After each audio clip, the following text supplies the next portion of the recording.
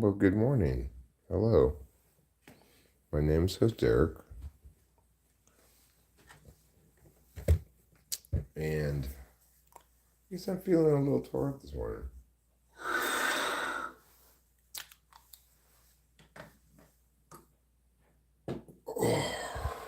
I did get a good night's sleep, however, and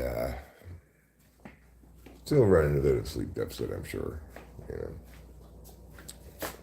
I just took, we got half an Adderall tucked between my cheeks and gum at the moment, so I'm kind of waiting for that to kick in. You don't want to go outside? I've already watched you eat. What do you want to do? Hi, Winston's mom. How's it going this morning? I hope you feel pride in the fact that that hat you mailed me, that brown one especially, that I get constant compliments on it. I have never gotten more compliments on any article of clothing than I get on that brown hat. So, excellent job there, Winston's mom. Excellent work. Well, I mean, if you get that many compliments on something, it's hard to say that it's not pretty rad.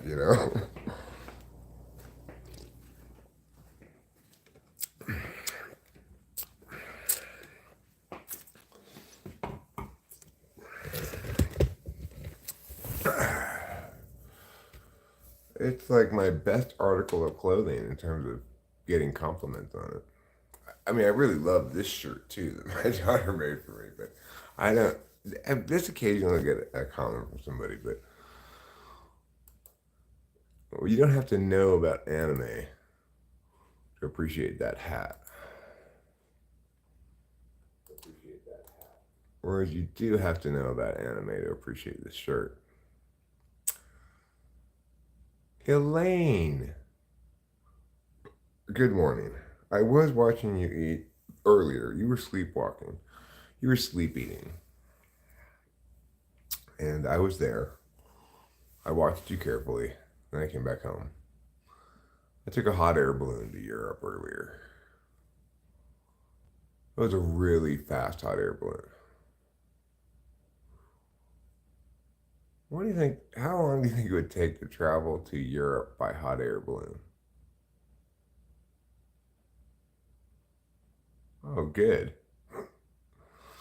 Apparently, Marty is in trouble with some legal issues. He's supposed to be taking some time off. That was you, Elaine. You ate it while you were asleep. I watched you eat it. In fact, I made you a tuna melt. You didn't even say thanks. It's like, why did I even bother taking a hot air balloon all the way to Europe to watch Elaine eat tuna? I don't even know why. I was like, well, this is just to pay her back for helping me with Minecraft.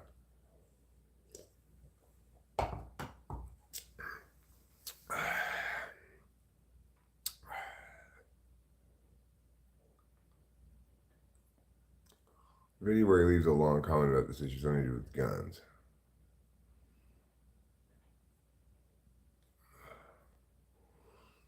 Your brother-in-law's brother died during his hot air balloon solo. Is your brother-in-law's brother also your brother-in-law?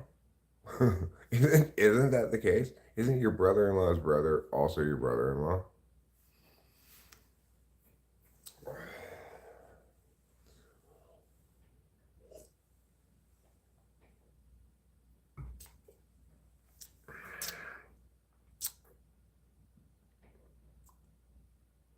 Your sister's husband had a brother. Oh, I see. I see. Okay. So it wasn't your husband's brother. If it had been your husband's brother, if your husband had two brothers, then they both would have been your brother-in-law. If your sister has a husband, he's your brother-in-law, but his brother is, in fact, as Winston's mom says, your brother-in-law's brother. So I stand corrected. What I did last night before I went to bed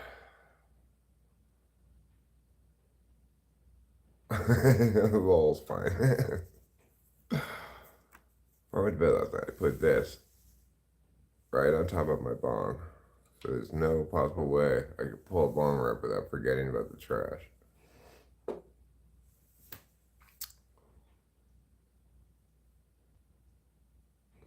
Well, I guess if Marty's being held accountable by some other party and is going to be gone from YouTube for a while, I guess I don't really need to make that video.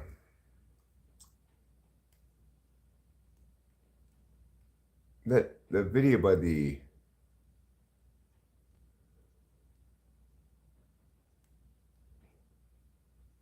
watching the sunset all drunk. Well, Boba Fett.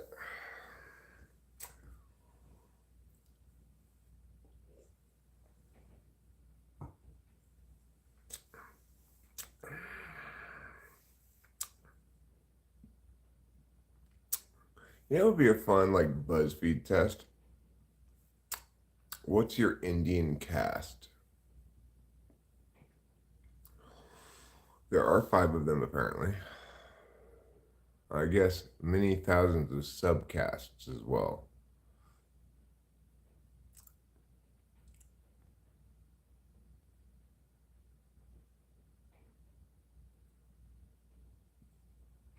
You think so? I think I'm the best caste. Whatever that might be. That's me. So I've got some things to do today. I've got quite a few things to do today. First thing I have to do is take out the trash, but I need to do that before like 8 or 9 in the morning to make sure I get up to the street in time.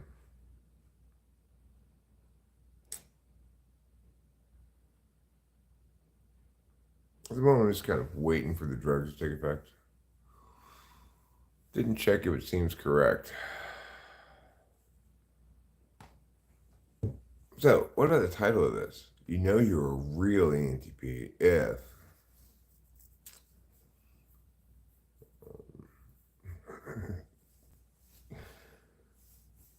if you think that's a dumb title. I definitely think it's a dumb title. But you know, I'm trying to clickbait people. I don't like doing that really. I don't really want to make good titles, but I mean, it's like for me, get people to watch it view, it's probably a good title.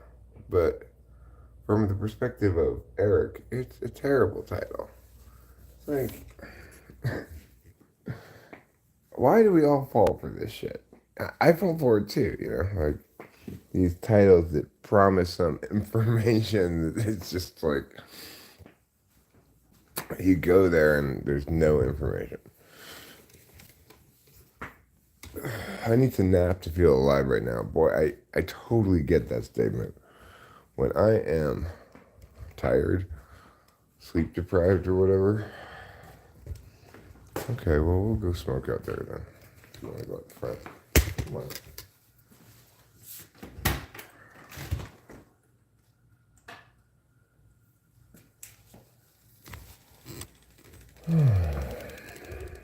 It's not that cold this morning. It's like 45.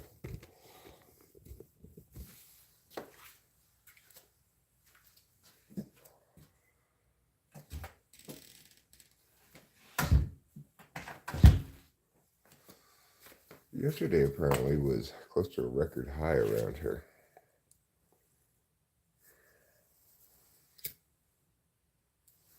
'66 was the high. I guess that's close to a record.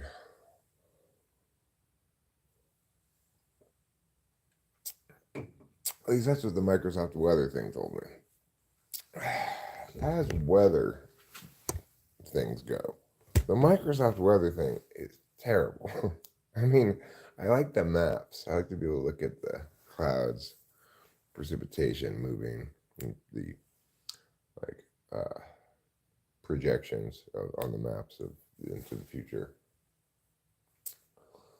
But I have not encountered any weather thing before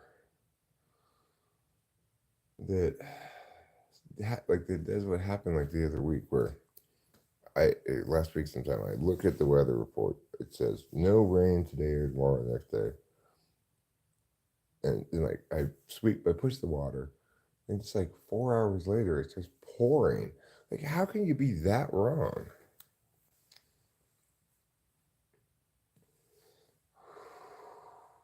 about what's going to happen like 4 hours from now? Rachel's iPhone weather seems much more accurate and reliable than the Microsoft weather.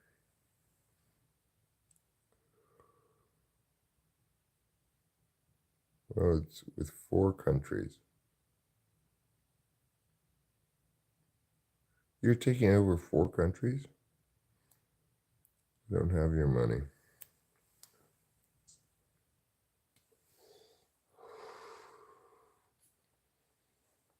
What I have instead is the key to your future. By being here right now, I'm giving you a level of understanding of things that's worth more than all the money in the world.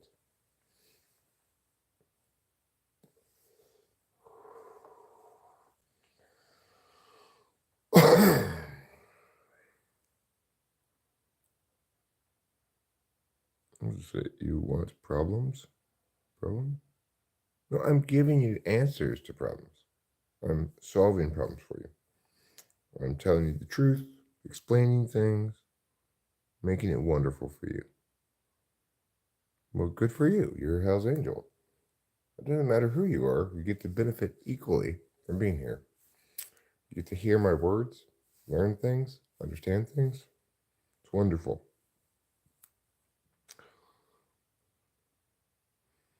Why you shaved your nice beard? I didn't shave it, I just trimmed it. Because, like every once in a while, every couple months or whatever, I'll just take out the clippers and put it on number 3 and just go all around, get all my hairs.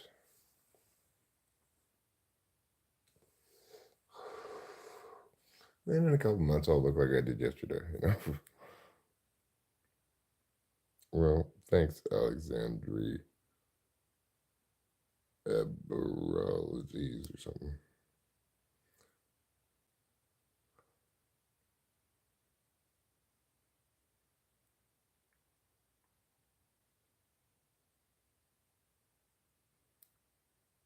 Oh, well, I'm married, Alexandra, if you're hitting on me. I don't know. I don't know why people would hit on me. But if they're going to, okay.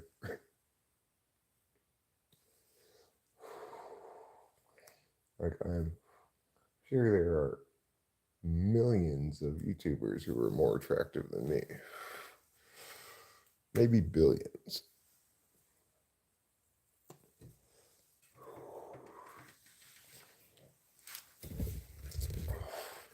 Literally billions of YouTubers are more attractive than me.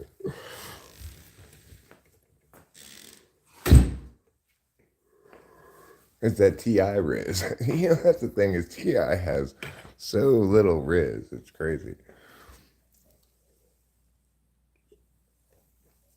It's actually any TI that has no Riz.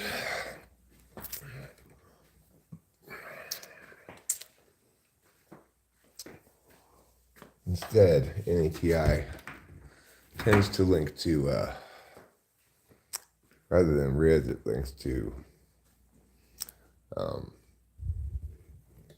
like uncertainty and security. Like, let me think of all the possible things that this lady who somebody else might say is obviously hitting on me. What those things might mean other than that. SE paralysis, yeah. If you're a real ENTP, you've got to have you gotta have the right type to find you attractive. You know, it's certainly probably going to be a receiving type, NI or SI dom that it finds you appealing because you're a action type, and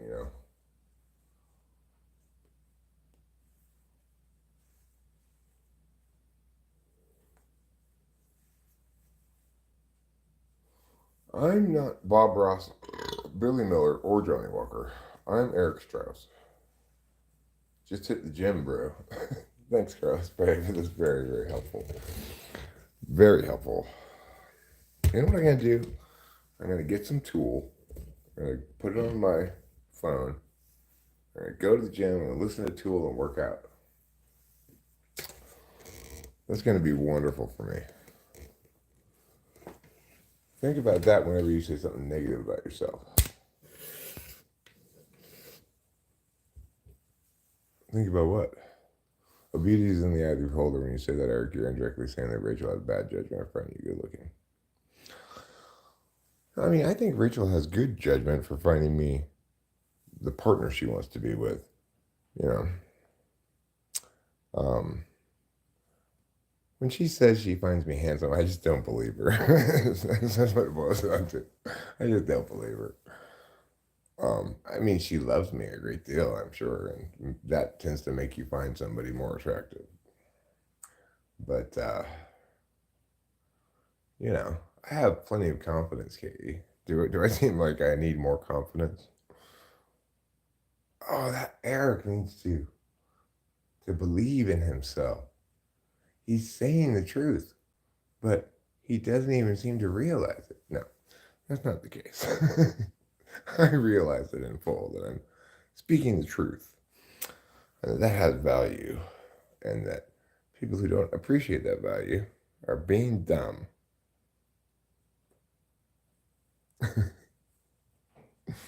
I end up in conflicts with receiver types because I feel like my action is one-sided. Well, because you're a deliberation type, probably, Elaine. So deliberation types, they want to get with interface types, not with receiving types. Hi, Hunters Locomotives. How's England doing? Did King Charles come to your house and have tea with you yet this morning? King Charles. You got to get used to saying that, huh? After all those years saying Prince Charles, now you got to get used to saying King Charles. I think England in general is like Queen Elizabeth was a lot better than King Charles. I think that's what they think. But yeah, I did. I gave myself a haircut yesterday. I mean, I have no way of knowing, Elaine. It's impossible to say that from the chat. And my interactions with you live were just you explaining how to do Minecraft with me and to me. So I have no way of knowing what type you are really. I will say this: you seem very bright, and we get along. So there's certain types you might be able to eliminate based on that. I was thinking this morning how before I started the stream, I was out in the garage thinking about my dad. I have a lot of guilt about that. But I was also thinking that it's like, how guilty do I need to feel, really? Because, yeah, I could have been a better son, loved my dad better, understood what he was going through better. But at the same time, my dad did not like me at all. He loved me, but he didn't like me. And I didn't like him. He was mean. He was a dick. Oh, hi, Isaiah.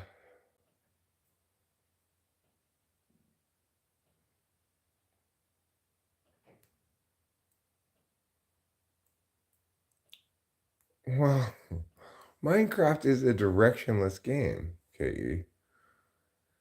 You could do whatever you want. It's not.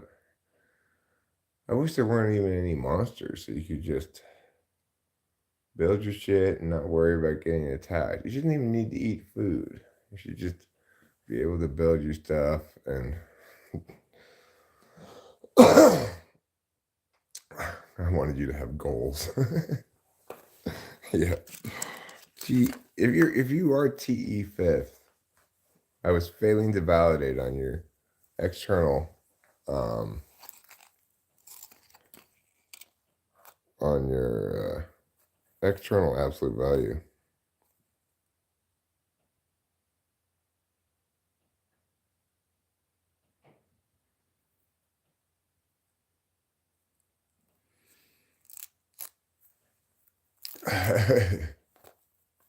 Well, I mean, what could be more annoying than watching and trying to explain to somebody how to do something that you already know how to do, and they're doing it all wrong? Like, it's super annoying, right? Like, if you're trying to explain to somebody how to do something on the computer, and they're on the computer, and you're just trying to explain it to them rather than showing them, it's like, oh my God, how annoying is that?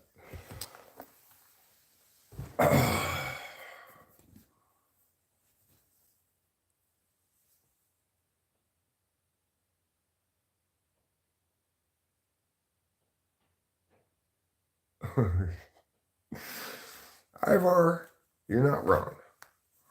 You are not wrong at all.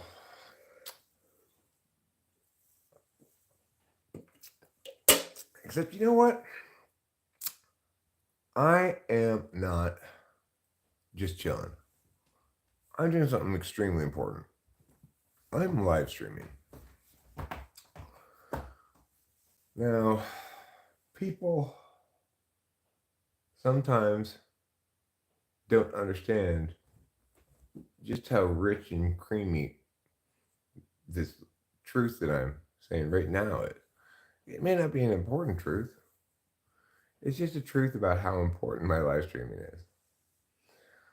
Yeah, I know the cat's destroying the server. It's not, she like, this, just don't even get me started on that. just don't even get me started on that. It's super annoying. Cats destroying stuff. But it's like, I don't want to be constant claw sharpening police.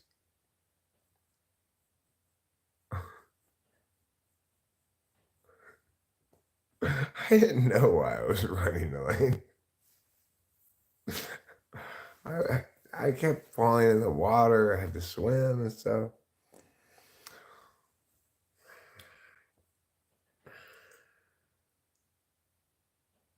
Like, why would you make a game like that where you have to eat food? How boring is that? You have to find and make and eat food. Like, that's just like regular life. You have to go in the kitchen and find and make food. There's nothing fun about that.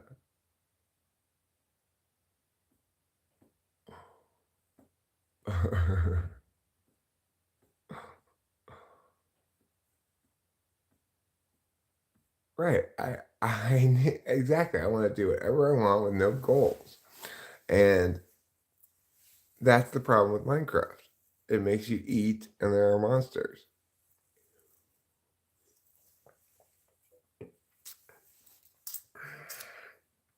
I have enough trouble eating in real life. I need this second job in a video game where I have to do all these unpleasant tasks that I have to do in life too. But I wouldn't mind trying to play Minecraft on Delilah's server. Delilah has a Minecraft server. I guess it's like, I don't know if it's Minecraft with a certain skin on it or something. But it's like, if I was gonna play on a server, I have to download something else to make it like the Bin version of Minecraft or something. I don't know. Yeah, Minecraft's very TESI, but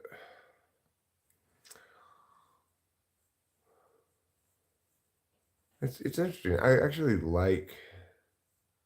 I like those TE kind of Minecrafty mechanisms when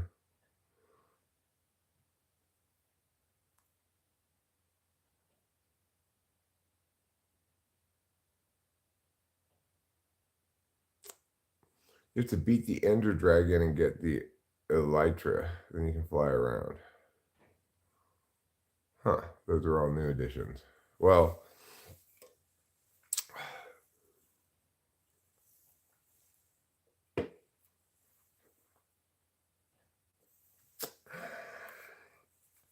can you ever reach the bottom when you're digging in Minecraft? Like if you dig down forever, do you ever reach the bottom?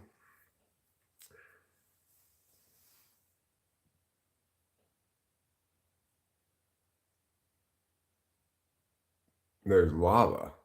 Hmm.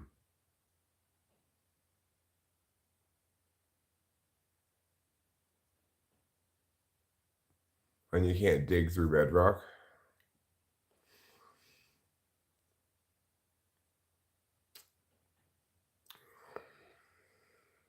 Hmm.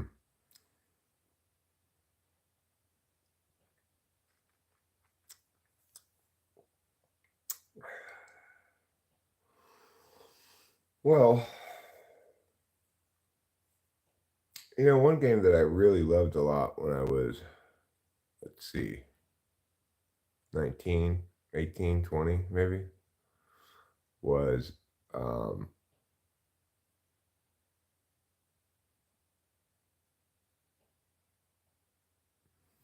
SimCity 2000.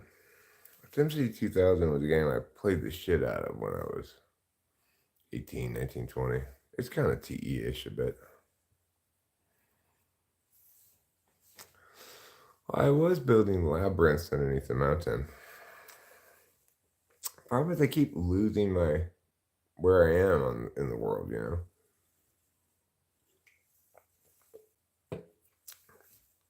Every time I go outside, I would lose the entrance to my labyrinth. So then I'd try to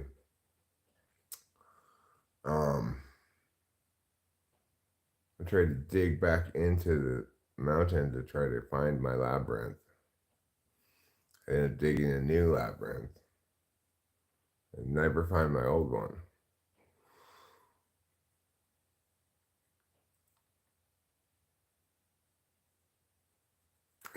I can't really play video games anymore.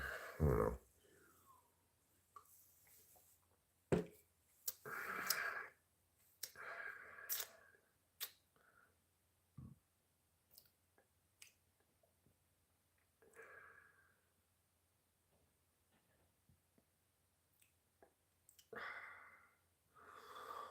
All right. Well, I mean, that's another problem with Minecraft. It's like, okay, I spent some time with this build, and chess is fun. If I'm playing against another person, I like chess. Not something I play against the computer, though, you know. If I'm super bored, I might do some Sudokus.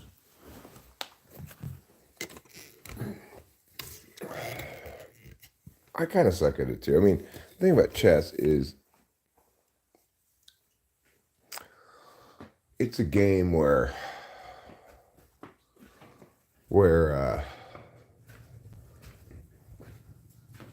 it's like, it's a sport, right? So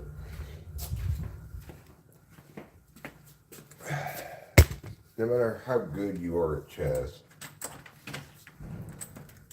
you know that if you don't dedicate your whole life to it, you're not that good at it. So I've been actually surprised since the last few years, I've occasionally played chess with people on Target Friends people. I usually win. I'm surprised because I guess who I played with when I was growing up, Chris Morrow, he would always beat me.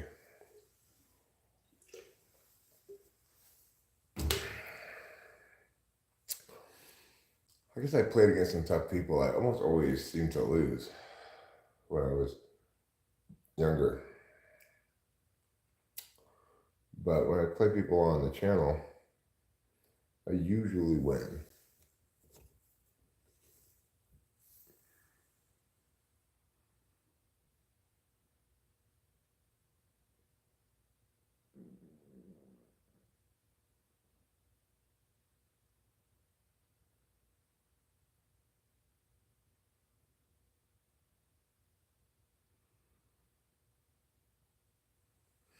Because tactics are predetermined and there is a best way to do it.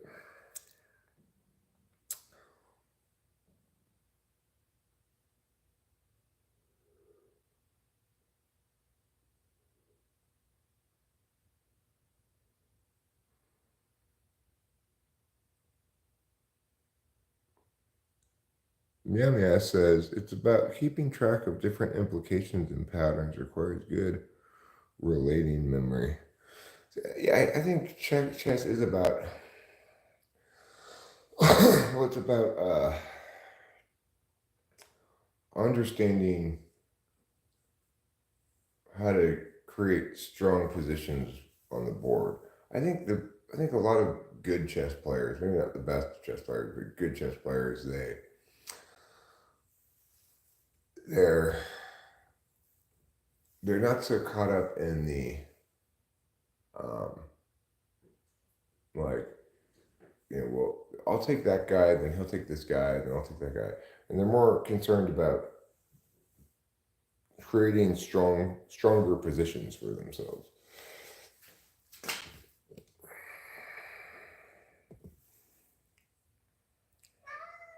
Yeah, maybe you will, David.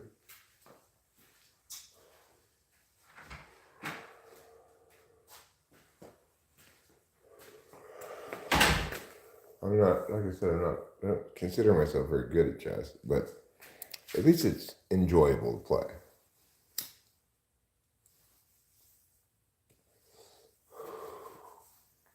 Sort of thing you can, you know, do on a live stream, set up a chess game and say, hey, we want to play me chess, and then, it's got that timer thing on it so it doesn't take forever.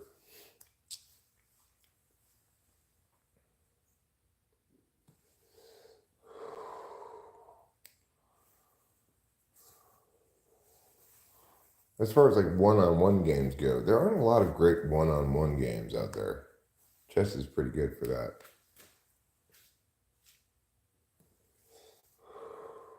I mean, there's Battleship. Battleship's a pretty great one-on-one game. To be very good at it, you need to concentrate. Not for ENTP. Well, I agree that probably ENTPs have a fairly low ceiling as to how good they can be at chess.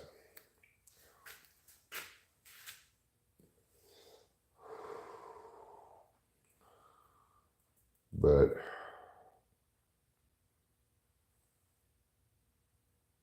definitely my best game, my best sport is debate. I'm pretty badass at that. Like formal debate.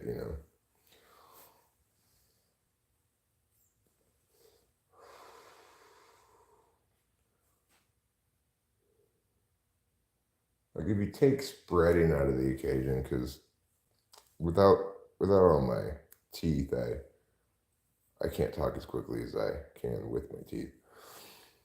And be clear. I couldn't keep up with somebody who could spread well right now, but more or less, I feel like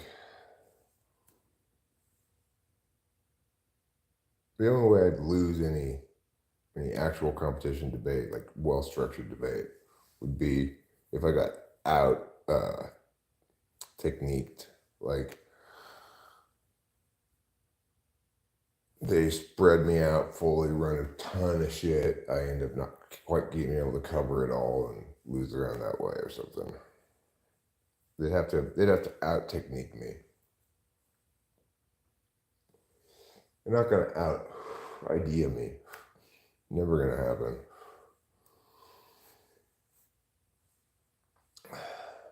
I'll have the best arguments, and that ultimately is the best advantage in any debate, is to be correct, to have the best arguments.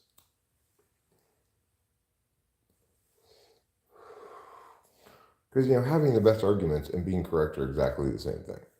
There's no difference between those two things.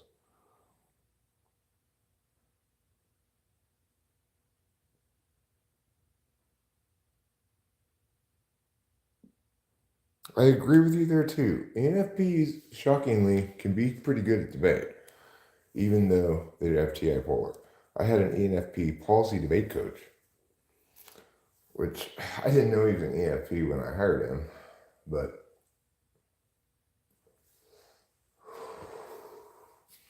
he was a pain in the ass, I tell you. He was even more chaotic than me. Like, just super messy. And Jim Freeman was his name.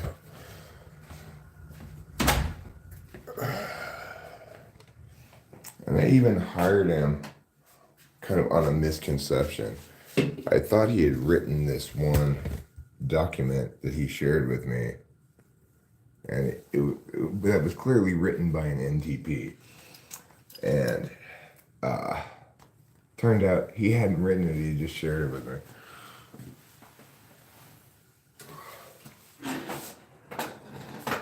But you know what? He did a good job. He did a good enough job. Not a great job, but a good enough job.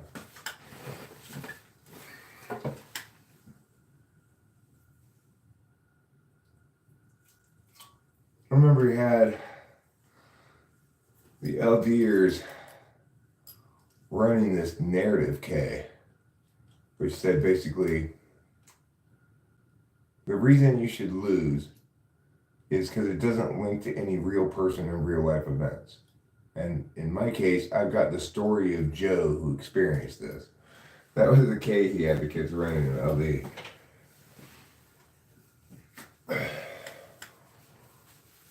And he got us in LD the quarters one year, nationals, the semis one year. I don't think he ever won with the LDers. I was coaching the PFers and the policy kids.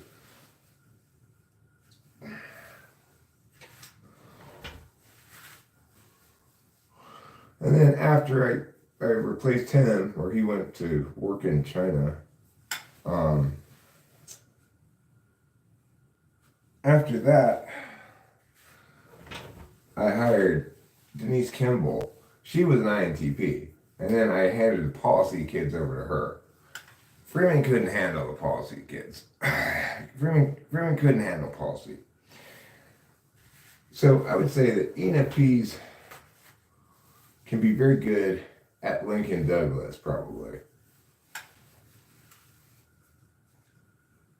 But I think your more policy-focused debates, PF and policy debate,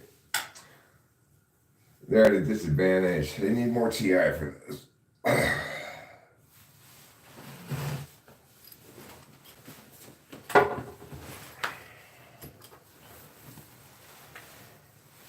And I think I've referred to Freeman before as I had a former policy debate coach as an ENFP, but now that I'm remembering it better, he actually only coached LD. I coached policy. I didn't hand off policy until Kimball.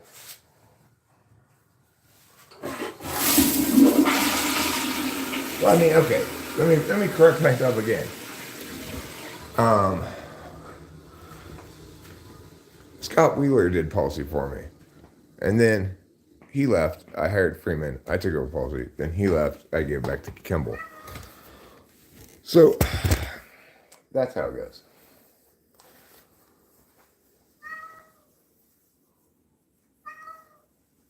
and you pay me to teach you? I mean, the thing to remember about debate is it's like it's what I coach is formal competition debate, you know? And it's not something that anybody does in real life. So, well, understanding all the debate terms and stuff is useful because they describe events that occur in any argument, right? Like to permute something is to say, let's do both. So you permute under certain circumstances. If somebody runs a counter plan, says let's not do your affirmation, let's do this alternate affirmation instead, or let's not do your affirmation because this alternate affirmation is better, and if we don't do your affirmation, we can conceivably debate the counter plan later, right? But if the counter plan is not exclusive of the plan, then you can permute it. You say, let's just do both, right? Well, while those debate concepts apply universally,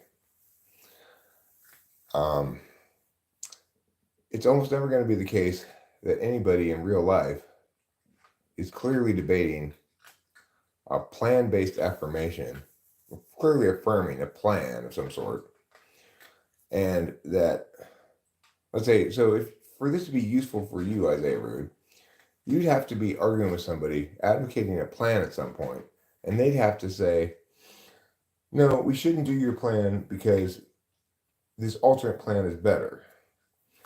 And then you'd say, your alternate plan is not exclusive of mine, so permute, and we'll do both. Therefore, it's not an adequate negation. Well, that's never going to happen in life, right? People don't argue like that in the streets.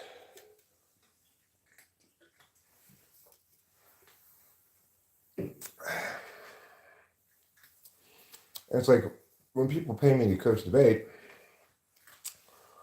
what they're really paying me to do is make the best cases for their kids. So, and teach them how to run them, of course. But there are a lot of factors that may be a good debate coach.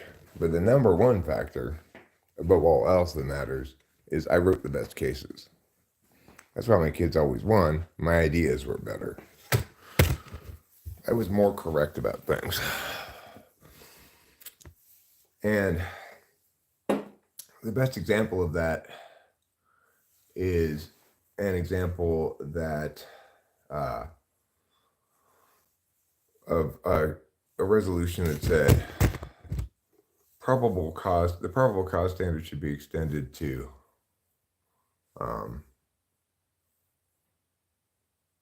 schools. Currently, if you're a kid in a school, you have no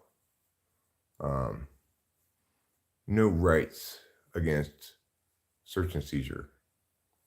So any official in the school can go open your locker and look at it. They don't have to get your permission. Well,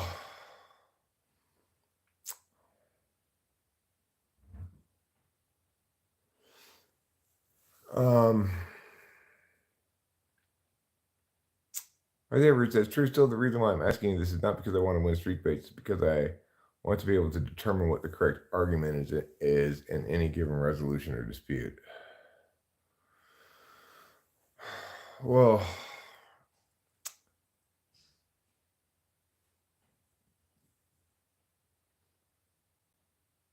let me give you this example I was about to give, and you'll see why that's a tricky thing to address. So, this resolution about the probable cause thing,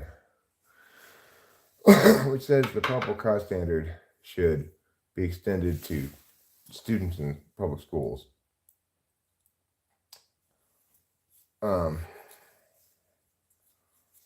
Everybody all the other kids in the tournament, all the other coaches had cases that assumed, for no good reason, that if you extend the probable cause standard to schools, that there'd be fewer searches. But of course, that's not what probable cause means. That's not how the standard works. Probable cause is a term that's used to determine whether evidence is admissible. So, extending the probable cause standard would not necessarily have any impact whatsoever on the amount of searches. It would just impact whether those searches can be used to prosecute. Since you're dealing with minors anyway, there's presumably less of a need to prosecute, right? So, because people didn't understand, the other people in the tournament, the other coaches in the tournament, didn't understand properly what the probable cause standard was. In other words, it's an evidentiary admissibility standard that's applied by judges, not by cops. We kicked everyone's ass in the tournament. So, as I read in that instance, if you were considering the resolution about should K through 12 students be protected by a probable cause standard, well, the way to be correct about it has nothing to do with debate per se. It has everything to do with understanding what a probable cause standard is. So, and being correct like that, being precise. People get that on some level, the probable cause standard protects people from searches and seizures. But unless they get that it's something used by judges, not cops, then they're going to be wrong about it.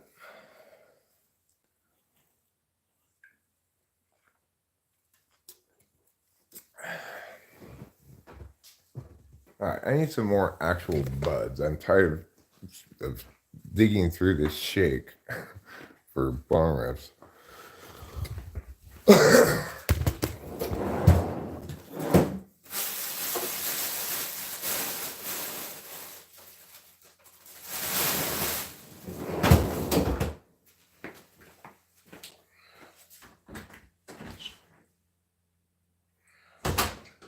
Probable's really feeling his oats this morning. He's running around, jumping at random nothings, and feeling frisky.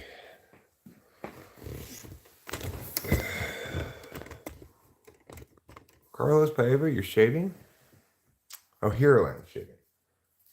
I told Rachel yesterday about how you suggested that.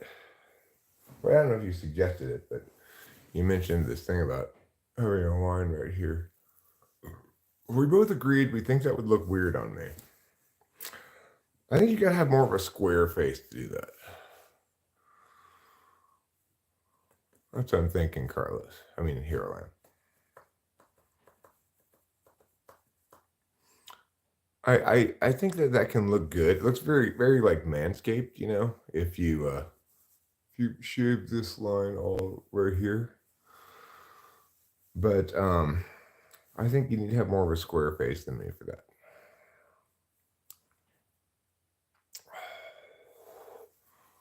Let me see what Carlos Paiva's favorite game is.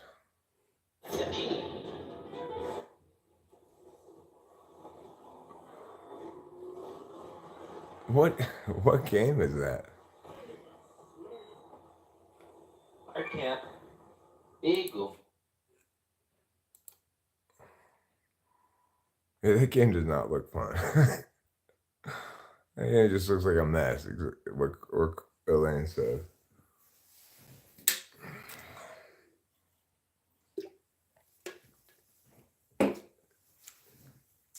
Of those kind of games, I know how I'm gonna be like. Everything's going too fast. I have no time to make any decisions. That's how I would experience that game. What time is it? All right. Let's plan for the following. Let's plan to take the trash out to the street around 6 a.m. It gives us about half an hour to chill.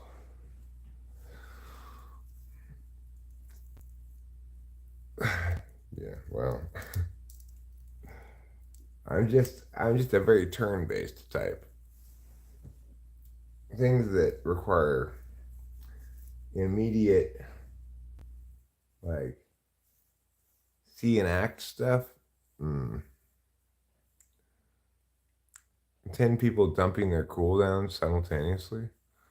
What does dumping their cooldowns mean? I think a cooldown is like, isn't that after you cast a spell, then you have to wait for your a certain amount of time before you can cast it again? So does that mean that if they were dumping their cooldowns, that they were using all their big spells that have a cooldown time at once? Okay. I'm familiar with these kind of terms because they often get referenced in anime. Not because I have experience playing really those kind of games. Because when I was playing like Swords and Dragons games back in the day, like on the Apple IIe or something, they didn't have cooldown times. It's the climax of the fight. Look. Okay. I wish I could mute this somehow.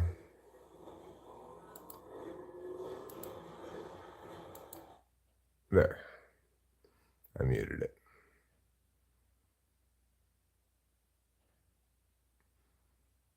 So does the guy with the glasses on, does he win this battle? Just it.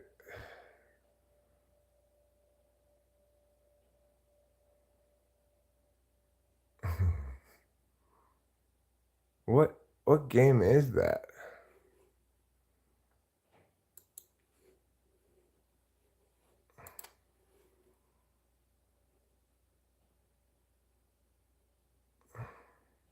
What are you researching, KE? He has the champ with the green health bar. Heroes of the Storm, huh? I did one time play for like an hour or two League of Legends. It kind of looks like that a little bit. And I was just like, okay, I suck at this. Forget this. I don't like this.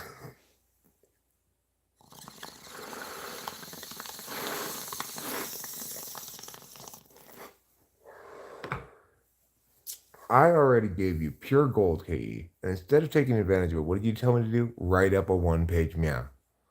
I have done all the hard work for you, KE. I have come up with a brilliant idea.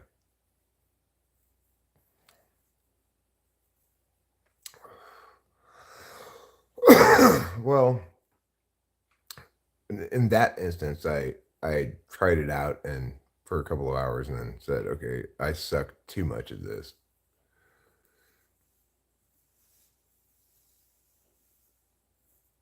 But you know, if I had a, it was the parkour one. Remember? What was it called? Parkour. Meow meow meow. Okay, but yeah, you don't hear a lot of game ideas from Eric. Okay, you could have a million scrubs tell you good ideas. They're never going to be as good as mine.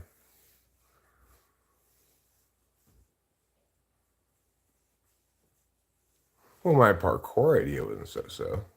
It was parkour pickleball. That's what it was. It takes advantage of two hot things. Pickleball is super hot right now. And parkour is maybe a little less hot, but still kind of hot, you know? Paris Hilton would say, that's hot. So yeah, parkour pickleball is the best idea you've heard in your entire career. Go ahead and use it, okay? You can have it. I don't want anything for it.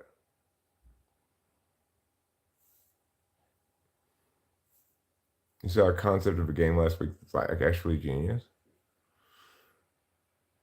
I'm assuming you're talking about parkour or pickleball, but if you're going to tell me you saw a different game than that concept, well, obviously your taste in game concepts isn't good enough.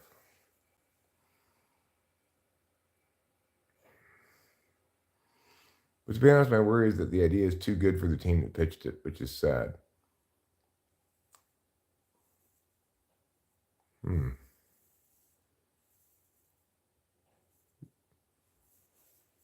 What's the idea? Is it easy to explain? You're like, I can't say it because somebody's got to steal the idea. People don't steal good ideas and do anything with them. If they did, then everybody would be working on Eric's good ideas.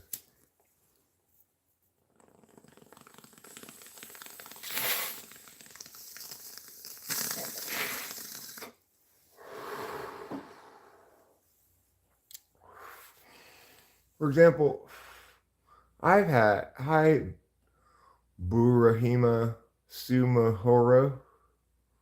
How's it going?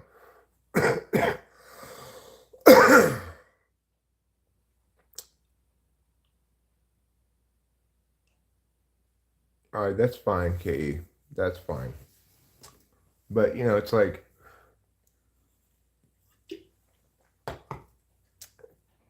if people heard good ideas, took them and ran with them, somebody would already have made all licenses all the time.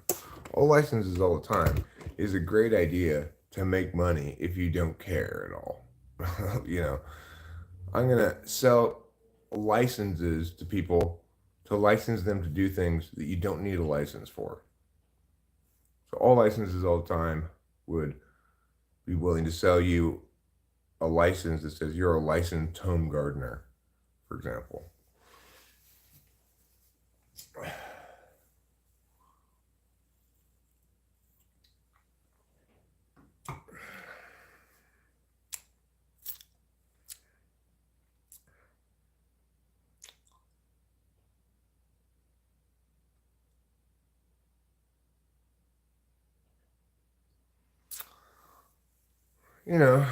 There are a lot of suckers out there. Nobody ever lost money underestimating the intelligence of the American people. Your voice sounds like a radio host. Well, thank you. Yes, it would be so stupid to buy, Isaiah Rude. People buy stupid shit all the time. You just gotta have a serious, responsible spokesperson on a commercial saying,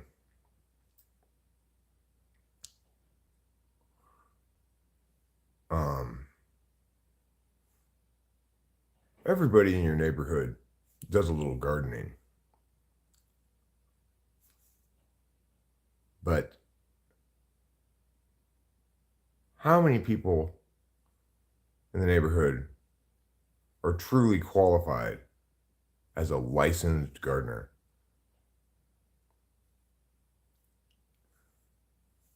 You can take on, and then they show like a lady going, well, the neighbors just keep coming by and saying, how is your garden so beautiful? I just show them my license. All licenses all the time. And then, hi Kiera. Hi Sao San Zara. Sao San Zara. Hi. And we'd sell licenses for basically anything anybody wants to be licensed for. And then we'd even have these tests that you take to get licensed, except it doesn't matter what your answers are or how you score on it, you always pass and get your license.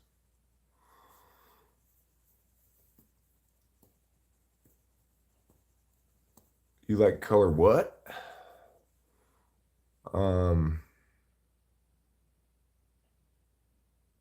My grandma won a competition on her block for the prettiest garden, best flowers locally. She probably was licensed here. She probably got a license from all licenses all the time. What do I think of the new generation? Well, I don't know what qualifies as the new generation. I like my daughter's generation a lot. She's 25. You know, people around that age seem more well socialized than my generation.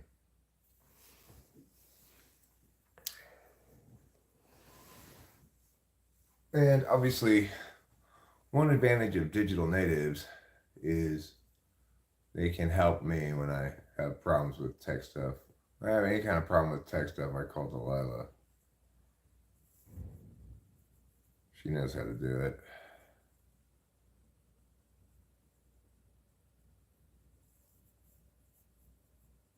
But, you know, I'm also very fond of millennials, Rachel's generation.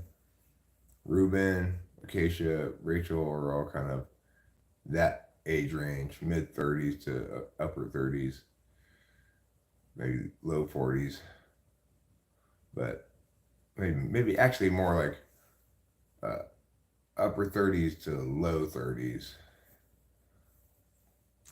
Cool, man. I think 80s and 90s way better than nowadays, to be honest.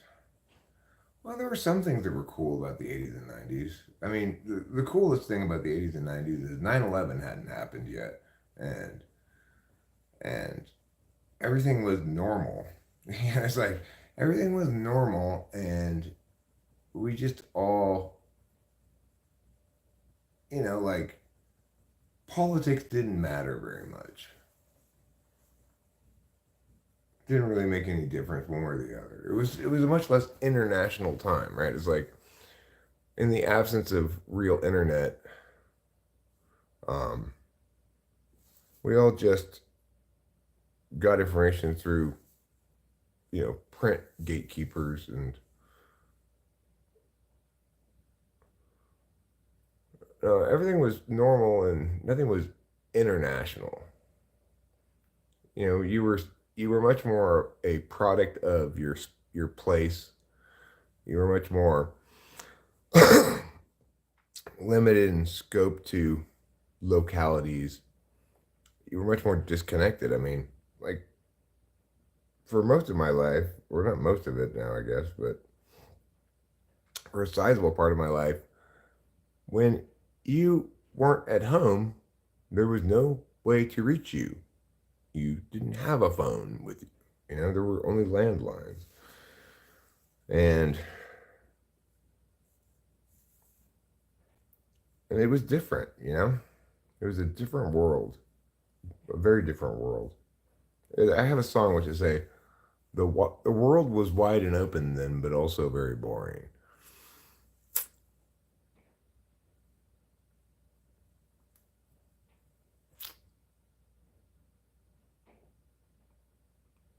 What's my audience's like demographic? I don't know. I don't really look at those numbers very much, but um, it's younger than me. I mean, YouTube's demographic skews definitely younger than me.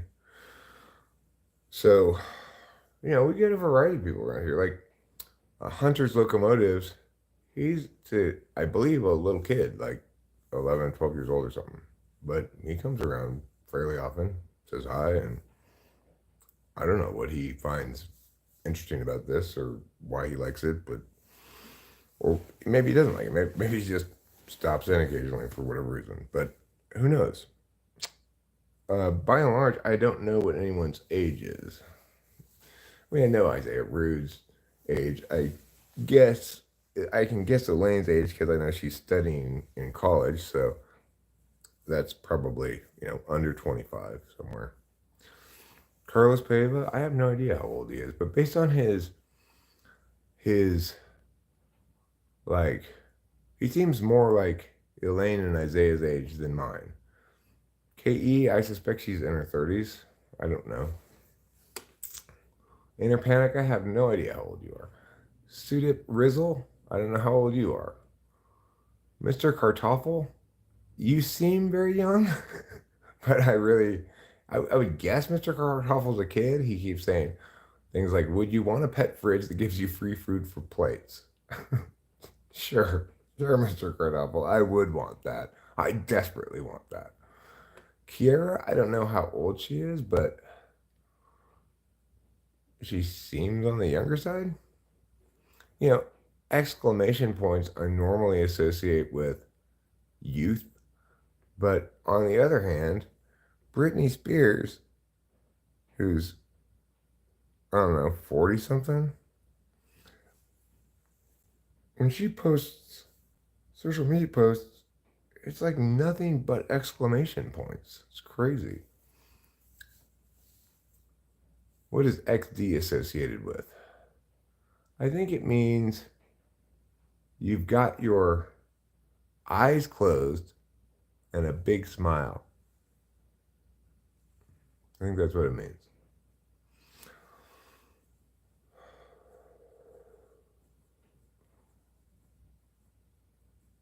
You all the time, you have eyes closed with a big smile. Hi, show media. And hi, Russian person. I can't read your Russian letters, so I just don't even bother trying to pronounce it at this point. If I tried to pronounce it, it would be Zaikanaha Zana Bob. I'm sure your name is not Zaikanaha Zana Bob. Logan Lewis, good morning to you and welcome. I hope you're having a wonderful day. And I hope it just gets better from here, you know? It starts at wonderful and moves from wonderful to ambrosia.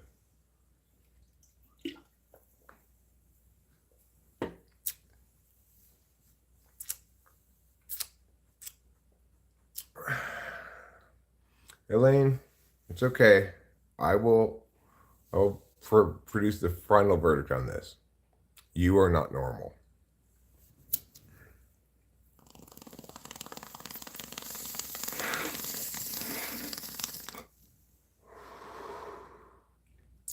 All right. Rest well, Isaiah Rude. Rest well. Box said hello. And colon D to you as well. If you want to get that certificate, Elaine, you're going to need to go to all licenses all the time and be licensed as abnormal. I'm younger than Carlos. It's only your soul is old. Well, how old is Carlos? Carlos is 75? Wow. That is surprising. I did not expect you to be 75, Carlos.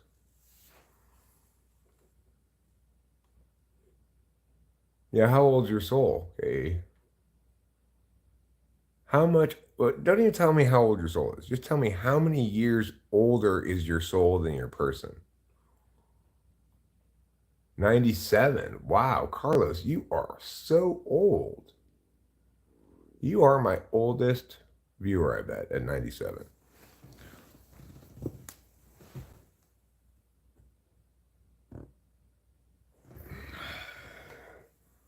Husnadin Holderov. 2,549 years older than your person. So your soul is 2,556 years old, and your body is 7 years old. You're 32. Oh, well, pretty young, Carlos. Very young. You're 20 years younger than me. I got 2 decades on you. If we were playing basketball, but instead of scoring points with baskets, we scored them by how many years we lived, you'd have trouble coming back. Sir, I'm 29, but let me tell you, I'm ashamed of my generation. Really? Well, yeah, that's how it was. When Rachel was 34 and I first got with her, she did not look 34, I'll tell you that. She looked definitely in her 20s. And, you know, because I'm a TI user, I thought foolishly, I'm like, well, this is great. She's hot, looks young, but she's actually 34, so nobody can accuse me of robbing the cradle. But in reality, everybody accused me of robbing the cradle anyway. And even as we go around today, people still think she's my daughter. Even though I'm just 13 years older than she is, which isn't that much. Rachel's status is correct, and she'll rest now. And now she's 39. Well, she's looking more like a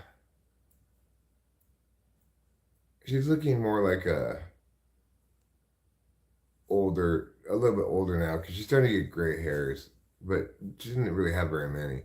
How was it in the late 90s, Eric? My father constantly reminisces about those times. Um, they were definitely good times. You're talking about tech boom, Clinton era, one of the best years of the country's history in terms of broad prosperity, um, sensible governance, etc. During Clinton's administrations, we ran a surplus. In other words, we spent less money than we took in tax dollars. That hasn't happened since, I'll tell you that much.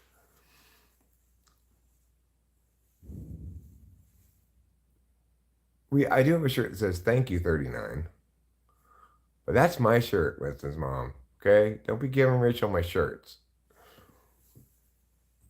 Well, sure, the big controversy in the late 90s or in Clinton's administration was NAFTA. Of course, NAFTA's turned out to be a great thing, but it did have a consequence. It did link it in time anyway. I don't think it was really consequential of it, but it linked in time to the a shift away from heavy industry manufacturing in the U.S. So yeah, there were what had happened in the 70s and 80s was this move towards um, basically unions overreached dramatically and created situations where companies needed to either they couldn't make money employing Americans anymore. That's what happened to the car industry. The auto workers union was so effective and squeezed every last dime out of management so much that car manufacturing had to be moved, But the thing is, yeah, that was a period of time when you had, I mean, it's crazy to call it a dot-com bubble, right? It was not a bubble. Obviously, we're all here at YouTube I spent all my time on YouTube. Everybody else is always on the internet too. Everybody buys everything off the internet. It was accurate in its basic but yeah, it inflated and popped, but in that sense, yes, there was a bubble because people were willing to invest in any kind of random .com thing, regardless of its whether it was a good idea or whether it was likely to work or anything like that, Curtain death. I don't want curtain death. I will guess your age as 16.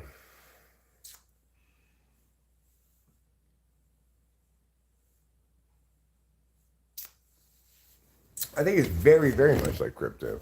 Crypto also had a bubble that burst and now it's gradually reinflating, right? No, I mean, crypto is, there's nothing wrong with crypto at all, conceptually, right? 6 weeks old.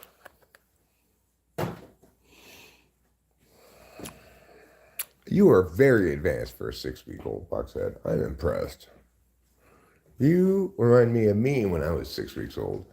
Because, the day after I was born, I jumped over the Grand Canyon on a horse. True story.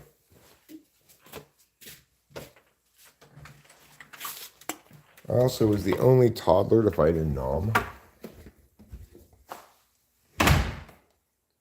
So, yeah, I showed a lot of potential young, and then I just kind of tapered off. Just resting on my laurels. If I had fought in World War II, I mean, and if I had fought in Vietnam as a 2-year-old, boy, I would be earning a military pension for the rest of my life. It's like, why didn't my parents send me to Nam as a toddler? They weren't thinking about my future very much, were they?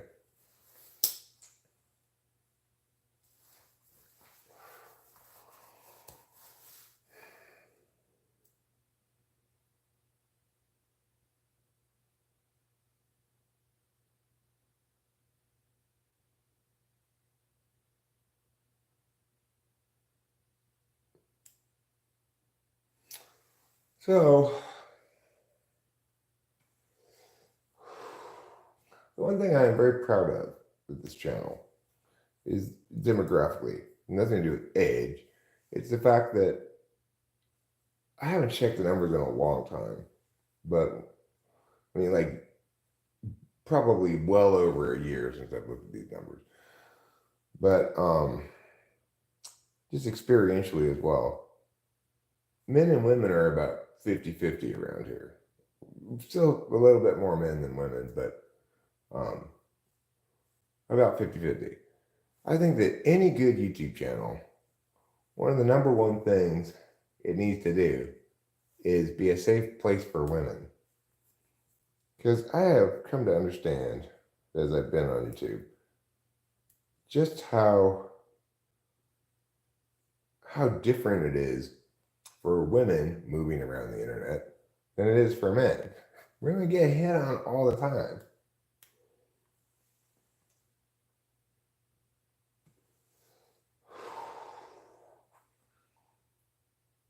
And then it's like, there is this ongoing kind of I guess you'd call it a camp of people whose political expressions link to women a lot. Either feminism and feminists are bad because of identity politics stuff, which is not wrong. Identity politics are horrible. But, or this whole hypergamy thing, which is basically an attempt to reduce women to their reproductive biology. The whole red pilling thing. The point I would make is, I want neither a sausage party nor a meat market, right? So I don't want either a bunch of like women hating incels. That's not this community. I don't want those voices to make it unpleasant for women. And I don't want a bunch of like Chad like Martys trying to make it pay, so to speak, you know? That's not pleasant. Nobody likes that. So I think I've done a good job of being a place where women think is worth going. Enough women that it's not a sausage party around here, you know? Because even when I was like an incel of sorts, like I didn't believe in my own reproductive viability at all. Like say, most of college and most of my early 20s. I still wasn't like anti-women. I didn't blame them. I still wanted chicks around. In fact, that was kind of why I didn't believe in my reproductive viability. I wanted to make sure that I didn't like make any unwanted advances that would make the girls go away.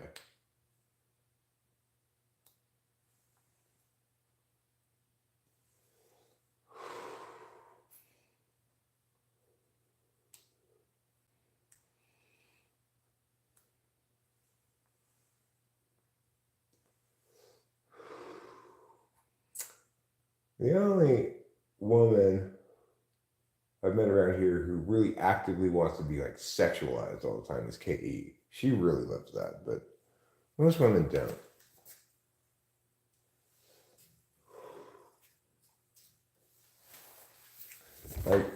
I had to time KE out once because she kept saying, talk about my boobs, talk about my boobs.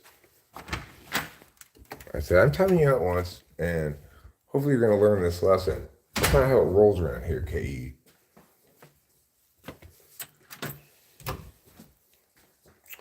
I think she has learned. She's an ENTP. She's pretty bright. I gotta go pee. No, this doesn't sexualize the stream, okay? Going pee is not sexual. Yes, I invite you into my intimate SI moments. It's true. I do. Because I like to share my authentic self with you, the viewing audience. You're welcome. Sometimes I even go to sleep with you guys. I'll tell a bedtime story, turn off the lights. Wherever SI is, I'll be there, bringing you with me. Whether I'm yawning, peeing, scratching myself, making food, folding laundry, taking the trash up to the street, which we're supposed to do at 6 a.m. at 6:05. Guys, you're being a little irresponsible now. And this channel is not about irresponsibility, okay? It's about love and caring and going to the bathroom.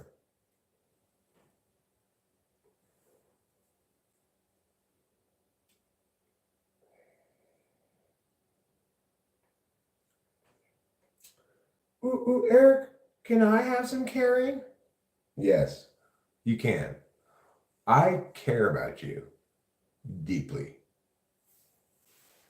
And that's why I only tell you the truth.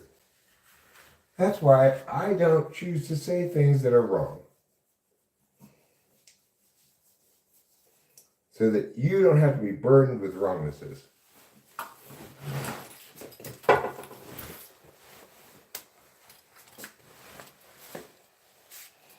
Oh, sure. Maybe it's not the most exciting live stream in the world all the time.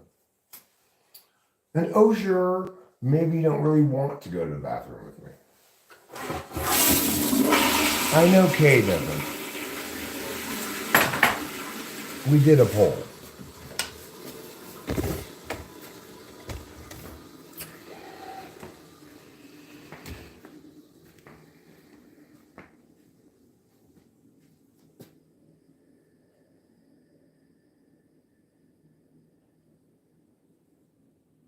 It's just the internet as long as they don't insult.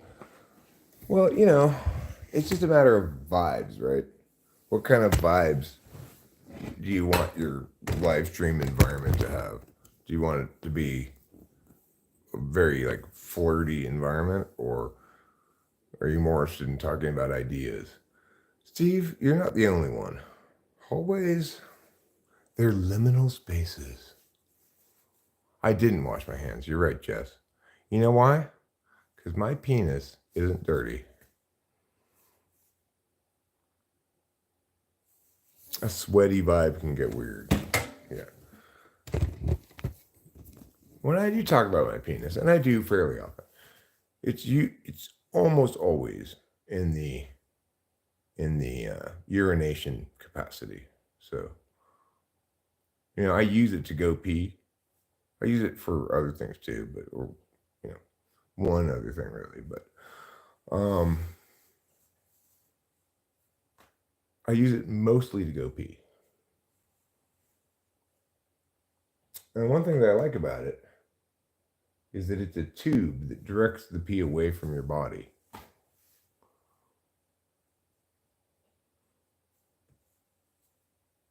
Be back. Rib. Hairline's going to be back soon because he's going to get some ribs. That sounds good. It's a little early in the morning for ribs, I think, but host Eric, you are not all about you. You did not share with us the glory of Tiny's Rachel. You did share with us the glory of Rachel's tiny tufts. Well, thank you for getting it right this time, Winston's mom. Yesterday, Winston's mom mistook them as puffs. And law enforcement under the color of law. What is 42 U.S. Code 1983? I gotta look that up. He's in trouble with the feds? Oh no, I thought I recognized it. I use that in debate a lot. I use that law. So he's saying he's gonna sue law enforcement, right? Well, the thing about that is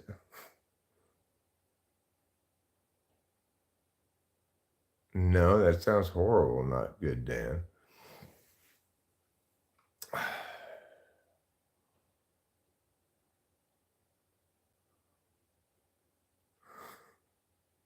Will you stop making fun of Cone Man, please, show media? We're trying to be nice, okay?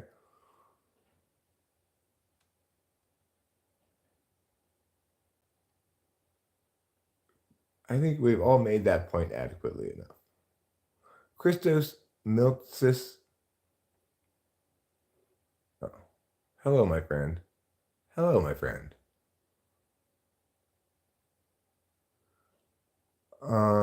Elaine's not trying to be nice. She is nice. You know what, Elaine? You make a good point. I also am not trying to be nice. I am nice. But sometimes I am trying to be nice, though. Sometimes I have to try to be nice. Right now, I don't have to try to be nice. Christos Miltsis, your name sounds Greek. That's horrible. He was still alive. Really, if he that life-threateningly burned, then might as well you'd be better off just dying. Really. Sometimes I rage type and break my keyboard. I'm not that good of a finger typing person, so when I'm getting impatient, I make too many typos, so I have to be attentive. Oh, what a horrible story. That's a dark thing to start the morning with. That's not so good, Dan. I mean, I understand it's a news story and relevant, but you've been rebuked again for trying to be too helpful. Who rebuked you? Was it me? But now I dealt with it with direct confrontation. Good. You go ahead and directly confront whoever or whatever you need to. KE, does that mean you weren't around for my excellent joke about how you want to be sexualized all the time? Don't forget to dislike and not subscribe, guys. Good point, George. Good point. Hey, everybody, please dislike this video and unsubscribe. I don't actually mean that. Show Media says he makes it extra safe for women here. Is that the case? You're a Chad incel. And Money is an alpha cuck. Boba Fett's a beta Chad. I think I'm a beta Chad. I think that is actually what I am.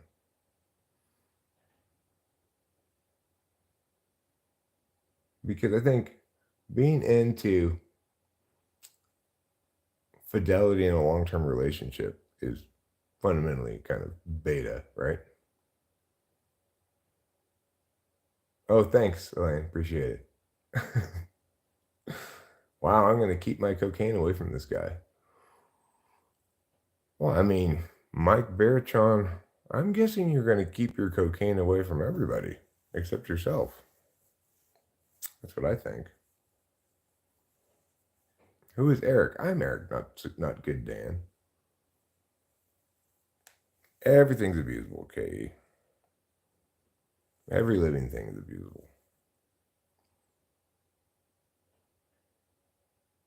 Yeah, I don't really like cocaine, so. Hi, creative soul. Your soul is responsible for so much of creation. What kind of creativity do you engage in, creative soul? Do you draw, sing, dance, act, architecture? Key Moss. I showed up at the right time, Lol. You did, Key Moss. You did indeed. Showed up at exactly the right time. We were waiting for you, and now you are here. Nice to meet you, Eric. I just joined yesterday when you were talking about poos. Ah, well, maybe a little before you got here, I was talking about peas. So I was just going pee a little while ago.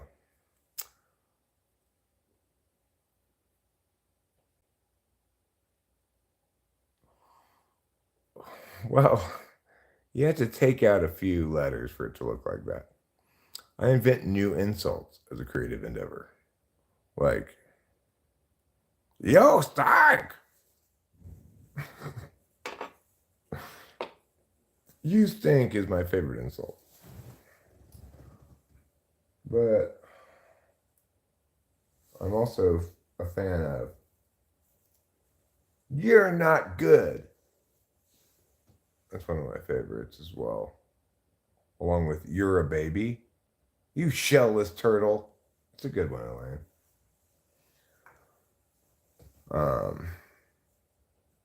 Well, I did come up with a pretty good insult the other day.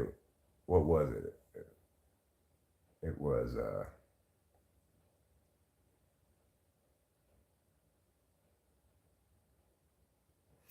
well, an example of it would be like,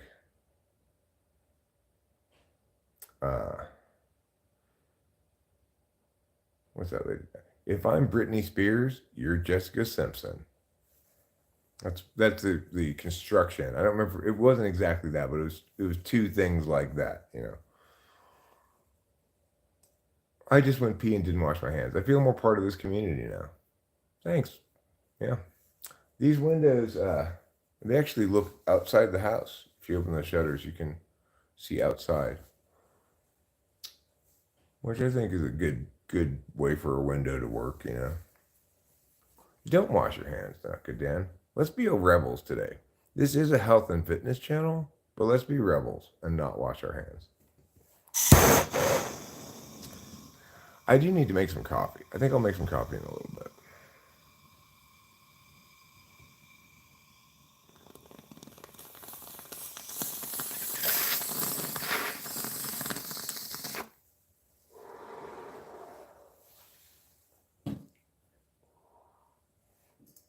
You'd make a good mantis from Guardian of the Galaxy?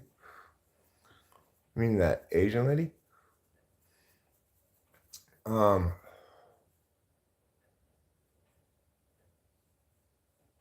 Why do they think you'd make a good mantis? Because you have equivalent powers? Or because you look like her? Or because you're a good actress? Coffee poos are oddly satisfying. Well, I mean, it is the case, not good Dan, that one of the best ways to encourage your poo in the morning is coffee. But also, you're here at a stream that's proved itself many, many times to function as a laxative. I stream, it helps me poop. I've already pooped this morning, so I don't really have anything left in me. What are the best examples of SE polar? Acacia.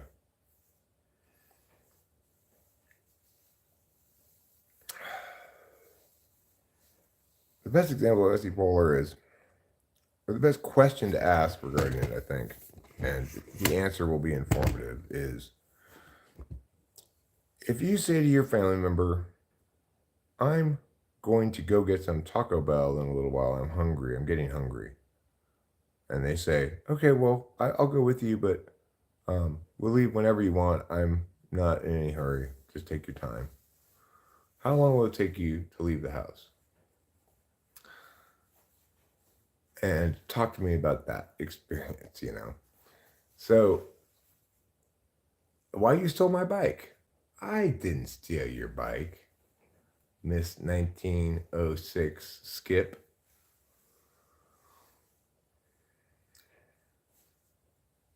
Hi, Caroline. Good morning. I don't know if you heard, but Winston's mom had some news for me this morning.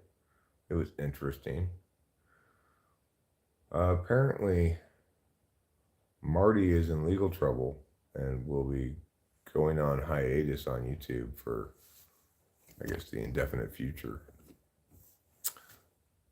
So I can't help but say, well, that's good. Elaine says, I propose an exact hour we leave to get food. It's a fairly, we'll leave at 9 o'clock. It's good. That's a good way to make yourself leave, is to tell the person a specific time. But in this scenario, so you're saying after they say, I've already presented a scenario where you didn't propose an exact hour though, Elaine, where you just said, I'm getting hungry, I'm not ready to go quite yet, but I'd like to go get some food. I will not fight versus you. I won't fight versus you. Okay. Yo, stank. Now you go. Now you insult me.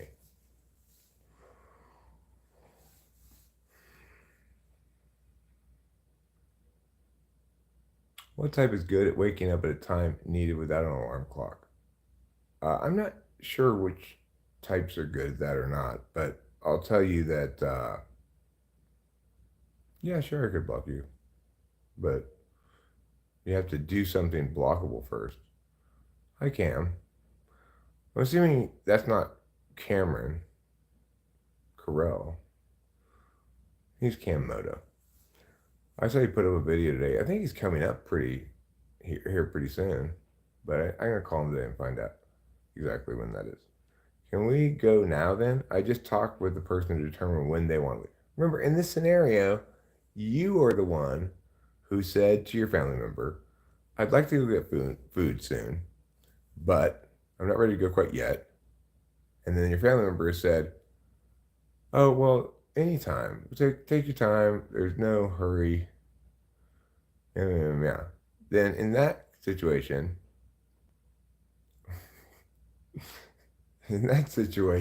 yes, I'm married.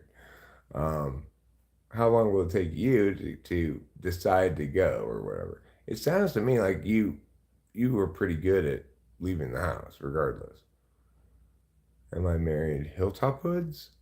I don't know what Hilltop Hoods is.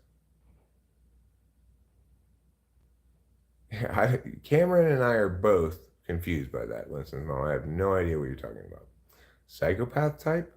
I don't think there is a psychopathic type. I think that I'm not sure where psychopathy comes from. I don't really have an opinion about that. I normally grab lunch with my sister whenever I ask, and she agrees. It's pretty much instant. Okay, but in that instance, you're saying you ask her, no,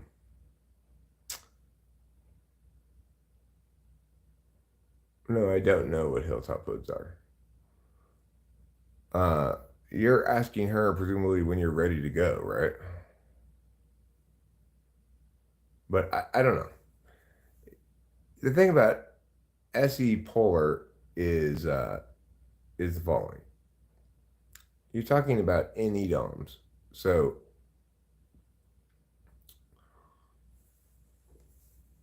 what that means is the difference between NE and SE is they're both action functions. They link to each other as follows. NE comes up with ideas. SE acts upon them.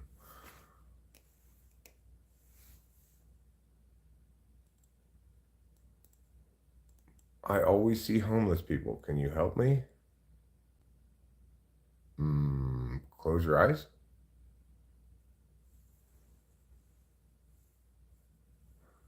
They were bombing Adelaide when I was at university.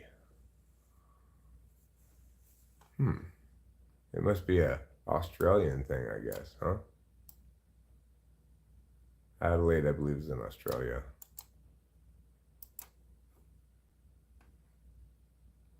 Oh, it's a band.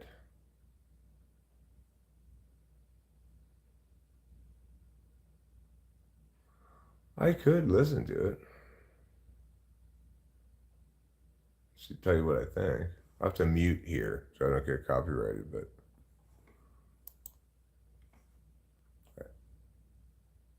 I was in your parallel class in middle school. What is a parallel class?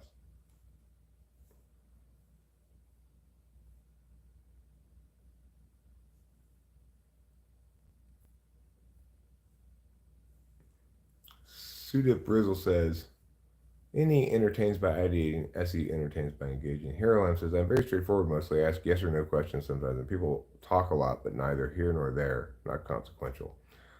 Number one, voice out my difficulties. Number two, act in more measured ways. Acting requires narrowing down. Yeah, so in that regard, that's where NE and NI link is. NE presents ideas, NI sees the one that should be acted upon, SE acts upon it. So let's take our favorite guy, hunter gatherer, who is trying to shoot an arrow at a deer. NE's going like, well, he could keep walking over here closer, I could get a better shot, or he could be further away, and then he could walk further away, and it could be worse. So I don't know when I should pull this thing, blah blah blah. And I goes now. SE goes. Phew. Jordan Peterson's hunter-gatherer ancestor, exactly. I like to complain and do nothing to make things better. What a great quote. Kurt Cobain. At least he's honest. At least he knows what he's doing. I feel like I may be emulating any because it's appreciated around here, so I get my FE reward in forms of laughs. I mean, Elaine, it's very plausible you're ISFJ. You seem Alpha Quadra. I've never typed you, right?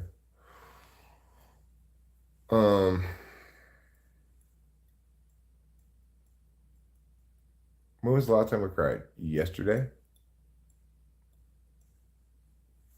I cried yesterday when watching Naked and Afraid. It was very emotional. There were very emotional moments in it.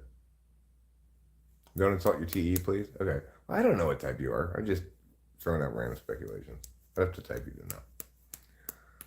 Done stuff. Please exercise this song from my head. I will go crazy. All right. Well, I'll give you a different song to have in your head. Baby, I can't wait to know.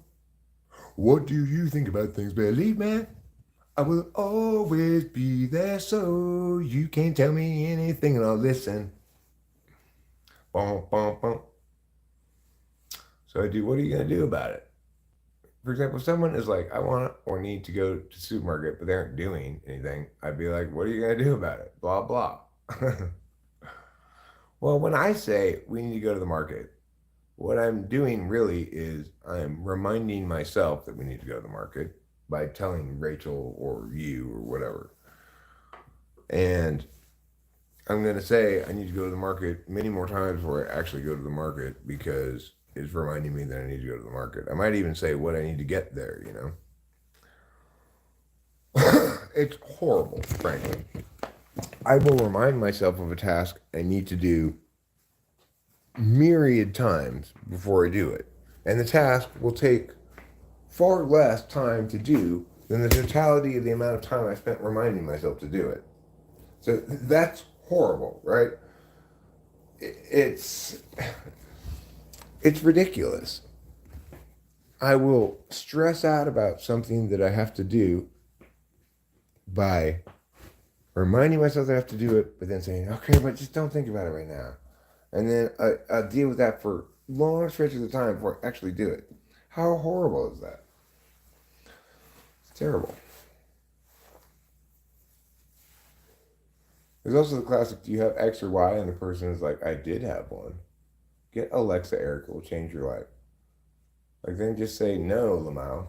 Let me see what this is all about. I want to read the fullness of Paradigm's Mirror. Daryl P. Phillips. Do I like Cheetos? Yeah, but I can't really eat them anymore because I don't have enough teeth. KE. So why don't you just meet me in the middle? In the middle. Money. I either do it immediately or never. Tyree Howard. How old are you, boss man? 52. KE. Whatever gets you to do the stuff, Eric, though. Here I am. There's also the classic, do you have X or Y? And the person's like, I did have one. You can outsource the remainder to something with the voice. It doesn't matter. Even though it's like, when I put stuff on the calendar, I still have to remind myself of it, or else I will forget about it, you know? Like, on Saturday morning, I had a typing session. I can't rely on the electronics to remind me because what happened on Saturday could happen. You know, it's like I forgot about it when I went to sleep, before I went to sleep. I woke up at 7:15. If I had woken up at 6:45, I would have seen and heard the reminder from the calendar. Instead, I got up at 7:15, started watching cartoons, didn't remember until like 9:30 when I saw my phone finally. Yeah, I'm on here every day. Mike Oxel on it. My gay or bisexual. I'm in a gay couple with my wife. My wife and I are a gay couple. We do gay things like, go berry picking and go to boutique shops and shit like that. So we're a very gay couple. No, my wife's a woman. It's just our couple-iness that's gay. She's my third female wife. Never had a relationship with a man. The first two female wives,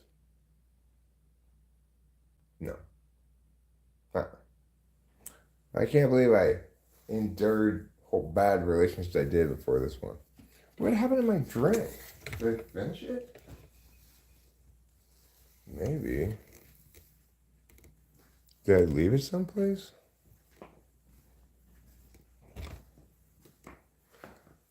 I want to know what happened to my drink. Where did I leave it? I guess I put it in the sink. In the bathroom, I do bet. No, it's not even right here. I guess I left it somewhere else. Alright, well, you know what? Fuck it. Fuck it. Let's make coffee. Let's make some coffee. We're living large today, everybody. And so we're going to make a large amount of coffee. How large? Well, not all the way that large. This is the thing we're going to make it in.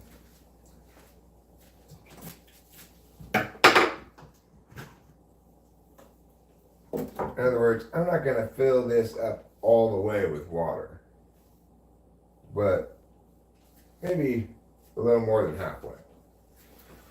So first order of business, we need to get the old coffee grounds out. So first off, knock most of them here into the trash can, and then we'll come over here to the sink, which unfortunately is full of dishes right now, because I cooked last night. I was watching this anime. It's called Japanese Food in Another World. It's a fun little show about a Japanese restaurant that their door, opens to a fantasy world one day, and they start doing business in the fantasy world.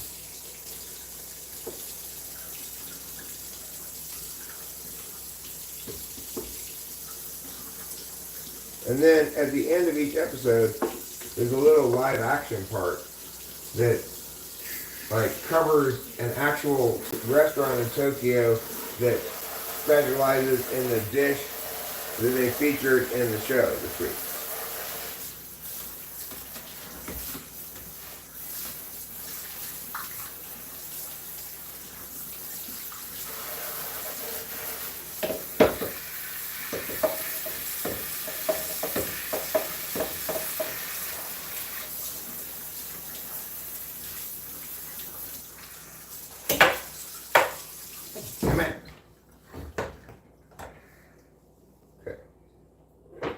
So obviously I'm scraping the bottom of the anime barrel. I think we can all agree on that. I'm going to clean this pot right now. Because this doesn't really go in the dishwasher, you know. It's too big. You've got to be committed to doing a dishwashing of pots and pans if you're going to do pots and pans. But we got too many other dishes to be putting this in the dishwasher.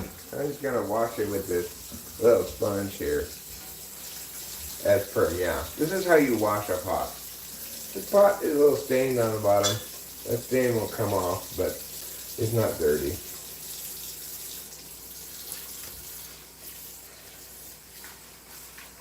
This is a great pot. I'm glad I brought it from Arcadia.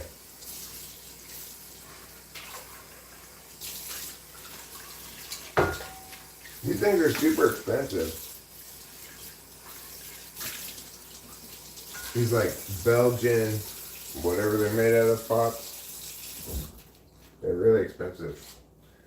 I didn't purchase it, so that's good. Alright, now, it's like hundreds of dollars for that pot. It's crazy how expensive those things are. Alright, now, I'm pulling out this plug so that I can carry this part over to the laundry room sink, which is deep enough that we can fill this up in it. It's something I didn't even think about when I bought this thing. How am I going to get the water into it? It doesn't fit into the sink at all. But fortunately, we have a laundry room sink that is deep enough for this.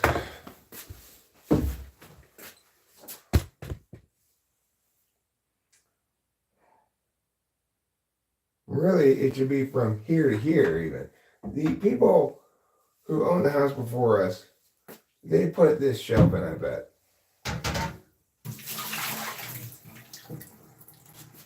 I bet you they put it in.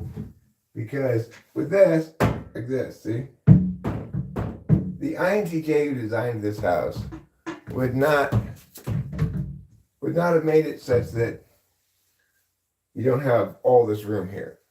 This is an STJ shit. They already have all of these things here, right? Why did they put another shelf right there? It's dumb. I mean, Rachel's short, so maybe that has something to do with it too. Maybe his wife was short or something. I don't know. It's just, you don't need more surfaces to put things on, ESTJs. Just put things away behind these.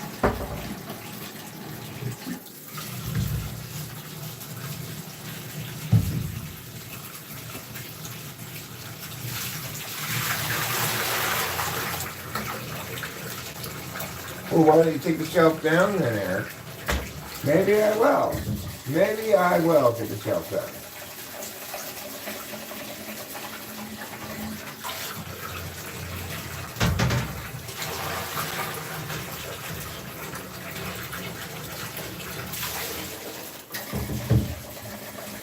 Maybe I will. And then what will you think, huh? Then you'll say, wow, he did take the shelf down. If I were to do that. I'd say, wow, I did take the shelf down too. I'd be surprised. Why is this in here? This doesn't go in here. This goes in the kitchen.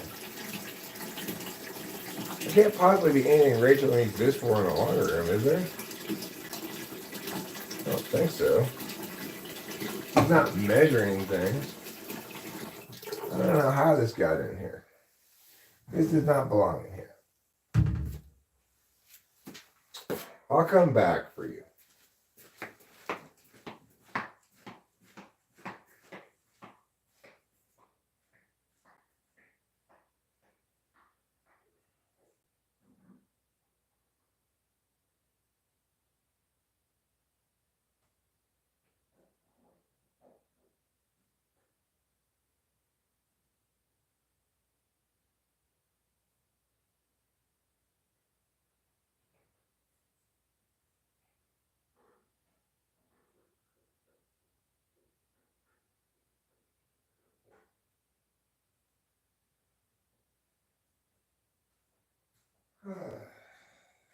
Okay, so I put that back over there. Now I've got this, I'm gonna get this. We're gonna go back over here.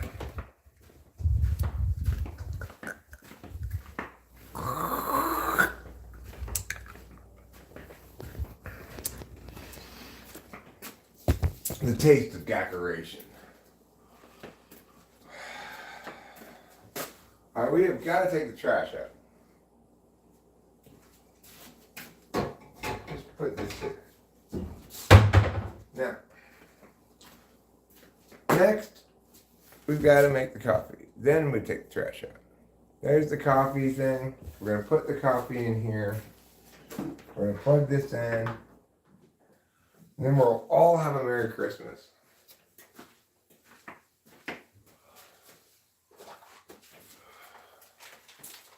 Alright, this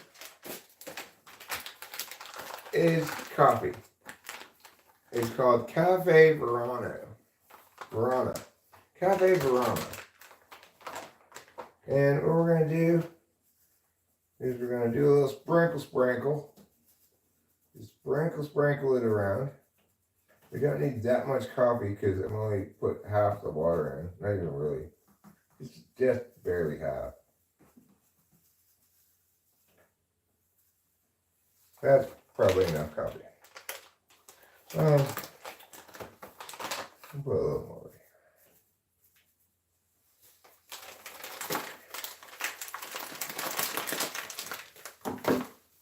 All right, now we're going to turn this like that and turn it on the meow.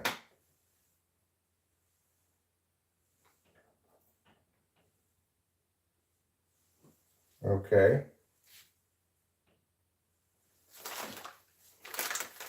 Now that's going to start working. And before long, well, it'll be quite a while actually, but before long, let's just go with that anyway, we will have coffee.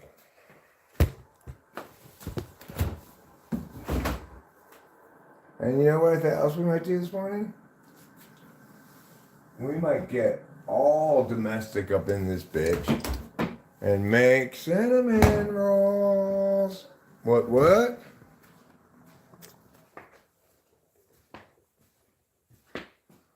Taylor Swift fan page. Truth always. Yeah, next is the trash put.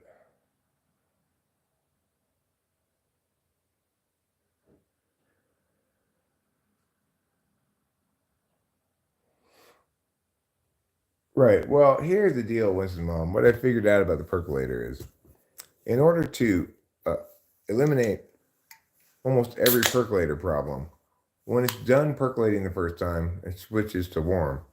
Take the thing with the grounds out, empty the grounds out then.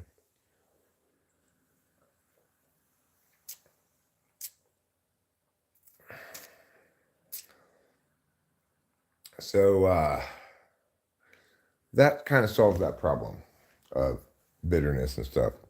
It's just, and it's the easiest solution. Then you can The reason I don't want to leave it on for right now is actually I guess I'm turning into my dad. I am trying to save electricity. I think that thing might use quite a bit of electricity, actually. So I don't want to leave it on all day. But the thing is, because when I'm careless with energy around here, it bites me in the pocketbook. I'm trying to be more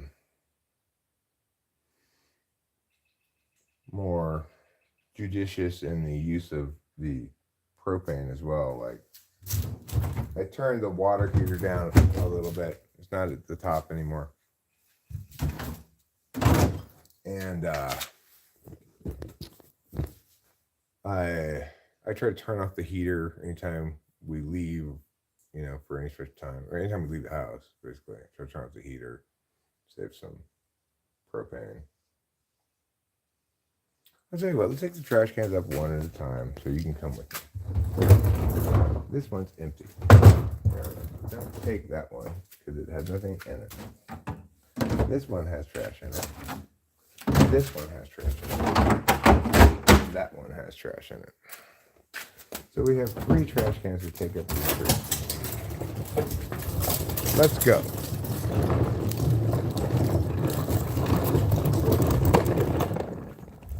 This one's light. I'll just lift it up.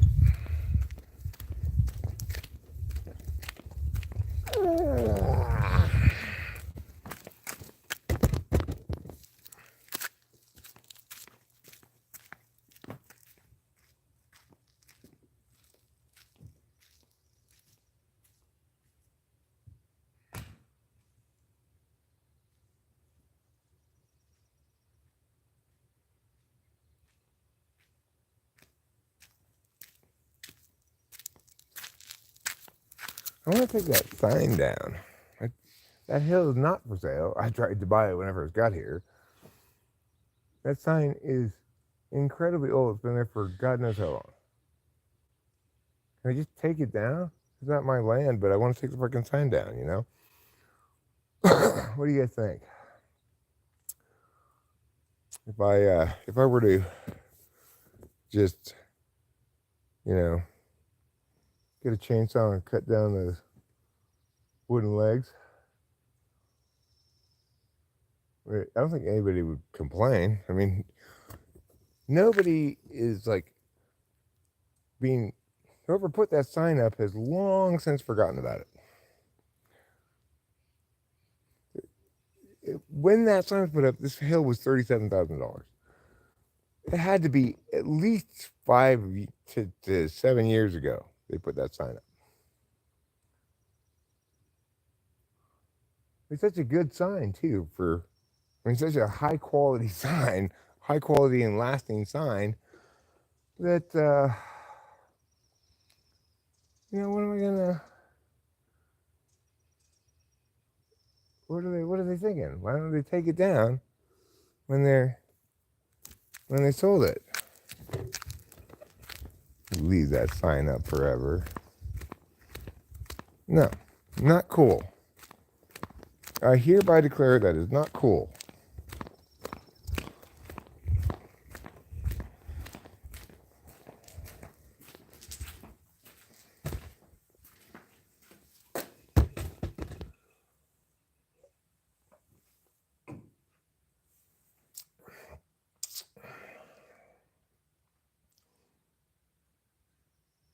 I know that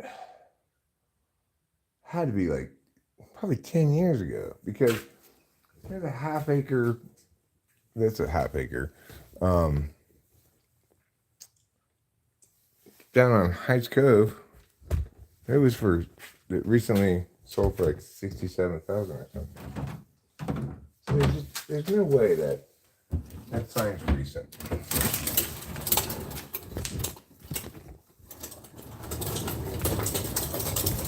I mean, we also know that because it wasn't available for sale when we tried to buy it when we moved in.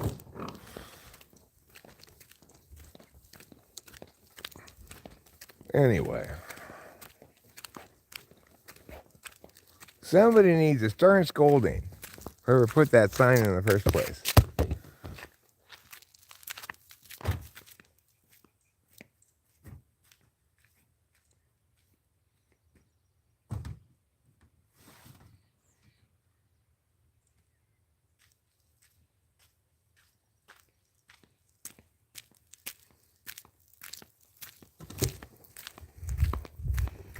Sign holders, be safe and wear your hard hat. Bright green safety vest and modesty pants. Your sign says slow, but you wave me fast as my wife and I confusedly drive past.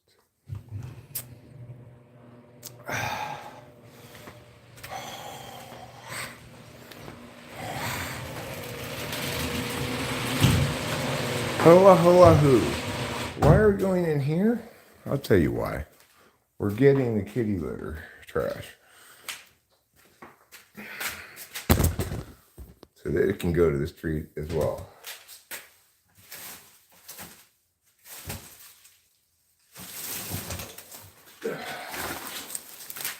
All right.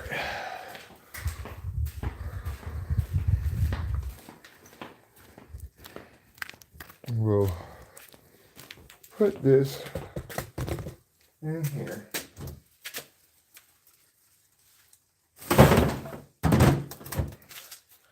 Now let's go back in here and turn off the light. Because we're saving electricity, remember? Not because we care about the environment, although we do, but because electricity costs too much.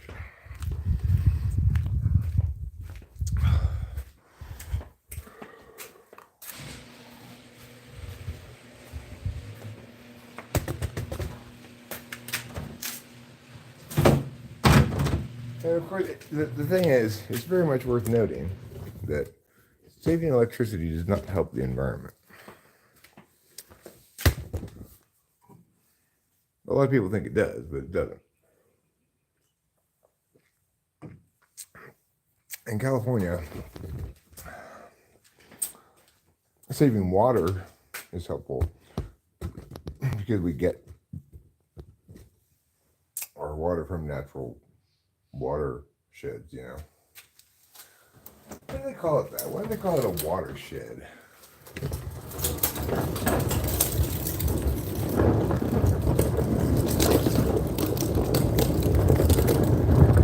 Look at us go. We're really moving now. Because we're tired of taking the trash out. So we're trying to hurry up and get it done.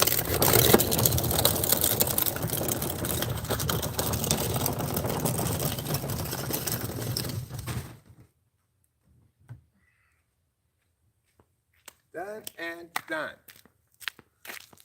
There. Good job, Eric. All right, look at me go. I got it done. Who has the prize for me?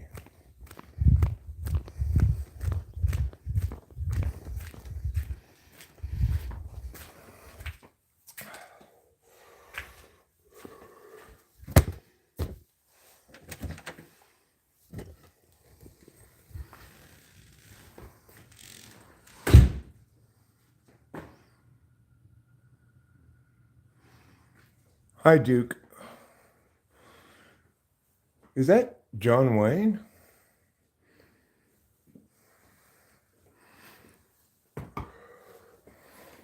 A watershed is an area of land that drains rainfall and snowmelt into streams and rivers. Well, yeah. I guess I kind of knew that, but my question is, why is it called a watershed? Where's the shed? Oh, it sheds water. I get it. It's the verb shed. It's not like a shed outside. It sheds water. Thanks, Winston's mom. And you know what? That's a great prize. I think I'm gonna smoke that health tube. You're walking a bit funny today.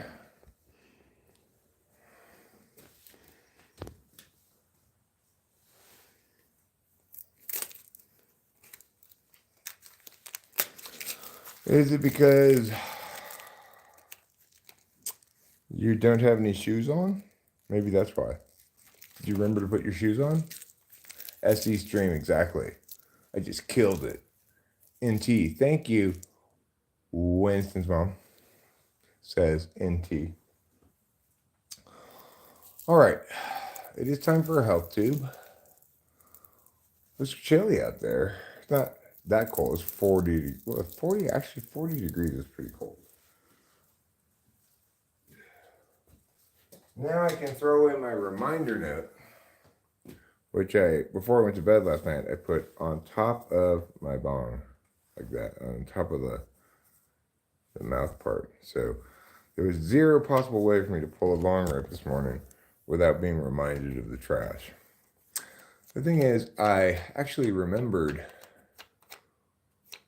the trash without the reminder note. This usually happens. If I remember to put a reminder note, then I don't need the reminder note, but I have to actually put it for that to take effect. So, oh, I was talking about Duke. The Duke was John Wayne. He was known as the Duke. There was, of course, Duke University, the Blue Devils. They play basketball mostly is the sport of which they're successful. Although the Duke football team did quite well this year overall, reasonably well. I feel like him with this waddle I've got going on. Oh, you've got a waddle. I mean, you're walking like this. Maybe you're just throwing a lot of riz. What do you think about that? Because it's women and men alike really are impressed / enamored when people walk like this.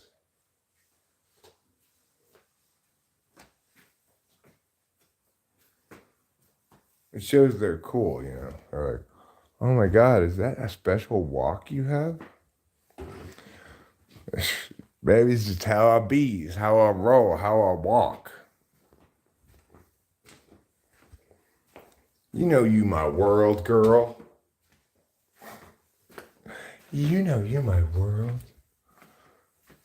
Oh, Michael Jackson. What a strange guy. South Park's episode about him was fantastic. Hilarious. Blanket. There's my drink. Aw, it was here the whole time. I just opened another one. Eric. Wah, wah, wah, wah. Unfortunately, there's not that much left in this one.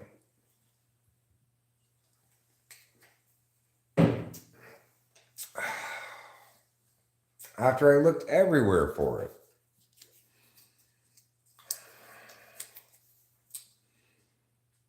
Obviously not quite everywhere.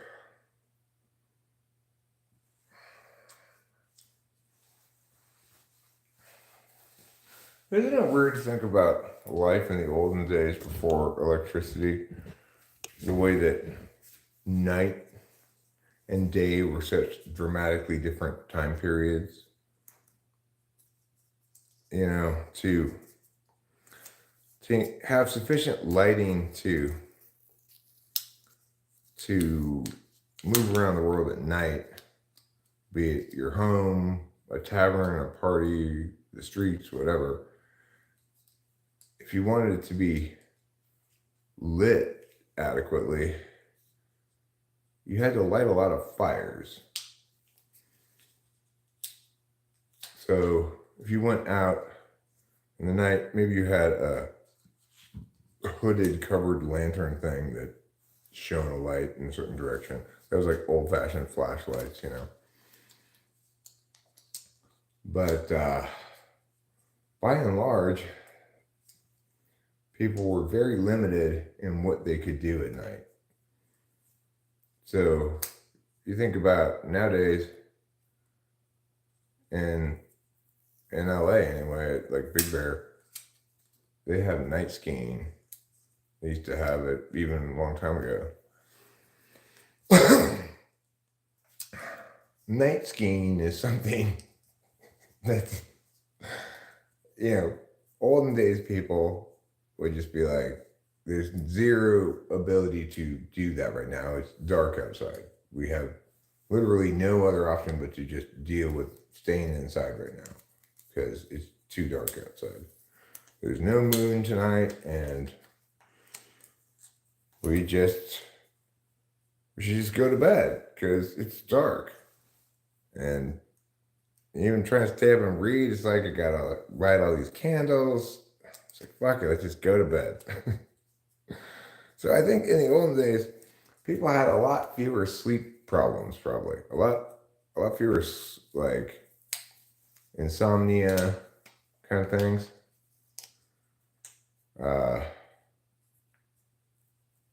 Just because it was too much of a pain in the ass to stay awake.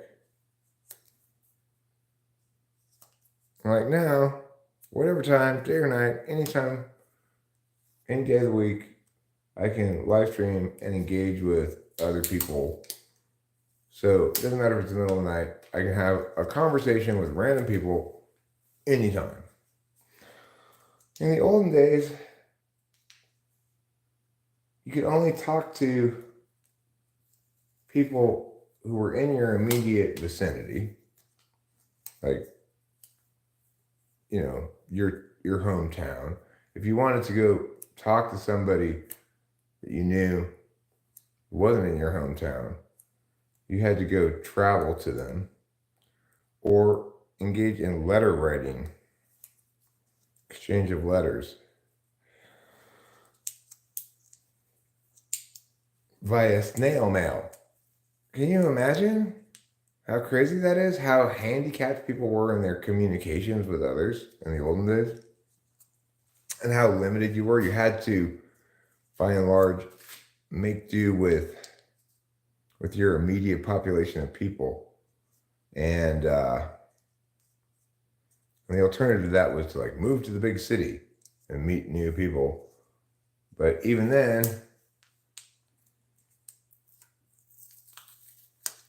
it was like super important. For example, the connections you made in college. Nowadays, that doesn't matter anymore. I have a whole life before this, 51 years. And there are few people from that life that I ever engage with anymore. From that, except for people around talking with family people. Obviously, I'm so close with my daughter. My parents are dead. I have old friends, but only a couple of them do I regularly see. Cameron, Dave Porter. Cameron's not even an old friend. He's from Talking with Famous People era. He happens to be a local person that I knew as someone else's brother before then, but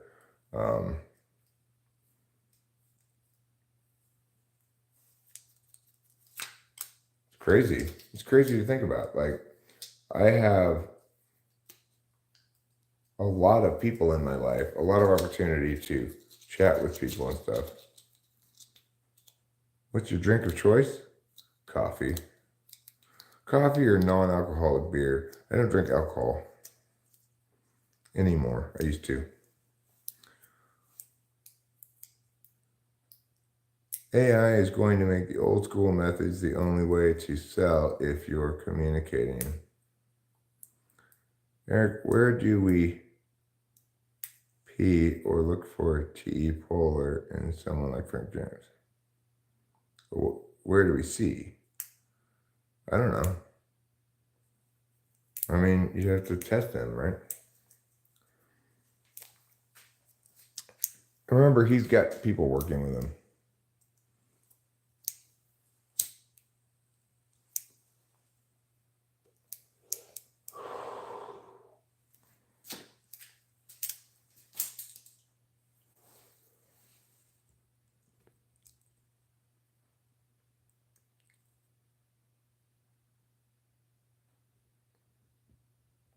Bad montage of early vids.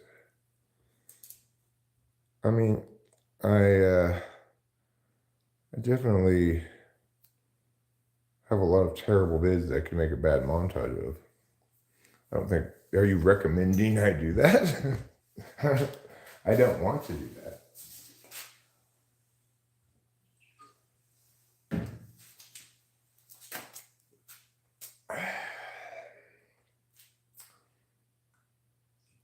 The thing is,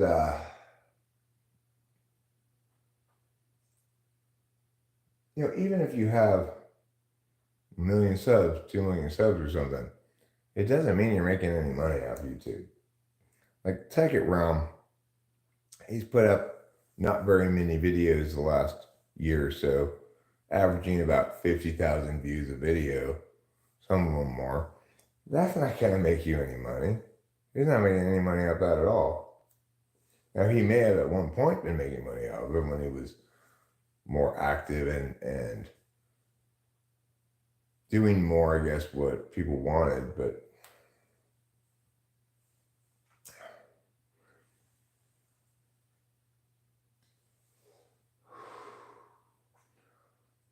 the thing is that's great is that right now I'm still seeing good numbers on the live streams. I'm still seeing a lot of new eyes, and maybe that'll continue. So,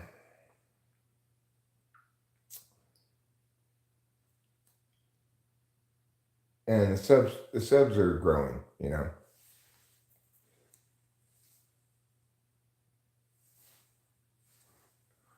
I'm not sure if there's any way to say, like, if there's, I would like to see the sub rate continue to go like this, right?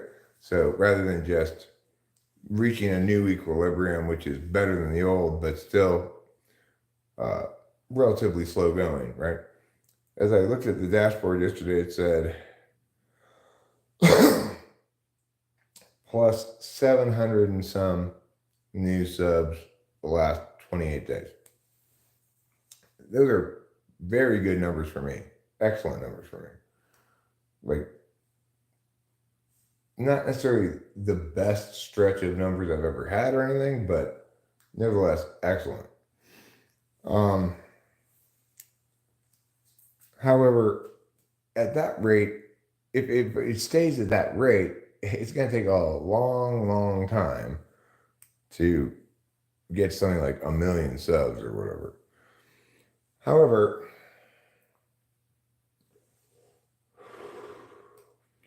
it's conceivable that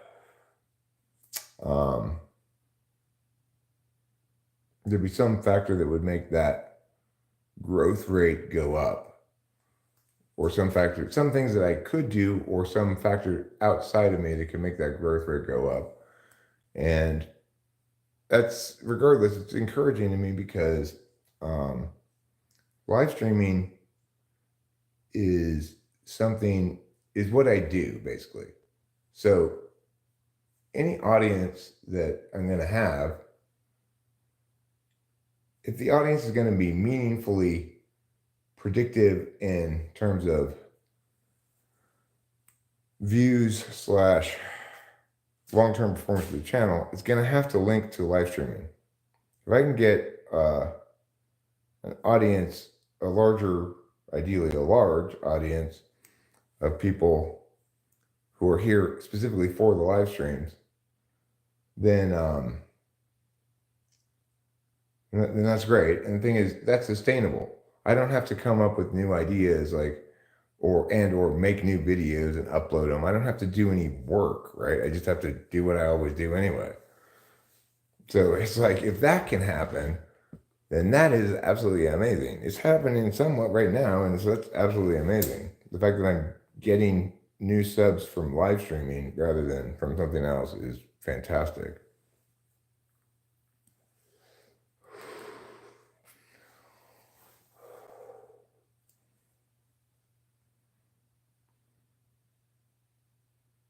Like, it's only entertainment now.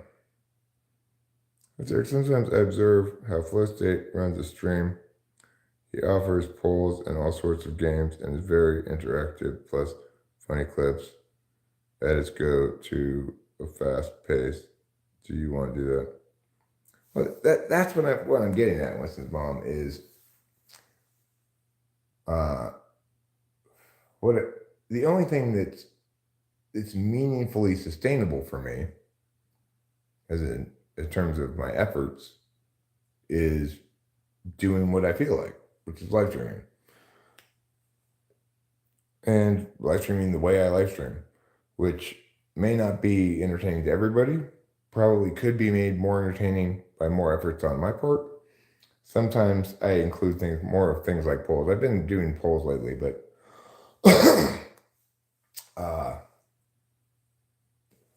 but sometimes I don't. I certainly don't want to tell myself, here's a plan of action. I'm going to start doing this and this and this and this and continue with a sort of self-discipline, day in, day out application of that over time. Not going to happen. It's just, I understand myself too well. That's not going to happen. What I'm going to do is what I feel like, which is live streaming. Live streaming is like breathing for me. I can do this with zero effort. There are some times when I'm feeling super low energy where I'm not feeling like it and I just want to watch cartoons, and that's fine too, because even so, I spend a full work week doing this every week. I'm sure I spend 40 hours a week doing this, at least, probably more.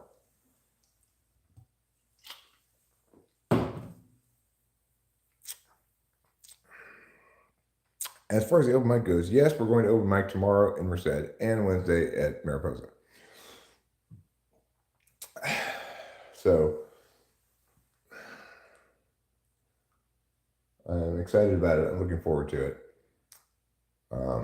Rachel and I need to practice. I need to practice either today or tomorrow or both. I'd like to do both. Hopefully she wakes up very rested. Is caught up on all her sleep. She didn't take any Adderall yesterday.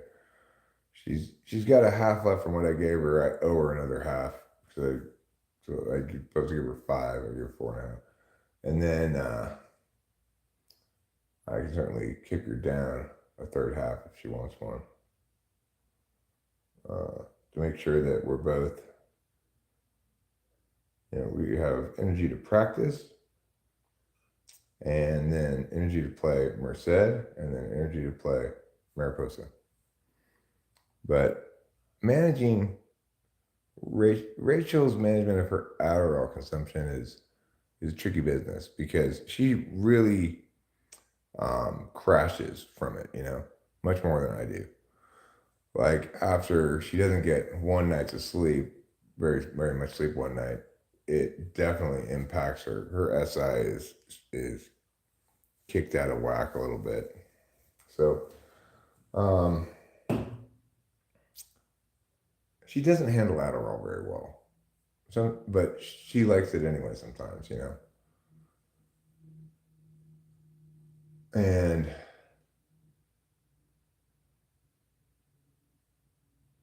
if she's both on Adderall and not experiencing SI harms from having been on it before, then it improves our ability to get stuff done together, like practicing.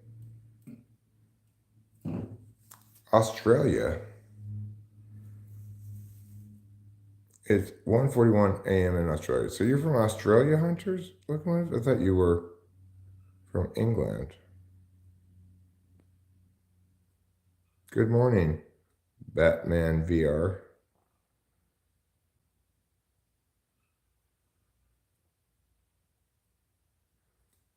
Well, yeah, Hero Lamb says, YT wants you to commit to one thing only and be consistent. I tend to agree with that assessment of things, but I would point out that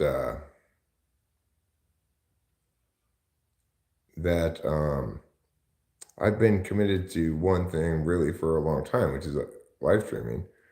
But I do believe that I was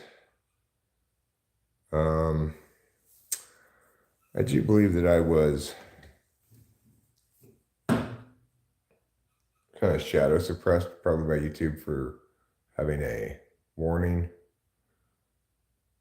or for whatever other reason. But I don't know. The shift also correlates in time with the shift to vertical live streaming. So I'm not sure what was going on. It's hard to say. That's the thing about YouTube is I can never really say for sure anything, and I don't like knowing things that I can't determine.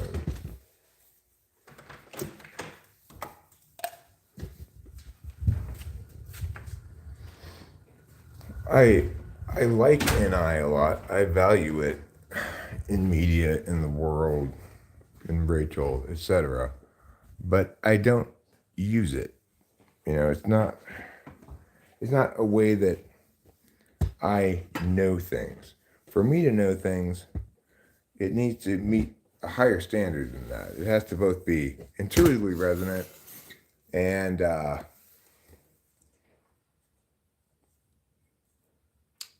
it needs to be reducibly determinate and supported by concrete, specific examples. I did not see the shout out. Will a conscious, aware, responsible person work hard on making up for their polar aspect early in life? No. Absolutely not. You could say that I've been spending years working on my polar to be more,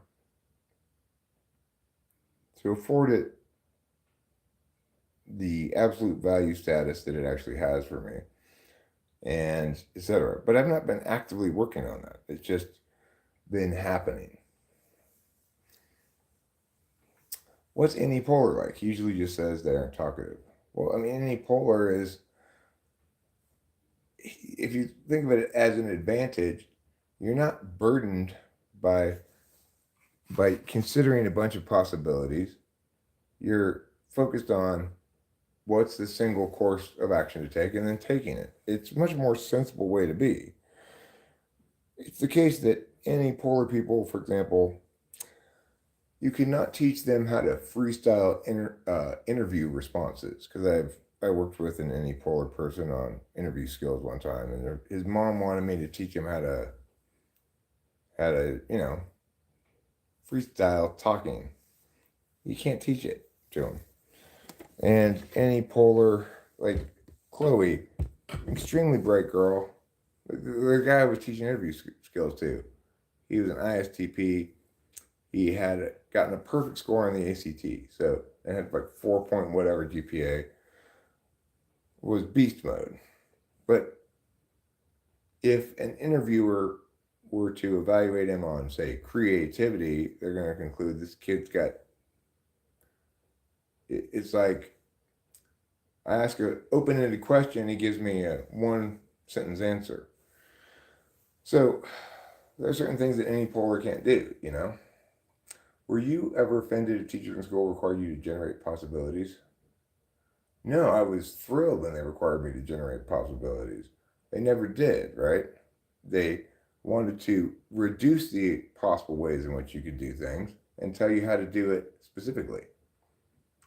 MMK, at MMK, stop mumbling into a furry thing. Who's Wagwan man, how are you? Says MMK. Any polar can have problems with analogies sometimes. That's certainly sensible. I've not thought about that before, but it makes sense. How do you know if you talk to an ISTP or ISFP with not as bad any or mistyped how to tell? I've never talked to an ISFP or ISTP who had this so-called not as bad any.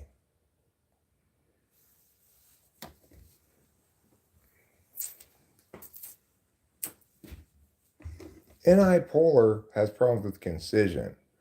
And the NI polar test is a very, very good and very reliable test.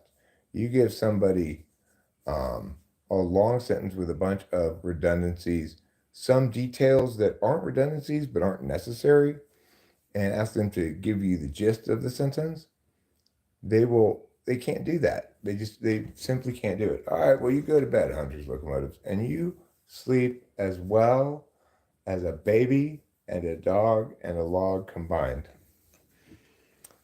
Bew. Yeah, that antipolar test is very reliable. Antipolar is, they can't pull out of that long sentence what the core concept is and jettison the things that aren't critically relevant to the core concept.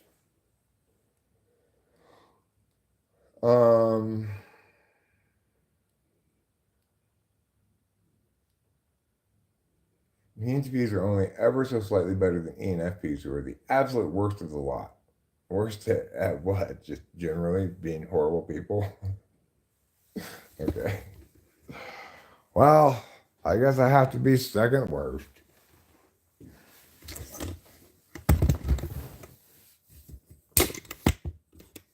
I don't have any more apple juice. I'm sorry, Show Media. I've run out of apple juice. So Hunter's going to have to either have Lime Ricky or a non-alcoholic beer.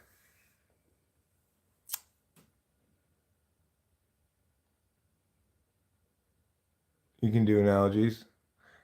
Yeah. Sidip Brizzle said, any polar can have a problem with analogies. I said, I never really thought about it. It makes some sense because any is analogical. But it also makes sense that maybe they wouldn't have problems with it, because if you give a straight up analogy, you're really looking for NI there, such as, so like,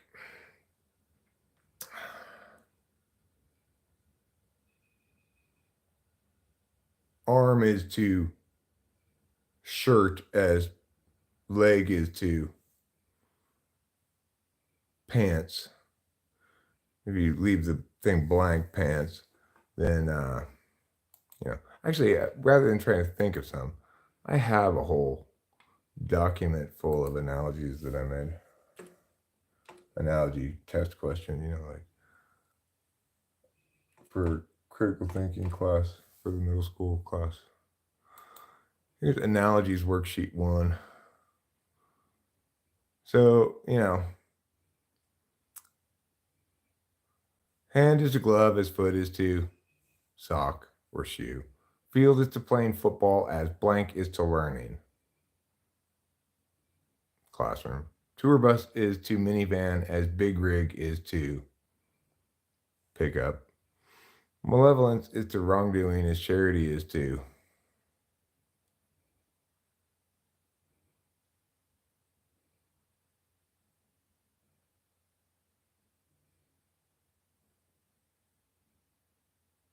giving. No.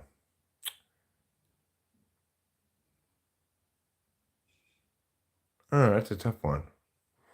Maybe giving, but that's a tough one. I'll share this document in case anybody wants to look at it. They can play analogies worksheet themselves if they want.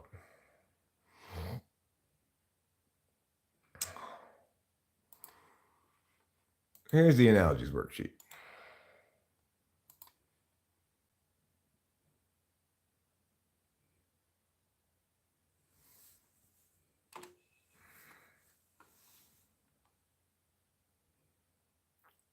Well, that has nothing to do with analogy, really, Elaine. Taking something at face value. Sometimes Rachel takes weird things at face value, too. Like, the other day I was joking. Acacia said she's moving to San Antonio. I was joking and saying, oh my God, Acacia, you got that job. You got that job at the Alamo you've been wanting for such a long time. And Rachel's like, Acacia got a job at the Alamo? No, Rachel. Acacia is not moving to San Antonio because she got a job at the Alamo. She's moving to San Antonio to be with Ruben, obviously. But because I tend to make jokes really like straight faced, I guess, or, what is that called?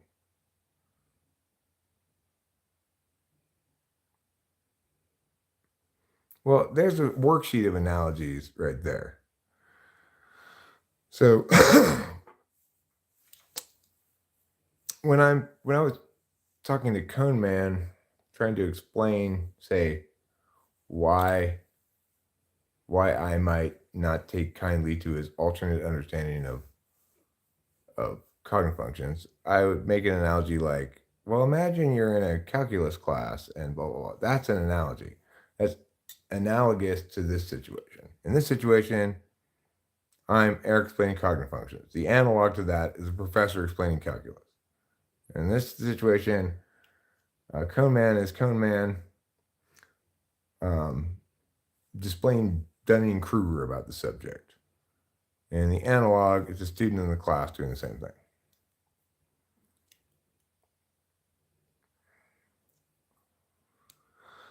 Analogies are mya is to mya as mya is to mya. They're comparisons of relationships.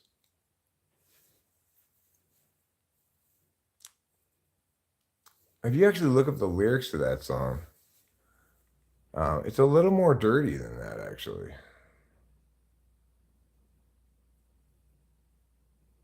And it's very X-rated.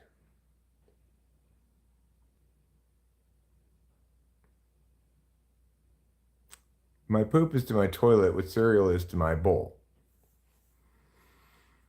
Poop goes in the toilet, cereal goes in the bowl. So that's an analogy.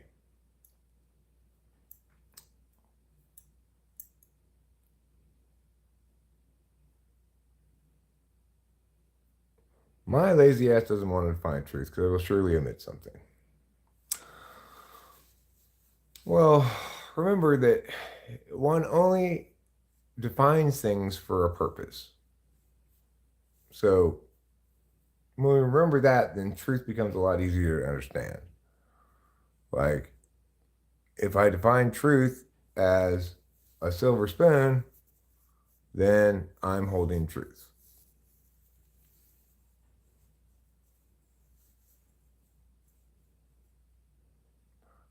Oh, I mean, okay, to be honest, I assumed that was so obvious to everybody that nobody would even consider it a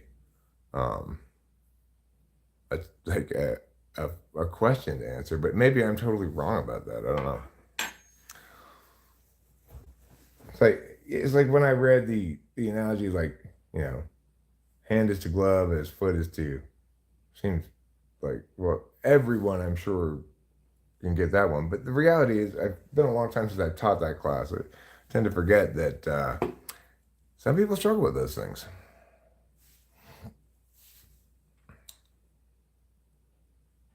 It seems like a riddle, like something to solve. If I said that KE is kind of like blank, that's just well, it's just, if you say she's like this, then you're just saying she has a similarity with it. You're making a comparison, I guess, but you know.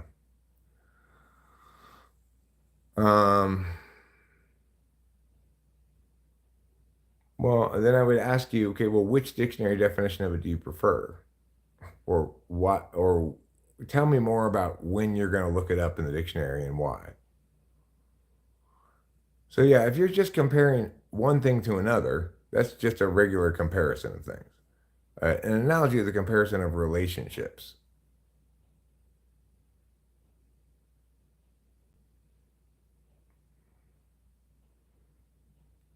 Oh, I see what you're saying, Sidip Brizzle, that um, ISFPs, ISTPs are not receptive to analogical reasoning in the same way that ESFPs, ENFPs are not receptive to logical reasoning.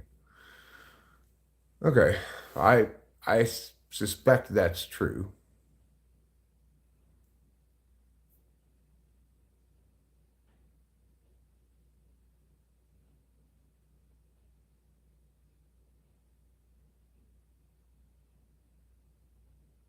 I will put the grammar book here. I've linked it before, but I'll link it again.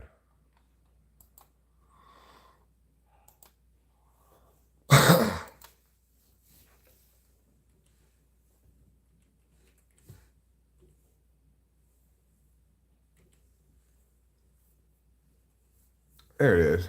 Oh, good job, Google Docs. It's like I misspelled it, but they still figured out what I wanted. Unlike, like, say, Ultimate Guitar Tab, where if you misspell a single word, it's like, well, yeah, there's no such thing exists. Google's so good. I love Google so much. Google is my hero.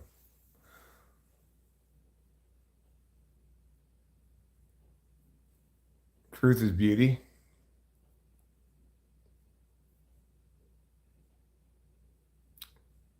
You know,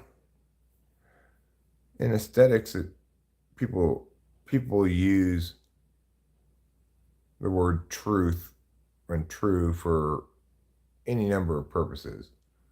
I think that's the important thing to remember when we're talking about definitions is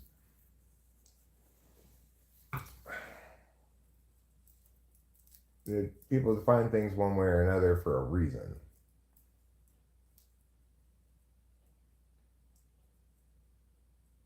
So when I talk about like a given song maybe being very true, in that instance, what I'm saying is it's it's linking to a framework of mine. It has a specific meaning that other people aren't going to be meaning it like that at all, or necessarily understand what I mean when I say it. And when I say it's true, I'm saying predicated upon a framework that says one way or another, we should understand music's quality as linking to the integrity with which it was rendered from the ether, that it existed somewhere outside of us before it was rendered by a songwriter, and that to the extent that a songwriter is channeling a true song and rendering it accurately, those are timeless tracks or songs. Whereas, to the extent that they're getting their own fingers in the business and creating actively with their ideas, then it's a bad song. So an operationalized definition. Well, yeah, and that's the thing is that every definition, either implicit or explicit, is always used for some operation, but it's not every definition is operationalized, which means everybody can use it for that operation. So, like, if I say that song is very true, and I'm using my definition of true in that context, which is rendered accurately from the ether, well, nobody else can use that definition, or everybody else can, but it can't be meaningfully used to draw any distinctions. So, since we have no way of separately determining what's channeled with integrity from the ether, then it doesn't matter when I call it true. My operation there is to say, really, I think this song is very good, and I think quality in music is objective. That's what I say. That's what I mean when I say it's true. But that's not an operationalized definition because you can't use it for anything. I can't either, really. The only operation I can use it for is to make that unsubstantiated assertion that, well, the perfectly finely substantiated assertion that I like that song is fine. But the assertion that the reason it's good is because it's true, which means that it was channeled from the ether. Well, there's no way to establish whether it was or not, right?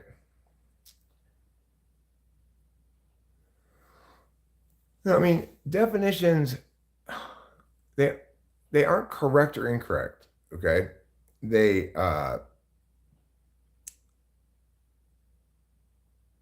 they're part of how people express themselves. So in that instance, I had a definition for true. I know what I'm saying when I'm saying that song is true. You might say it's not the correct definition. I might say, well, it's how I'm defining true in this instance, and I agree I can't substantiate my point. And And then you say, well, then why are you even saying it? Like, what are we supposed to take away from that? And I say, well, it's just an NI thing. It either resonates with you or it doesn't.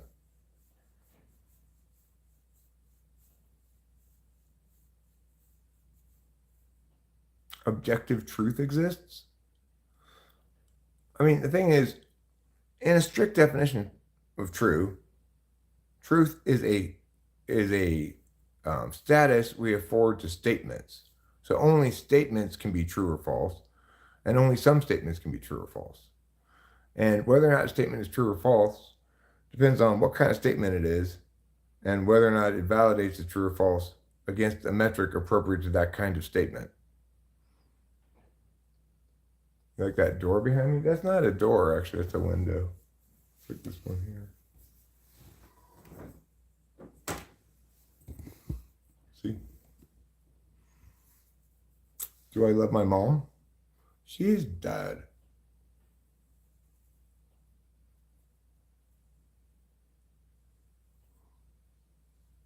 And this is the kind of argument that I typically get in with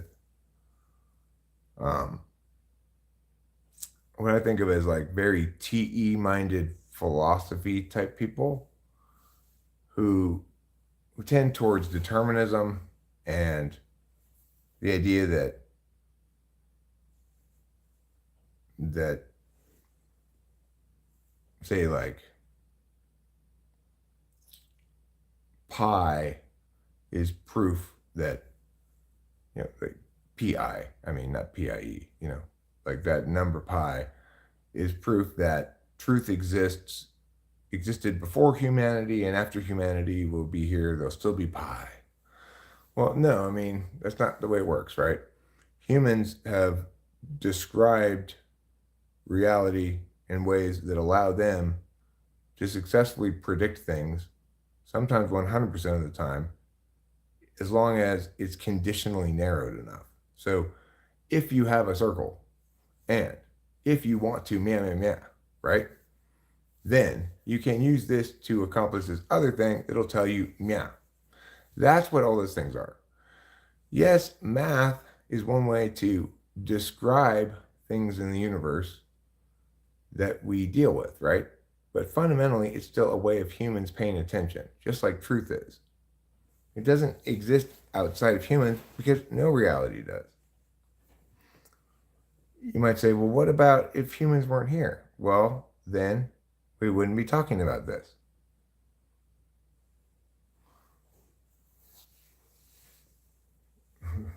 What's the mysticism for? I what's the NI for? Yeah, so it's like if I'm saying that stuff about songs and stuff, the NI is just because I'm trying to say that not only is this song, do I like this song a lot, but it's objectively fantastic. And I can't substantiate that, but I can tell you what the mysticist kind of story behind my understanding of that is. Well, Mark the guy, I like the way you like things because you like the way I talk. Mark the guy with a Sharpie, a blue one. You have a blue Sharpie? That's cool. I only have black Sharpies. I feel left out now of color, the land of color. Acacia, I sneak a few while I do. Sneak a few what? Shelled peanuts? Did you pay Ruben for the free therapy session? Did I get a free therapy session from Ruben? Oh, snap. Windows. Yes. We actually downstairs, only in this room do we have these, what they're called as plantation shutters. And they are great, the best kind of window treatment because, first of all, they're the most insulatory, and we live here in the mountains, so it prevents the cold from coming through the window into the house, or the hot if it's hot in the summer. And second of all, you can do everything you want with these plantation shutters. You could leave them closed and look through them like this. You could do it on this side. You could open up. You could open up one of them. You open up both of them, you know. So these are the best kind of window treatments to have. We didn't, you know. Yeah, well, better safe than sorry, Katie. Even if it's not intended for me, probably my answer to the question will be better than the other person's answer. So, you know, poppycock, cocky pop, cocky pop, and poppycock. So, what happened in your talking with show media? Tell me about it. Let's all hear. I'm interested in the hot goss. What's going on with show media? What's your assessment?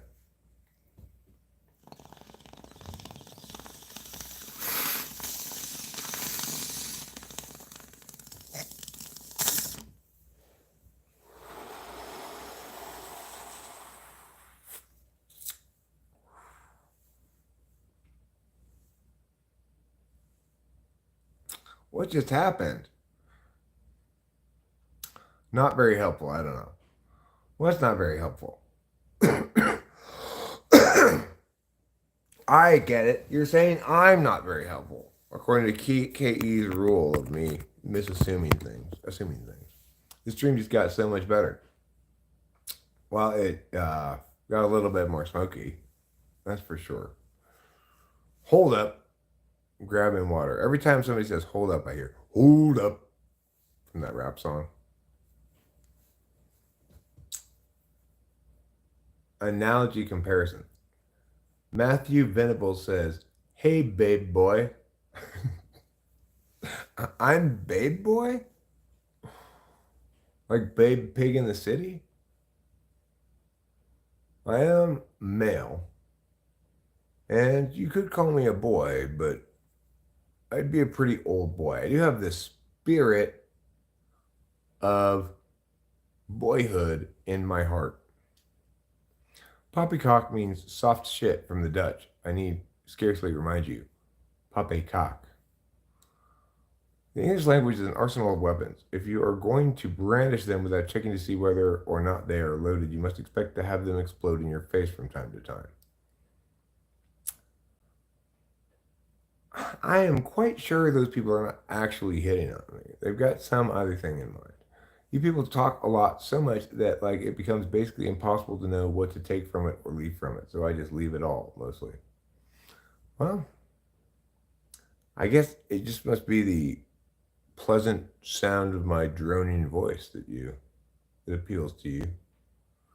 You are here quite a bit. There are millions of other live streams one could go to. So I'm not sure exactly what it is that draws you here, but I will assure you here, Lamb, that what you will get here is just more talking. It's basically all that I have to offer. Holds fun to Ruben's head. That's a good thing to hold to somebody's head. Instead of holding a gun to my head, she held a fun to my head. I do like listening to the sound, but sometimes just in the background. I'm talking about chat.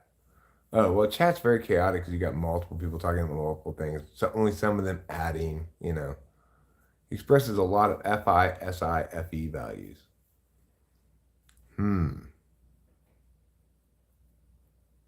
Well, SI, FI, FE as absolute values, which suggests also SE is an absolute value. And that puts them in the STJ to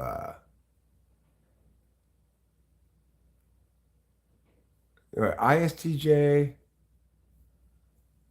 INFP,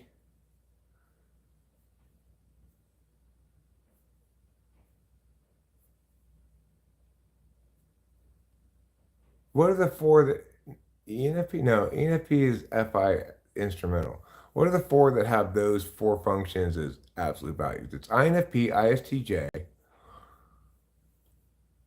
ENFJ, and what's the fourth one? INFP, ISTJ, ENFJ, and What's the other one that has SE, SI, FI, and FE as absolute values? It would be FE third.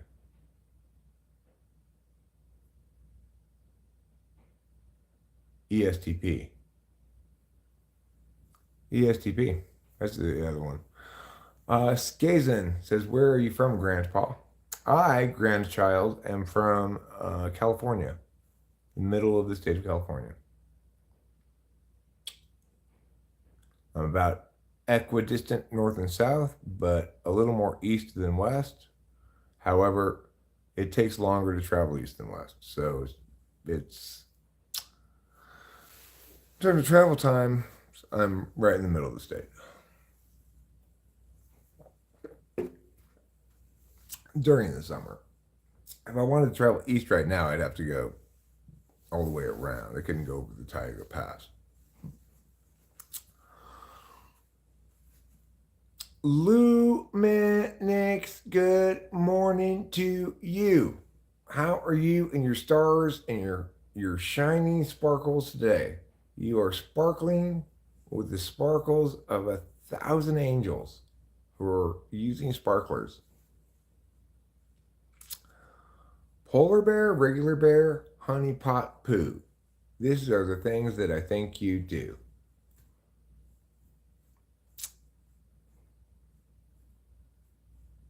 Because he said polar is that any. So anyway, that's interesting to think about. I've never tried grouping them like that before, actually. It'd be interesting to put together a table to look at those groupings, actually. Maybe I'll do that right now. Make a quick document of sort of tips so I can see what they all are. Because obviously, it takes a little time to think and figure it out. It took me a little time to figure out that fourth one. There should be 4 total groups.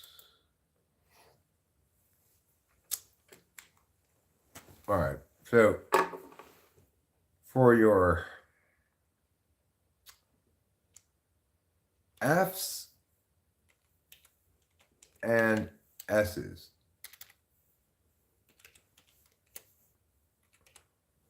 that's the one we just talked about. ISTJ, INFP, ENFJ, ESTP.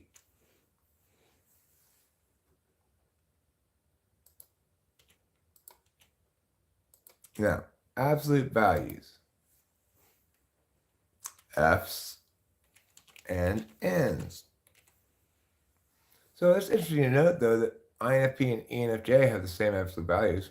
Okay, F's and N's. That's going to be ENTP is one of those. ENTP.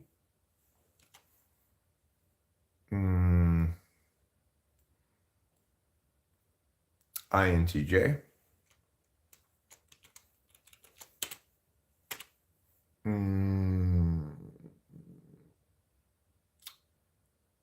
ESFJ. And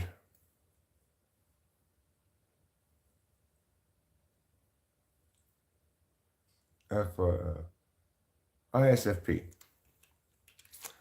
So shared absolute values of F's and N's. Now, T's and S's.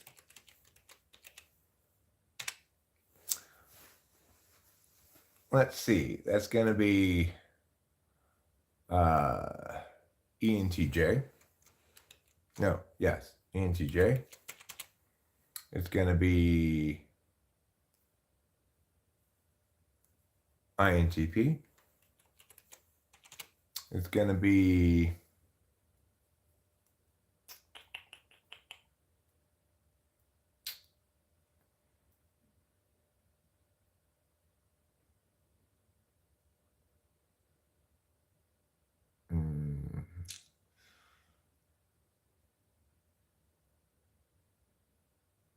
ENFP.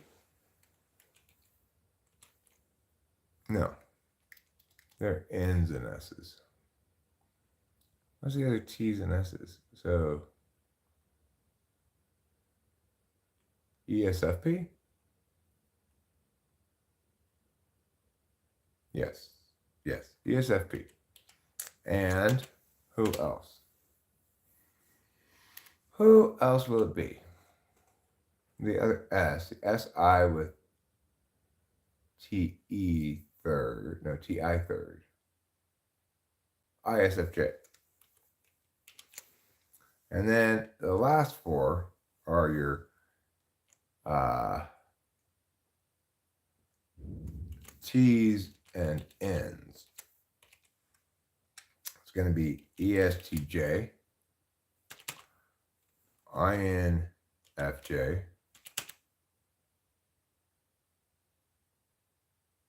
ISTP, and ENFP. Okay, those are your absolute values table here. Absolute value quads. I'm a spot. There. That's better. So,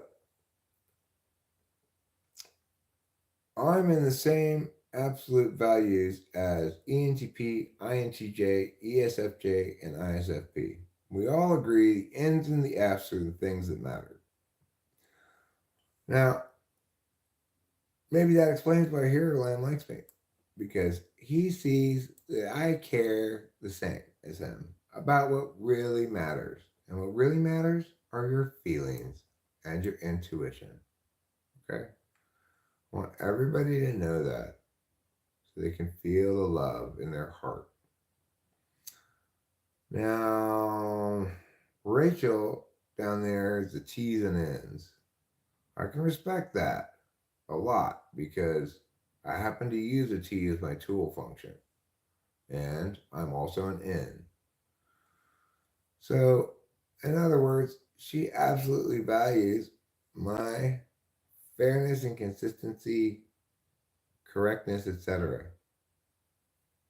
And I absolutely value her extroverted feeling. Isn't that wonderful? We've really learned something today, haven't we? I mean, you can quad them up however you want, Elaine. Like that's one way to quad them is to do what I just did there, which is absolute values.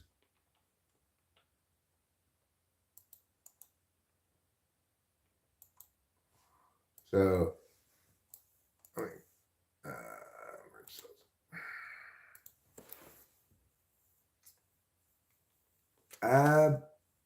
absolute value quads. And then I could copy this table, put it down here, and change it to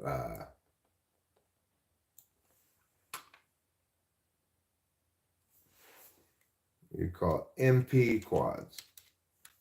Your MP quads, those are MM, MP, PM, PP. MM, this is the kind of quads this is the kind of quad I like, which is, this one is my favorite one. MM, MP, PM, and PP.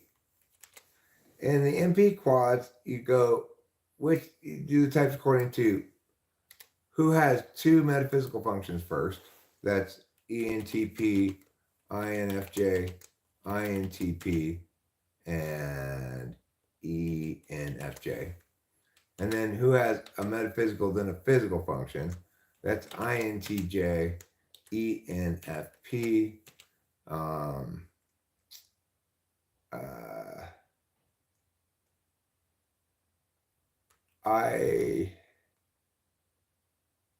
ISTP, and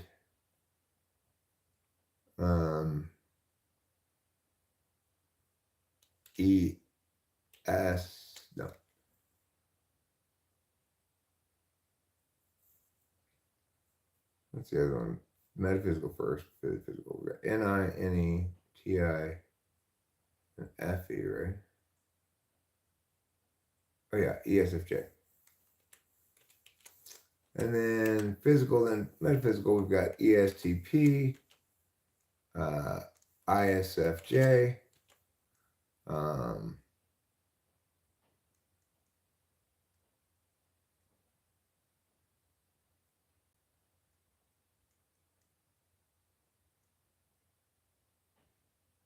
ENTJ, and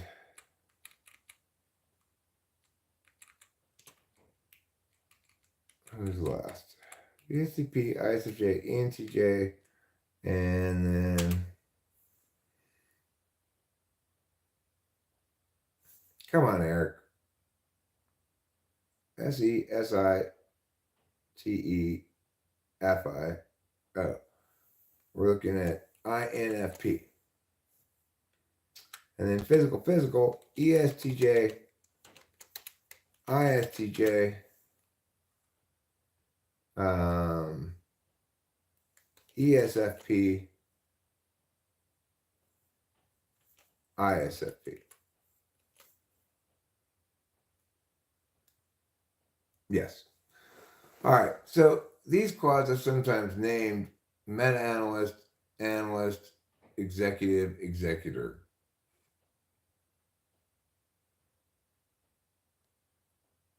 Because the meta-analysts talk about things at the highest frame level, like, should this be done? MP talks about how it should be done. PM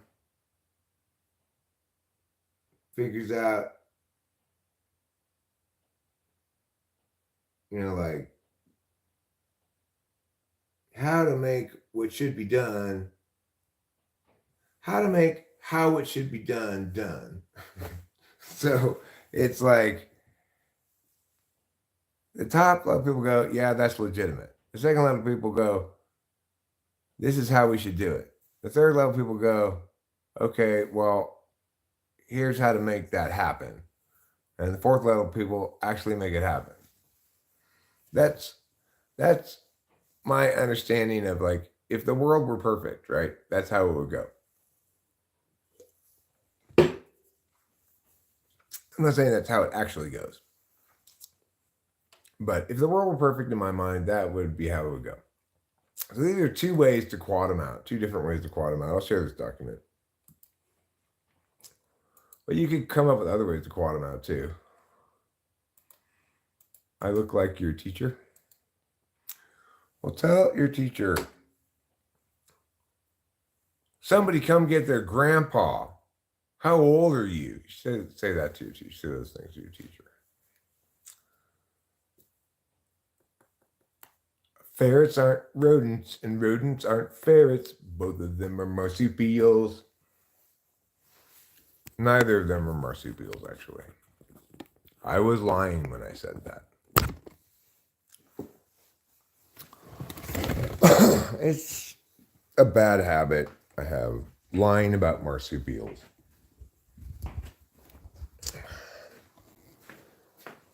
Okay.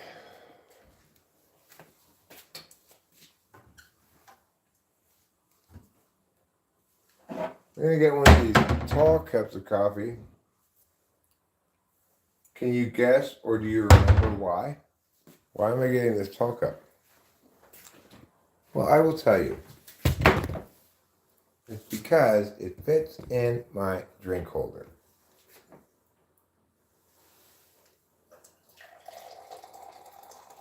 Coffee's ready, everyone. Hooray! Now this time we're going to be smart. We're going to take this out now, right at the beginning.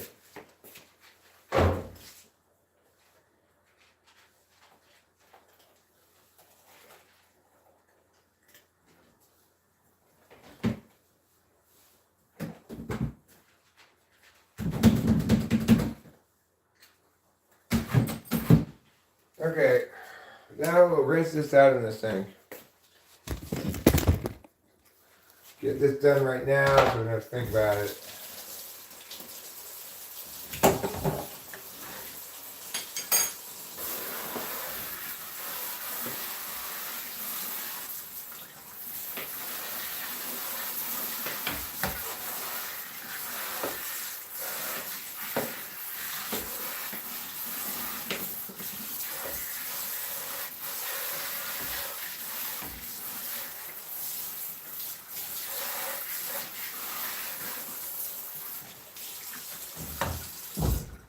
The other thing is, by taking this thing out right away,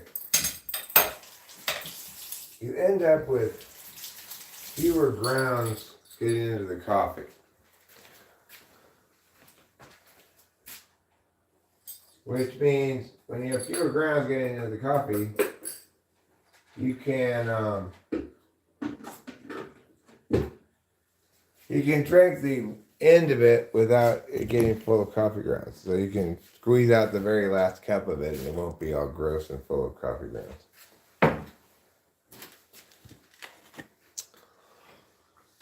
So yeah, I'm really scraping the bottom of the anime barrel right now, watching that Japanese food in another world show. It's pleasant, but it's like, God damn, how could I have watched everything good? How is that possible? I've seriously watched every anime worth watching. How is that possible? There's so much anime out there, but I've watched it all. Every bit of it. There's nothing left for me to watch in the back catalog of Crunchyroll that's any good. It's all like 3-star stuff or whatever, it's like terrible garbage. I am down to the very dregs of the anime world, and it is frustrating. It's a little frustrating. Okay, maybe it's the universe telling me maybe do something else now, Eric. And just watch all the anime in the world. Maybe it's the universe telling me that. Time to get off your ass and be a little more productive, Eric. And just sit around and watch Japanese people yell at each other all day.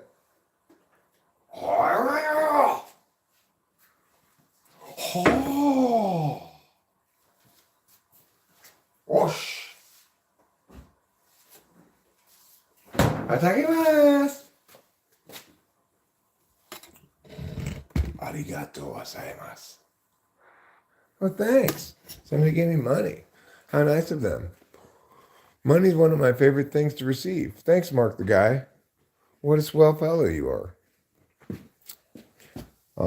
If you feel like subscribing, that'd be great too. Yeah. I'm trying to get to 10,000 subs. I'm very close there. I mean, I'm trying to get to infinite subs, but 10,000 is the next benchmark. According to Winston Baum, I'm going to receive a congratulatory email from YouTube. And I'm looking forward to that. I'll read it to you when I receive it. Okay, I'll come back on here, everybody, and I'll read it to you. And this is the perfect moment to clip too. I love those impressions. Did I make it do an impression? I'm not even sure if I did an impression. Maybe I did though. I forget what I do shortly after I do it usually. Are you in a transitional phase? Kind of. Yeah, I am right now for sure. I'm happy right now. It's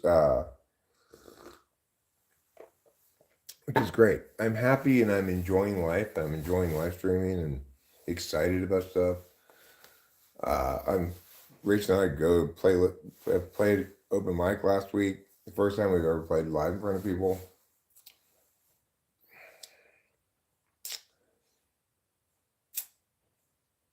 Oh, the Japanese anime impressions. Oh yeah. Right. I did do those impressions. And I can't believe I don't speak Japanese. How is it possible that I don't already speak Japanese? I have watched so many hours of anime in which people are speaking in Japanese, and I am reading below the thing.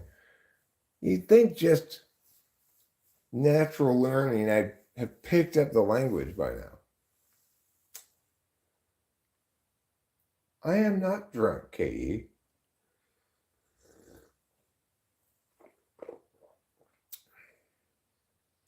You're talking to Boba Fett, but I'm demonstrating what you said. Do I have any pets? Yes, I will show you my pet. He's very kawaii.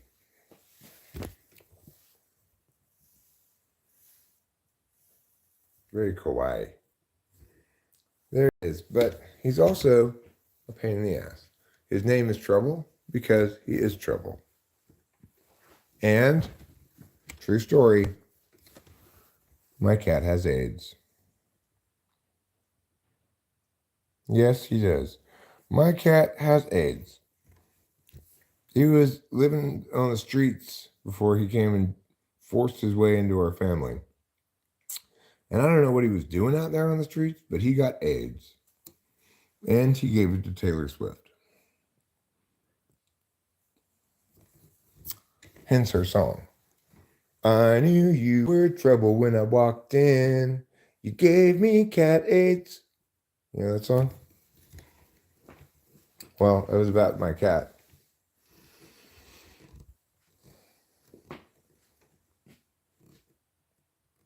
Oh, he's a very happy kitty. He's a, I mean, he's a little like, I don't know if you call it neurotic or just a dick or something.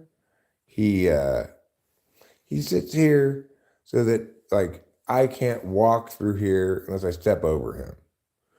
And also so he can keep an eye on the stairs in case his sister, the other cat, should dare to come downstairs, in which case he's going to try to like bully her. Because he's a dick, that's why. He has no respect for anybody else's space or anything. Like when he sleeps with me, he always pushes right up against me. And he ends up pushing me further and further over to the side of the bed. Like Rachel and I went to bed together last night as usual. And what was the outcome of that? Well, Trouble was between us, like stretched out with his legs to take up a full person's worth of room. And then I kind of tossed and turned and thought about like, maybe I should ask Rachel to go sleep upstairs so that I can have enough room to sleep without. It's like the bed is not a huge bed. It's I think a queen size bed, but it's definitely not a king. And Trouble occupies so much space in the bed, and with so little respect. Whereas Capillo, who's a sweetheart, will just curl up at the end of the bed and stay out of your way. And she sleeps upstairs with Rachel now because Trouble he's like a guard dog I don't want to guard me. He makes me watch him eat. Like he literally will not eat and will just meow a million different varieties of meow at me until I go into the kitchen and watch him eat. And he's got the full repertoire of meows. He can express every emotion with meow. He can express hurt, angry, disappointed,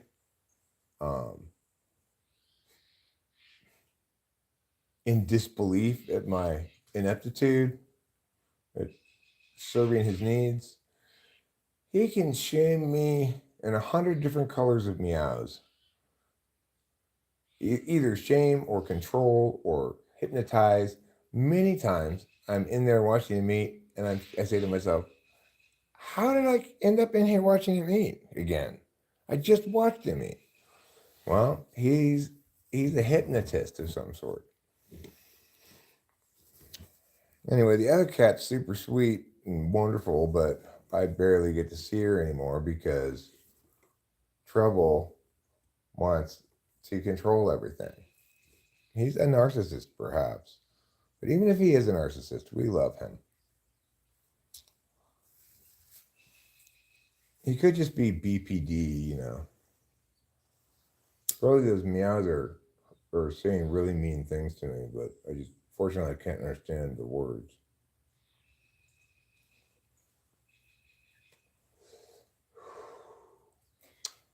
So the Woodland Friends look pretty pleased to have cutlets back on the menu, but I actually didn't put out any this morning. I put them out yesterday afternoon. They could probably use a few more cutlets. Would you like to look at the Woodland Friends? Let's take a gander. Let's take a quick peek at what they look like. Here we see the wild squirrel in its element. Right, where? Here we see the wild squirrel in its element, grabbing cutlets with its little hands and bringing them to its little mouth, that it may eat them and survive the harsh Yosemite winters. Squirrel's got a pair of nuts on him, huh?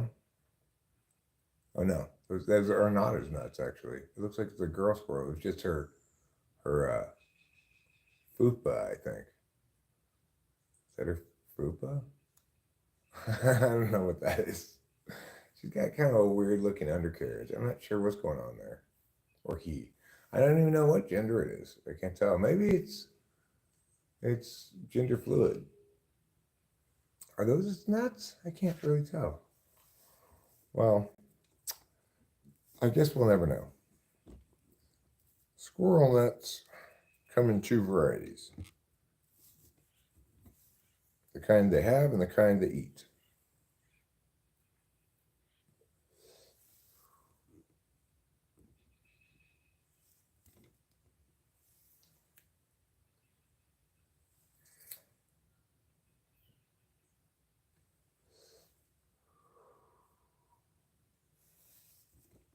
Don't worry, I'll keep you up to date with the action. He went down here now. Let's follow him. We're surveilling the squirrel. His wife hired me to see if he's cheating on her.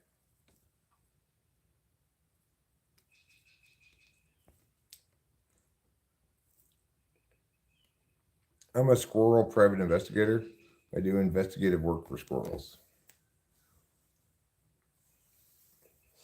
They don't pay well, but they're really, really grateful when I help them. He's a little bird. Oh my gosh. Do you see the little bird? Oh, it's so cute.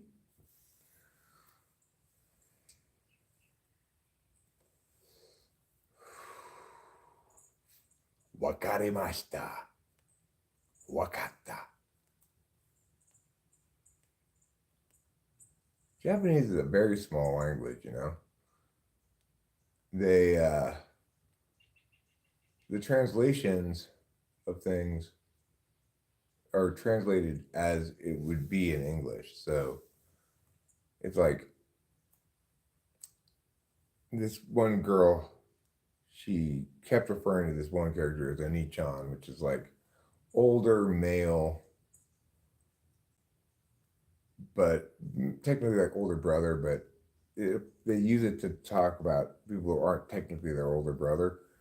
Anyway, and in the translation, it kept changing it so that it would not be redundant in English. First of all, they translated it to uncle, not to brother, older brother or anything. But they should just translate it to Oni-chan because it means Oni-chan, you know. Anyway, and then other times they'd use his name. Other times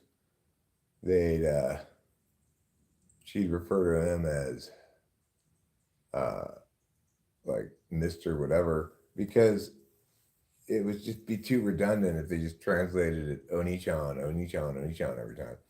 Because there's variations in Japanese that link to how things are said a lot, rather than changing the word. A lot of variations of baka are used to mean, you're an idiot, that's idiotic, this is impossible, there's no way that could happen. It's used for all sorts of things, variations of baka.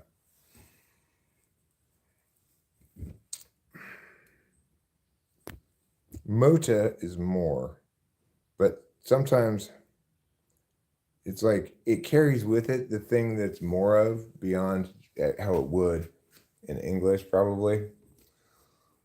So it's like, if they're talking about being stronger, they'll just say mota, mota, mota, and means like more strong, more strong, more strong. But if they're talking about something else, mota might mean more and more and more something else. They don't necessarily have to have it in front of a noun, you know? It's not like, it doesn't work as an adjective like English does. These are things I've gleaned from watching anime, you know? Not things I've Googled. Things I have Googled are a list of all the honorifics so I could get a grasp on what, you know, the various San versus Chun versus Kun versus Sama versus Domo versus, you know, what is it, like Kaijo or something? It means a captain, something like that. Versus Shogun. Shogun's not really an honorific. It's a title, but it would be like the top of it, right? Shoguns are above even Samas.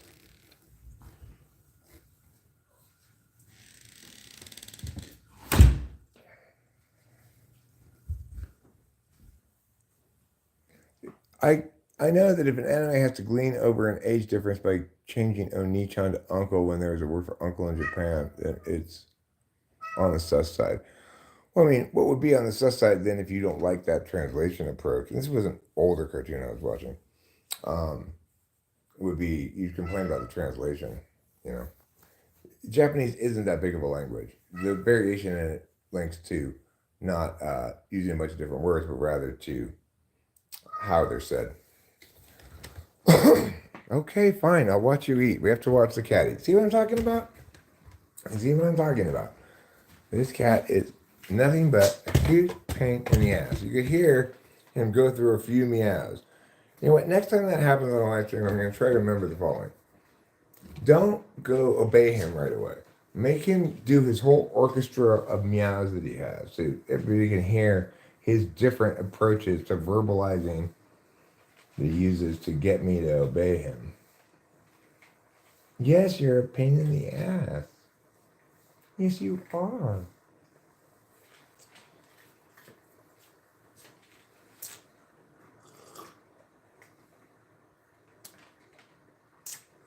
Maybe this live stream isn't very exciting, you're thinking to yourselves. I don't really want to watch a cat eat.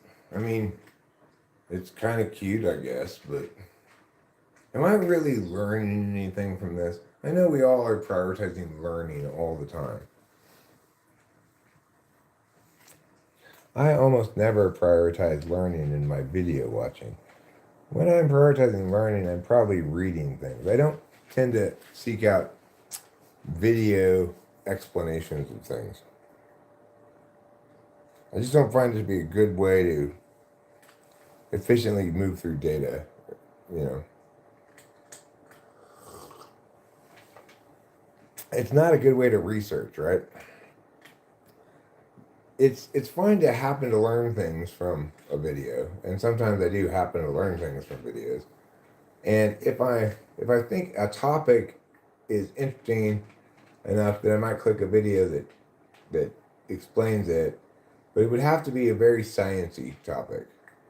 Like I've watched plenty of videos explaining certain complicated physics concepts in less mathy terms because those things are sometimes illuminating. Depends, you know, sometimes I feel like I kind of get the thing but would like further explanation about it. Because I'm not a super sciencey guy, you know.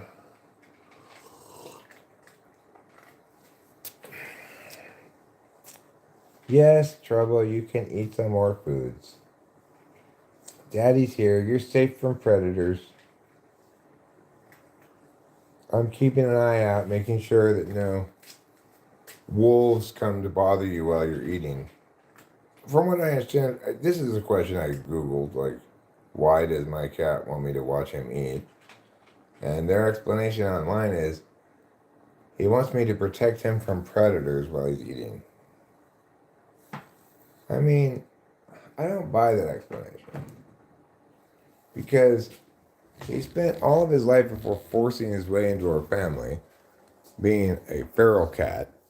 And then for quite some time after moving here, he still didn't have to have us watch him eat. This is a reasonably recent phenomenon, like the last 9 months maybe.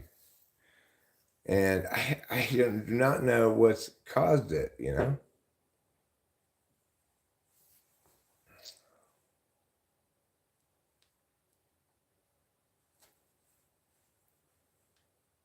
Boba Fett, now listen, if you're gonna drive drunk, you don't need to come in here and tell everybody that you're going to do it. That just makes people go, oh no, you're not being safe, blah, blah, blah, blah, blah.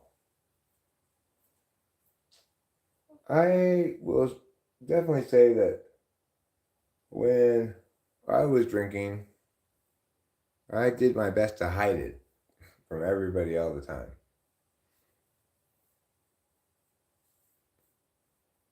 I certainly didn't go around saying, I'm drunk driving today. People don't want to hear that. People aren't going to approve of that.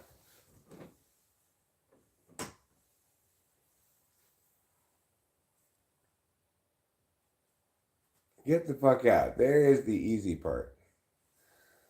The easy part is talking about it. The hard part is doing it. Well, I mean, I'm not going to disagree with you there. More of a challenge to do than to discuss, but I guess that's not the point I'm making, probably. And unlike everybody else, I'm not personally. I don't personally think that drunk driving is necessarily a big deal because I did it for so many years without any problems. So because of that, I tend to think the dangers of it are vastly overstated. But that's just me. Nobody else is going to agree with that.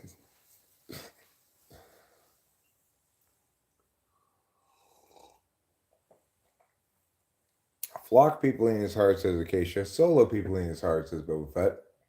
Maybe just peopling is hard. I think he means going into a group environment as one person rather than as a pair or a group of three or something. You know, like going out to a restaurant by yourself and sitting there and eating dinner is solo peopling, or going to a club or a bar by yourself is solo peopling. I don't think peopling is hard. Uh, I do think that peopling is boring. Not this peopling, but I feel like peopling is boring by and large, because by and large people are boring. They don't really have anything interesting to say, and you know that's why people drink alcohol and so they can endure the boringness of just sitting there with other people. I know what you mean, Eric. It's just consequences can be cray. Texting while driving can be just as cray. Right. Well, I mean, I'm a big advocate for trying to be ultra safe these days. You know, risk avoidance. I know my habits from the past had sometimes led me to be the opposite of risk avoidant. Well, not the opposite of it, but fail to be risk avoidant. And I'm trying to learn from those past. We're trying to have learned from those past experiences and sustain an increasingly safe way of being in all manner of thing. Uh, but I'm trying to encourage Boba Fett to drink and drive. I'm just encouraging him not to tell everybody that he's going to do that, because then people are going to worry about it, and you know. So I'm still wanting to know the answer to my earlier question: how long would it take me to travel by hot air balloon to Europe?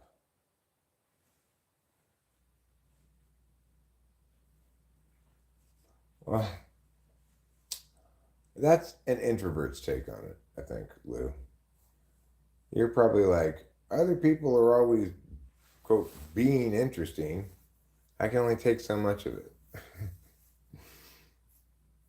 I'm like, I'm doing my part of being interesting. Now, you do your part here and be interesting too. I really love it actually when I get a highly, well, you might have to be like provided additional, I guess, what do you think they use? Propane? Additional propane tanks? Partway through, you might need to get like,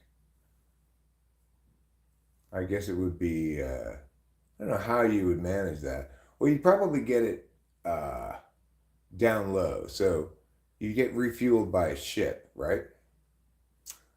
You take your air balloon down fairly close to the ocean, drop a line, and pull up the additional propane from a boat. That's probably how you'd have to do it.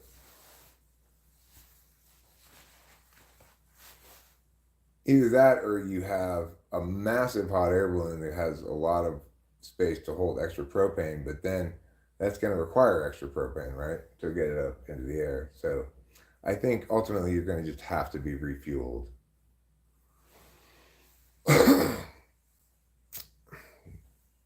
Assuming the refuelings go fast enough that we don't need to count them in the total amount of time it takes to go across the ocean in a hot air balloon.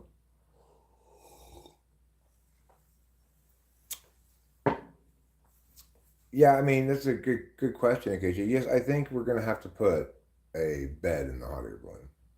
So it's going to have to be, instead of a square basket or a round basket, it's going to have to be a rectangle basket. There's going to have to be a bed in there. He can have a lot of granola bars. He'll probably also have to refuel fresh water, right? Hi there, how do you pronounce that? I'm going to pronounce that Tikarkut Lolhutzel. Lolhutzel. That's how I pronounce your name. There's no way I can even greet you because I have no idea what to do with those characters.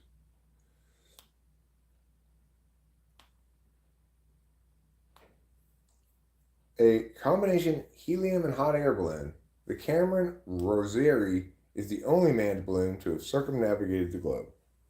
Well, good for it. I want one. How much are they, and how long will it take me to get to Europe? Because look, think about it. If you do travel overseas by hot air balloon, you don't gotta worry about any airports and shit. You don't have to have a passport or anything. You just fly over to Europe, land, get out of your hot air balloon. You know, maybe go to Norway, visit Abraham and Susie.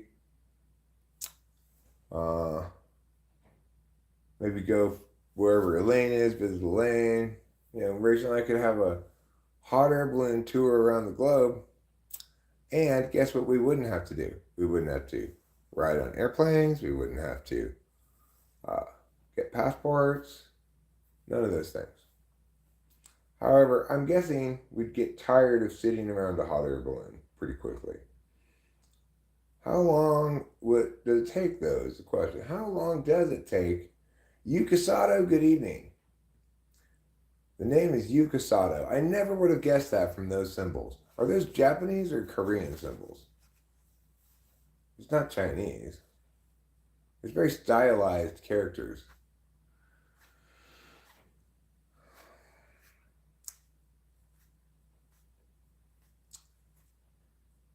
If it takes fewer than 2 days to get to Europe on a hot air balloon, then I think overall it's worth it. Because even though it takes you longer to get there, you don't have to go to the airport, you don't got to meow, you don't got to meow, you don't got to meow. Yukasato, your country is a wonderful place. And it makes wonderful cartoons that I watch all the time. So I just want to say, arigato gozaimasu. I am an otaku, for the record. Please don't call me a weeb. I'm a real otaku, and I want to be respected as such. Got FI'd advice. You got FI'd? Anyway, last night, in fact, I was watching Japanese food in another world because I'm scraping the bottom of the anime barrel, and it inspired me to cook dinner. I cooked fried rice with sausage and onions in it. So I want to thank also the country of Japan for inspiring me to cook dinner last night. Without your efforts, I would have just microwaved something. You know, Japanese people, they're crazy about their food. It has to be just so. It has to be just perfect. They're like Junji Ito. I'm not sure what that is. I've not heard of it or not watched it. One of the two. If it's older cartoons, I consider those the bottom of the barrel generally. But some of them are good. You know, the first cartoon I got into was Naruto. Oh, it's a guy. Junji Ito is a manga artist. I don't look at manga. I only watch anime. I don't know who the artists are.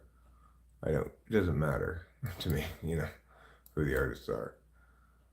But the first cartoon I got into was Naruto Shippuden, really. And then the other one I got into around that time was Hajime no Ippo, which is a boxing cartoon. It's really good. It's an old cartoon that's still really compelling.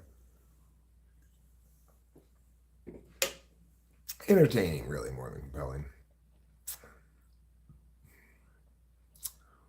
It's an illustrated horror manga. He got his own show on Netflix really recently. He also has 2 animated series.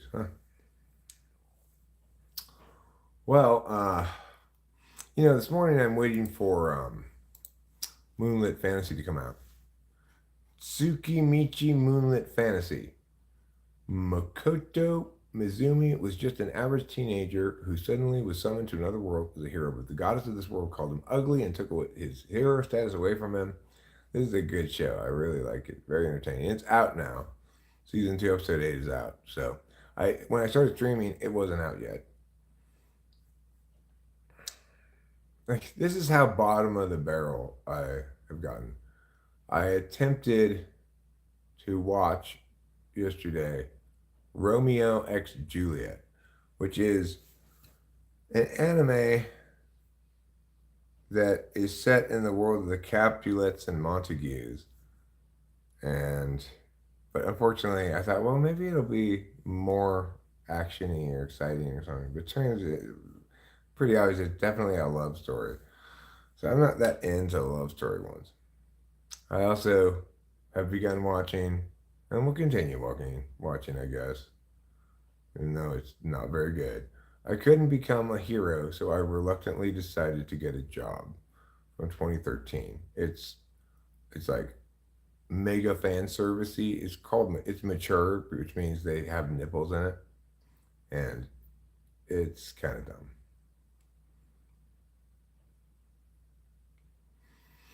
It's kind of dumb, and I still watch it anyway because I cannot tolerate not having anime to watch. My favorite one of the new season is Villainous Level 99 and maybe The Hidden Boss, but I'm not the DM. That one's really good. There's a lot of good stuff coming out right now. Acacia, did you hear Eric say this morning? I missed Junji Ito discussions. I'm a picky watcher. I can't watch things I don't like. Well, I can't either, but I'm looking for things that I like enough to watch sometimes. Things that I don't like, I definitely can't watch. I'm never going to go back to that Romeo and Juliet one because I didn't like it. And I don't believe in the 3-episode rule either. You better do better than that in your first episode if you want to keep me. But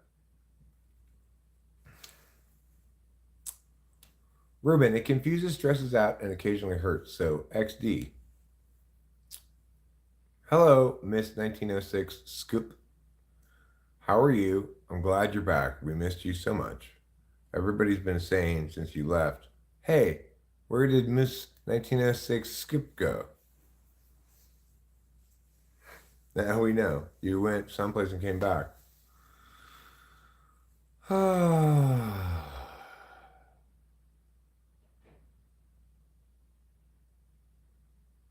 Well, I'm feeling pretty good. Feeling pretty relaxed. It says we're going to get an inch of snow on Saturday.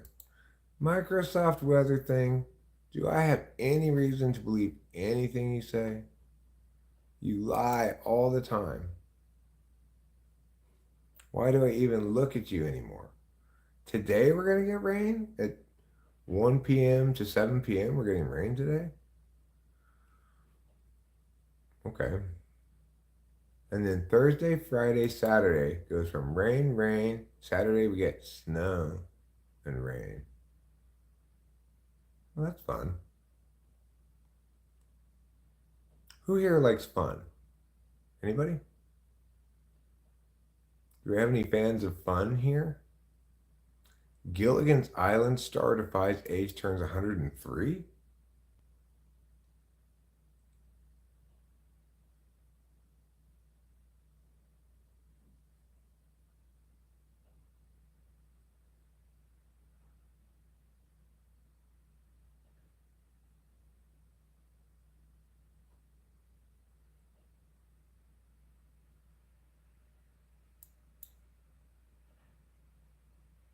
What's going on here?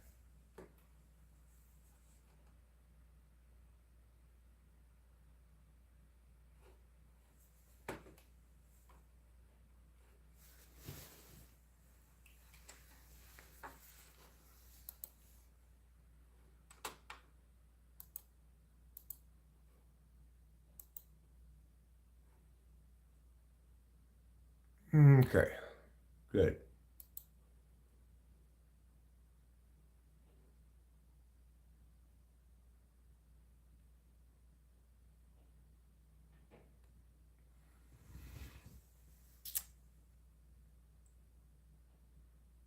You were FI'd, Elaine? Not sure what that means, but you seem distressed and that stinks. What happened?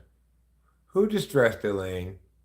I will bust that person's chops. Who distressed Elaine? Somebody in the real world? I will fly my hot air balloon over there and bust their chops. Jason Martin, call you back for. Call you back for? For what? Call me back for what? I was in jail, bro, but now I'm free. Wow, I'm sure you feel better than you did when you were in jail. Saturday snowman time. A bold go-getter who is set on achieving his goals. Cool beans. I hate fun. Boba Fett says. I countervalue fun, says Ruben R. You just countervalue new fun, Ruben R. Old fun is fine for you, like board games. I like Fun the musician. Is there a musician? You mean the band called Fun? Or is there a guy called Fun the musician? I'm sorry, Acacia. What type are you? INFP. Acacia's an INFP. Lou encourages people to like the stream. Thank you, Lou, for your encouraging people to do that. Acacia acknowledges, I have to confess, I'm an INFP. Oh, wait, Elaine, my sorry comment wasn't supposed to have a question mark at the end. Yeah, she's not questionably sorry. She's unquestionably sorry. Acacia's magic type is dragon. Is Fyodor Dostoevsky the most INFP person ever? I don't know. Not read a lot of Dostoevsky. You probably did mean the band, yeah. The one that says, do they do the song, We Are Young?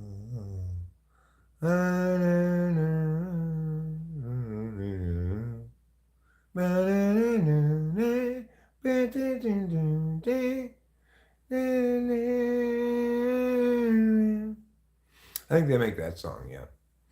I leave the chat for 10 minutes and get FI'd into space. But I'm not FI hater, just to be clear. Who FI'd you and how did they FI you? Did they say like, This is really important to me, Elaine. I need you to do this. Like that? Is that how they FI'd you? Or do they FI you like this? You make me sad.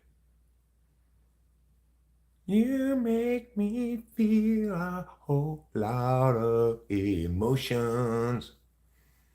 You did. You pulled out a Ouija board with Ruben last time, channeled to Carl Jung, huh? Carl was the spirit who was there. That's surprising. He's a busy spirit. He gets a lot of calls from a lot of people. You guys got lucky. Normally he's too busy.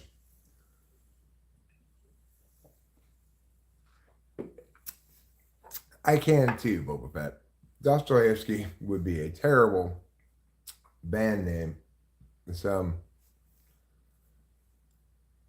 hipsters lacking hypnus awareness might name their band.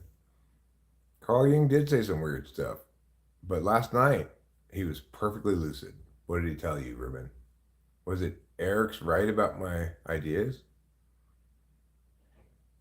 If I were to have a Ouija board and Carl would show up, I'm sure he would say, "Thank you, Eric, for figuring out my ideas."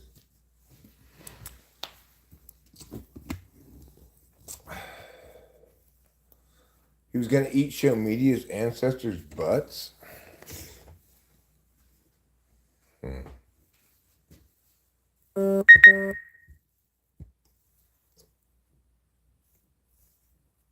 Maybe he just misspelled bratwurst.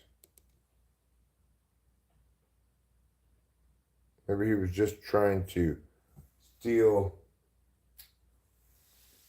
the other spirit's bratwursts. It's possible.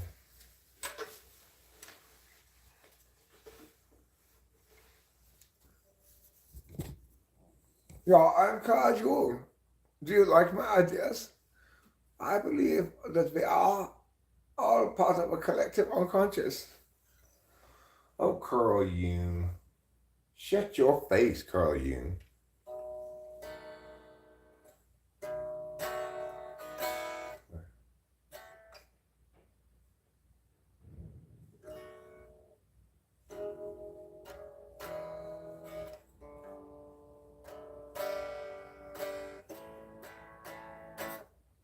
If we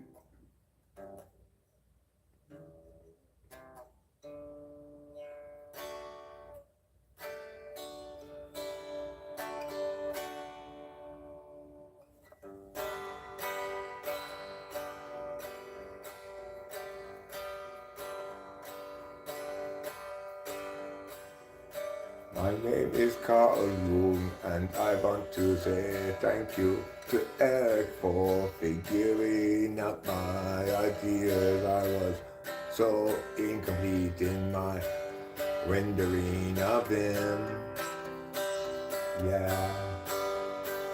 Thank you, host Eric, for figuring out typology. What would I do without you when it was just you only? Yeah, I didn't get it then, but soon I will, cause I am Carl Jung. That's the song Carl Jung sang to me one night. He said, "Yeah, you deserve this song. You deserve it so much."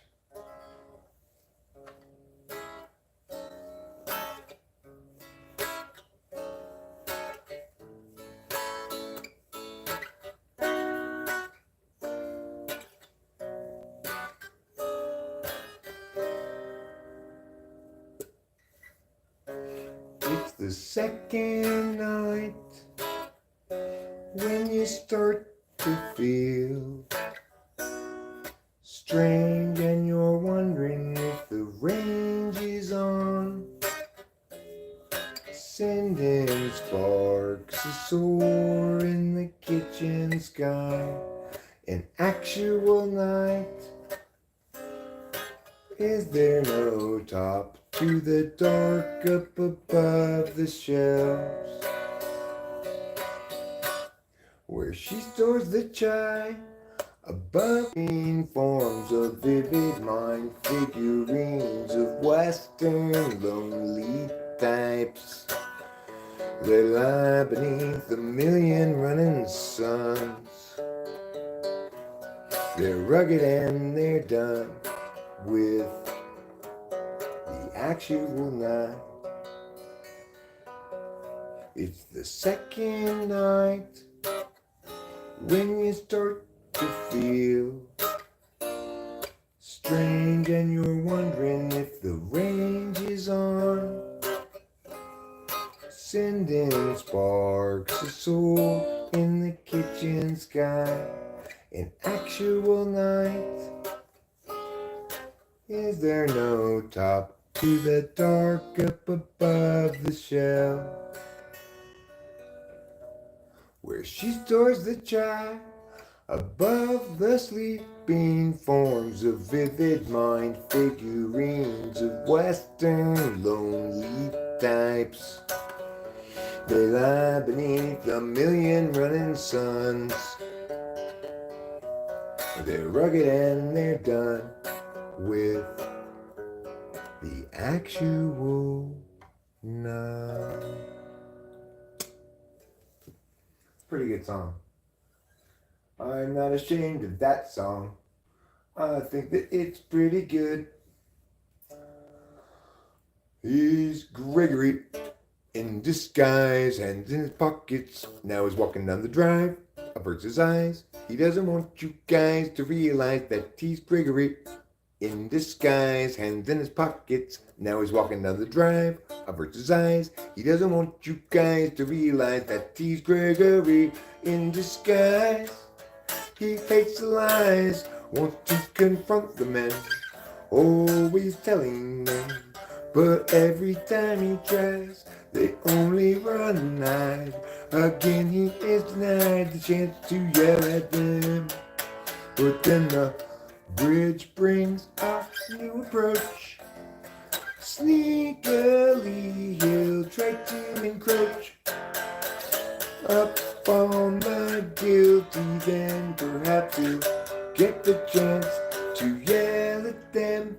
He's Gregory in disguise, hands in his pockets. Now he's walking down the drive, averts his eyes. He doesn't want you guys to realize that he's Gregory in disguise, hands in his pockets. Now he's walking down the drive, averts his eyes. He doesn't want you guys to realize that he's Gregory in disguise. He hates the lies, wants to confront the men, always telling them. But every time he tries, they only run and hide. Again he is denied the chance to yell at them. Oh, now he's Gregory in disguise.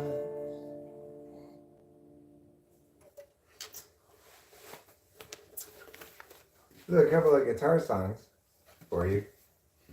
Unsolicited, but provided nevertheless. I hope you enjoyed them. Show Media says this one gets in my head often. A lot of people told me Gregory in disguise gets stuck in their head, which makes me feel really, really good. I love to hear that stuff that I play gets stuck in someone's head. That's what I want. That's what every artist really wants, musical artist, if they know what they're doing, is to make something catchy that gets stuck in people's heads. If they don't know what they're doing, like Dave Matthews, then they want to make horrible, horrible, horrible garbage. When I heard the other night the lyrics to Crash from Rachel, when she told me what they were, I still shudder at the... It's like, could they be any worse?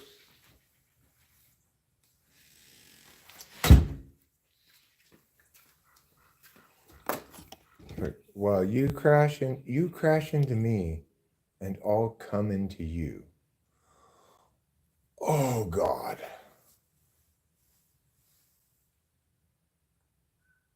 Oh God. What is he thinking? What is that horrible, horrible man thinking? I was saying to Rachel in the car yesterday, like, can you imagine? Just imagine, like, Dave Matthews seducing a woman. Doesn't it just make you want to vomit? You just know he's like he thinks that's like sensual or something, and he's probably he probably to seduce this woman. He plays one of his horrible songs to her. It's like, and your body's like a temple of my heart, or some horrible garbage, right? And you crash into me, and I'll come into you. Oh God! Oh, Dave Matthews! Oh, you suck so bad. You're so horrible. Why are you so horrible? Have you no shame at long last, sir? Have you no shame? No, he doesn't, because it's the ultimate Dunning example of Dunning-Kruger rewarded instead of punished by reality. The reality is they have no intuitive resonance as a band whatsoever. They're doing an objectively terrible job of making music. They're making terrible music, you know? But aesthetics is the one area where, like, Dunning-Kruger doesn't really matter. So you can measure somebody's, like, quality of skill on an instrument, and that can be determined. You can say, well, this guy plays his instrument well. In other words, he can do a lot of different things on it or whatever. But you can't measure whether they have good art instincts, because people disagree about what's good, right? I mean, I can determine it, but people might disagree with me and they think they're just as right as I am. Whereas with like Dunning-Kruger um, and say like a calculus class, people get, if they're actually in that class and they're trying to learn it, they get a rude awakening right away. They think, oh, I'm sure I already understand this, even though I don't understand it at all. There's some check from reality. If you've got Dunning-Kruger about surfing, or like when I went out in the big waves of Santa Cruz on the longboard and was absolutely not qualified to be out there, you get punished by being smashed by a wave and breaking your board. If you get Dunning-Kruger about um, like medicine, and you think, oh, I'm sure I can perform a surgery, no problem, even though I don't know anything about medicine or surgery, well, you're going to kill somebody, right? If you Dunning-Kruger about a foreign language and you're like, oh, I'm sure I can speak Spanish fine. You know, oh, I can speak Japanese. Wakata, wakarimashita. Well, if you go to Japan and try to understand them without subtitles, you have a rude awakening, right? Very rude awakening as you realize you can't understand anything. But other kinds of Dunning-Kruger are less natively punishing than some, you know. So Dunning-Kruger in typology is the norm. There is being most every single conversation about typology is done by people who don't know what they're talking about, and the conversation doesn't accomplish anything as far as intellectual work goes that anybody can do anything with. That's the standard for typology now.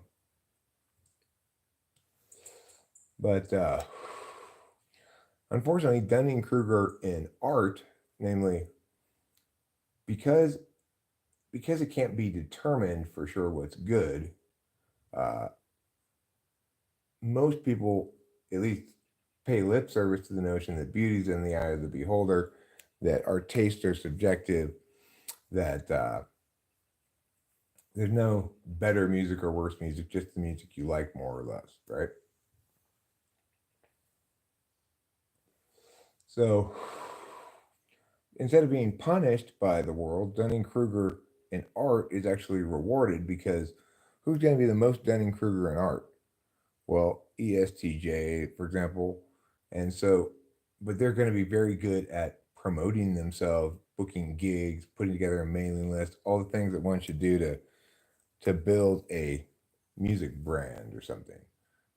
Meanwhile, people like me who are terrible at TE actually spend their time getting better at making art.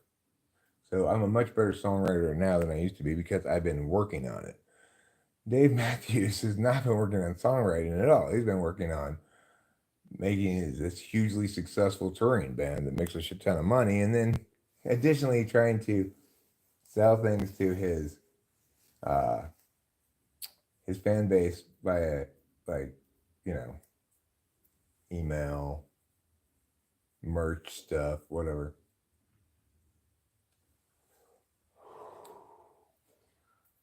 You know, you get good at what you actually work at getting good at. Dave Matthews never worked at getting good at songwriting. He instead worked at playing his bad songs in a live context in a way that is pleasing to his fan base, providing a good concert experience or whatever. And then he's worked on making his band successful. So in this regard,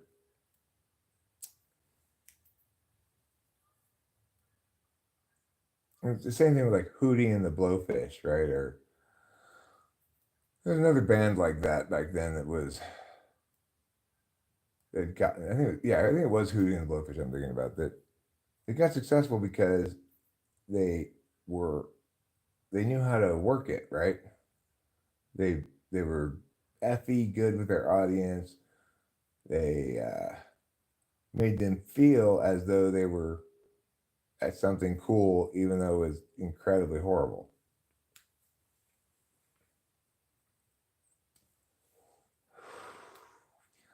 Meanwhile, I'm so countervaluing of TE that even the songs I made that I'm happy with and think are worth putting out, I still haven't actually formally published any of them. I just put them up on YouTube. Whereas if I did formally publish them, then I'd have all that stuff at the bottom when I put up, when my song is used in something, if it's one of my own videos or something else, it would put up all that stuff at the bottom, like Mia by Mia, released on Mia, etc.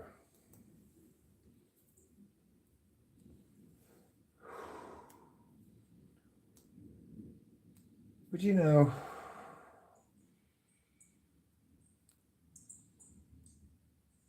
like, that could be something that I could actually outsource, delegate. So, like, one of the reasons why I don't do that is before I'm going to publish something, I want to make sure it's mastered as well as it can be mastered, and that I'm not going to make another version of it that turns out better or something. Well, the second question, for most songs, that's not really an open question. For a couple, it is, but there are some things that are definitely done as they're going to be, and accordingly, just need to be mastered properly and then published. I could probably delegate that task to somebody who's good at audio mastering.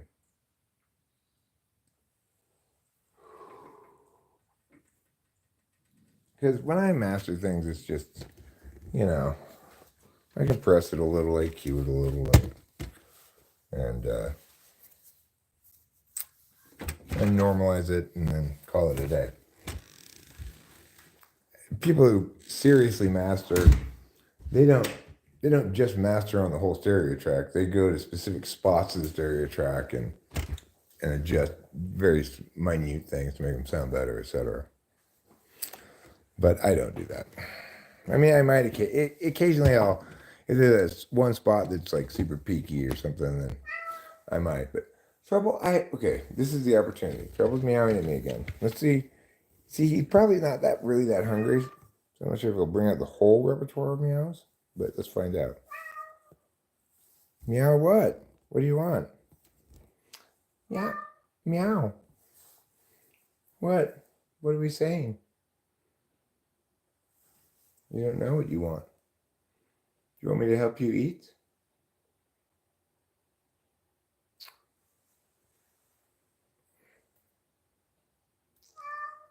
Oh, meow. Mixing happens before mastering. Mixing is done on a stereo wave. Mastering is done on a stereo wave track, and mixing is done in the multi-track. So you mix, but you still have everything isolated in its own tracks. And you mix by adjusting levels and by doing a little bit of EQing sometimes. And you might call this part of editing or part of mixing. I think it's part of mixing. You go through the different stretches of say either a sample or a track. Like let's say the vocals. There's one section that's too quiet. You individually raise the levels on that section. Do all that stuff, make everything all as evenly mixed as possible. Then you mix it down to a stereo wave track. Then you master it.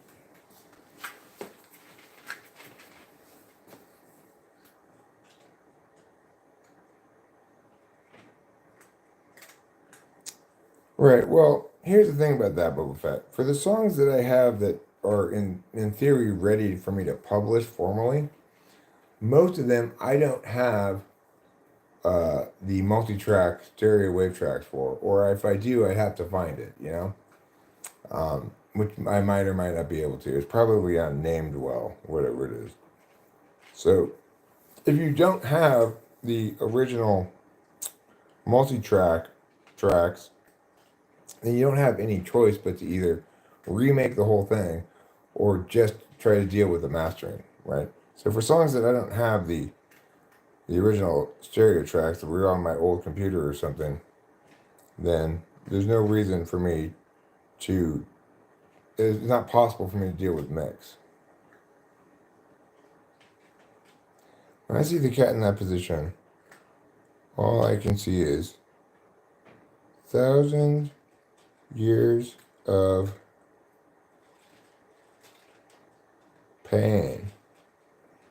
When you see the cat in this position, you think it's 1,000 years of pain? Well, I have now probably spent close to 1,000 years watching him eat, and it has been very painful. If you add up all the time I've watched you eat Trouble, it equals 1,000 years. I spent a millennium watching you eat. Do you feel even a little bit guilty about that? No, you don't even care. As far as you're concerned, this is my job. I've got other jobs to do, several important jobs. Okay? I can't just spend all my time watching you eat.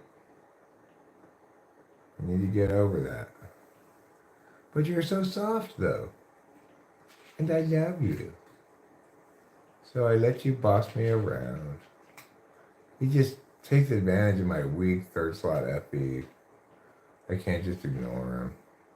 I mean, I guess it just takes advantage of my FE for good slot. Rachel can't ignore him very well either. Occasionally I'll get mad at him. Like, throw a lighter at him or something. Make him go away for a little while. That's the only kind of boundaries I seem to be able to establish with him is he has to make me mad before I can tell him no. Sometimes in bed, like if he's just interfering with my sleep too much, I just put my feet under him and start like moving him back and forth to make him leave the bed.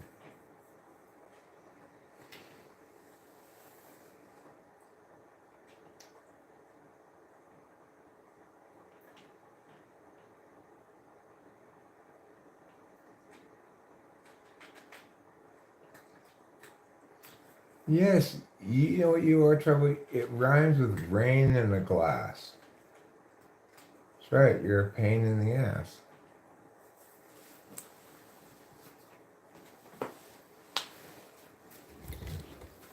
He's a pain in the ass, not a rain in the glass. I need to eat something. He's gonna have it on. These are convenient, but you have to let it melt a little bit. Otherwise, it's like biting into a bit of a rock, you know.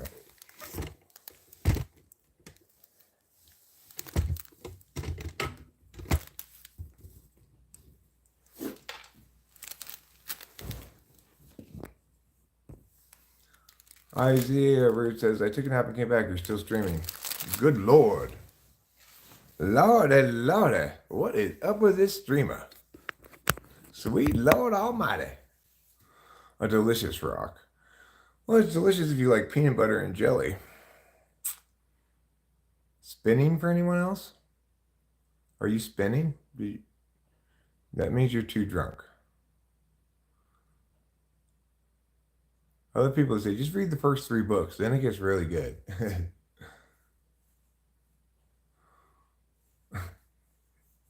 Lordy.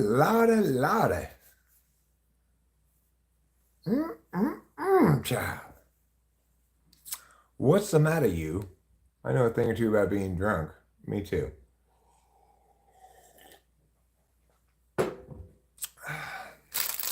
you want to guarantee you get the spends, which I'm sure nobody does, but if you were to want that, what you gotta do is get solidly drunk and then smoke some pot. It'll work pretty much every time. What's the matter, you? I think maybe it was Winston's mom who linked that song the other day. It's been stuck in my head. Such a silly song. But kind of appealing anyway, in some way. Hari Krishna, how are you doing? You got a flower for me. How are you doing? I remember when I was a kid, there used to be Hare Krishnas at the airport and they give you a flower. Shut up your face. Anything by Pete Best, tops Harrison, or the Beatles, sleazy Juan. That is a sleazy thing to say. Beating George Harrison in terms of quality is not very hard. But beating the Beatles in terms of quality is very hard. What's a gob? A gob it's like a cross between a glob and a dollop. Halfway between a glob and a dollop. Yeah. It's more than a dab, for sure. Glob is inadequately size specific. So, gob is a small glob. It's less than a dollop. When you are leaving a bog, you look in the rearview mirror and you'll see a gob, a glollop.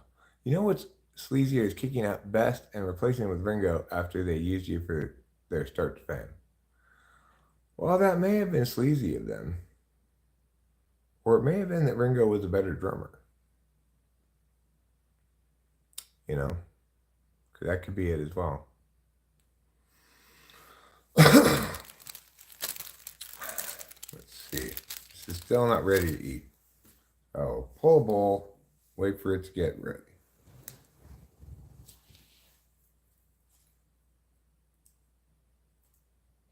Why do you think they kicked out Pete Best? Do you think it was because they didn't like him personally? Do you think it was because they thought he wasn't a good drummer or what? Regardless of who's better, why do you think the Beatles decided to kick out Pete Best and replace him with Ringo? Why do you think John, Paul, and George decided to do that? You gotta sit on it, Eric? You gotta sit on what, my butt? I am. Well, I usually do sit on it.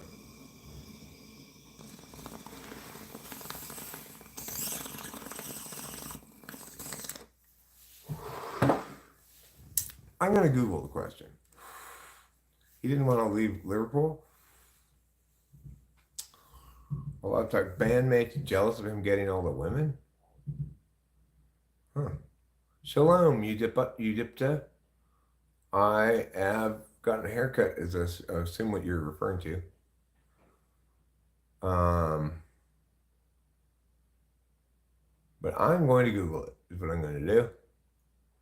I'm going to Google to find out why did the Beatleys replace Pete Best with Ringo? After the Beatles signed a contract, EMI producer Ron Richards said Pete Best wasn't very good. It was me who said to producer George Martin, he's useless. We've got to change this drummer. Martin said Best couldn't play drums very well. I mean, he couldn't keep time too well.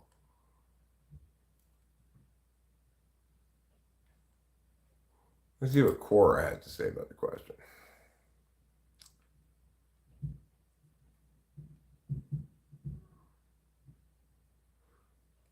Paul explains it as following. One night, our drummer, Pete Best, wasn't available, so Ringo sat in. And I remember the moment. I mean, Pete was great and we had a good time with him. But me, John, and George, God bless them, were on the front line singing. And now behind us was this guy we never played with before. And I remember the moment we started playing. I think it was Ray Charles, What Did I Say? And most of the drummers couldn't nail the drum part. It's a little bit, and he sings a bit of it. It was a little difficult to do, but Ringo nailed it. Yeah, he nailed it. And I remember that moment standing there looking at John and looking at George, and then the look on our faces was like, fuck you, what is this? And that was the moment. And that was really the beginning of the Beatles. Yeah, I mean, that makes perfect sense. Drummers matter so much, whether you have a good drummer or not. You know, you can get away with having, you know, say a guitarist that doesn't have perfect time on the guitar, as long as the rhythm section is locked in rock solid. You need a bassist and a drummer who work together perfectly, right? Who understand each other perfectly. And if you don't have an excellent drummer, it doesn't matter what else goes on in the band, it's gonna suck. So that makes perfect sense, that story there. I totally get that, you know.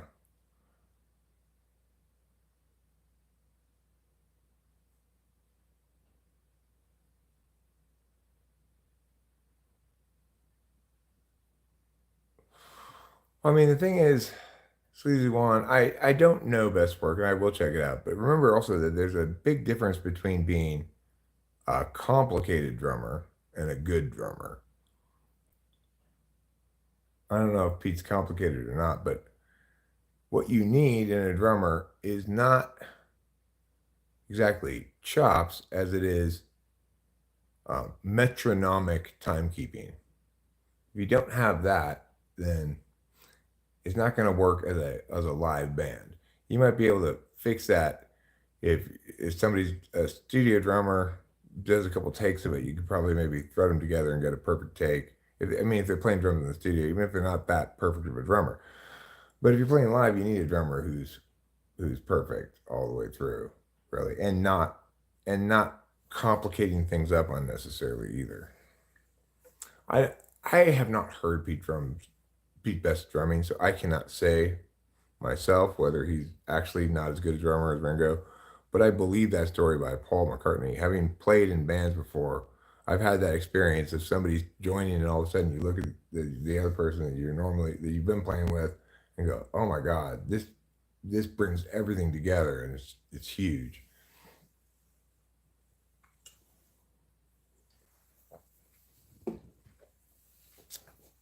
Well, what I mean by metronomic is that they're rock solid in the keeping time. Whether or not they're complicated or simple, no good drummer can sacrifice timekeeping in pursuit of complication.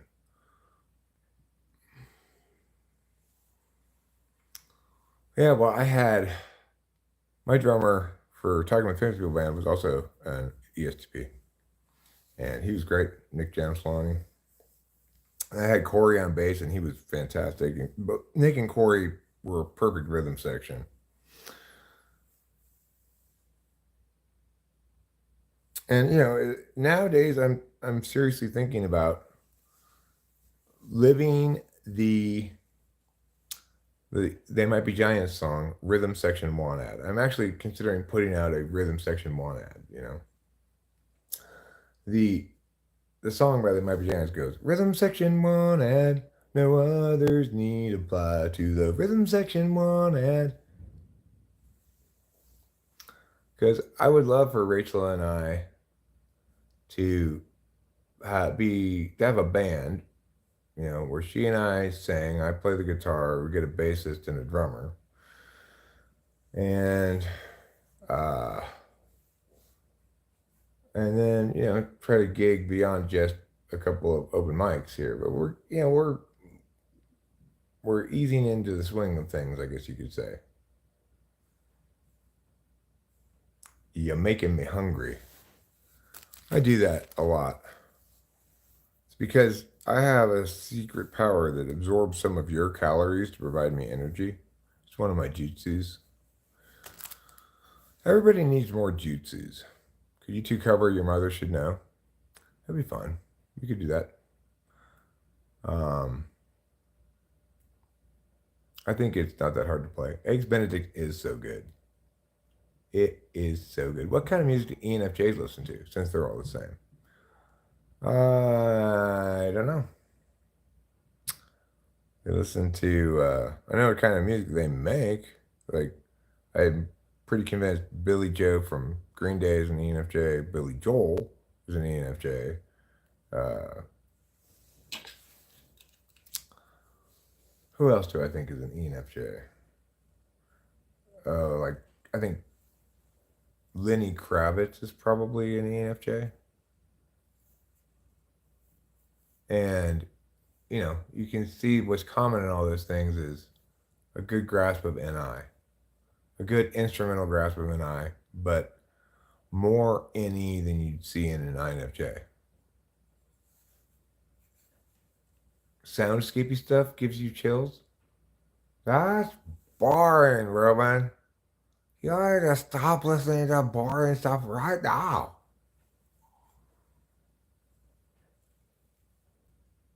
Jardians. It's the Jardians band. ENFJs love the Jardians commercial.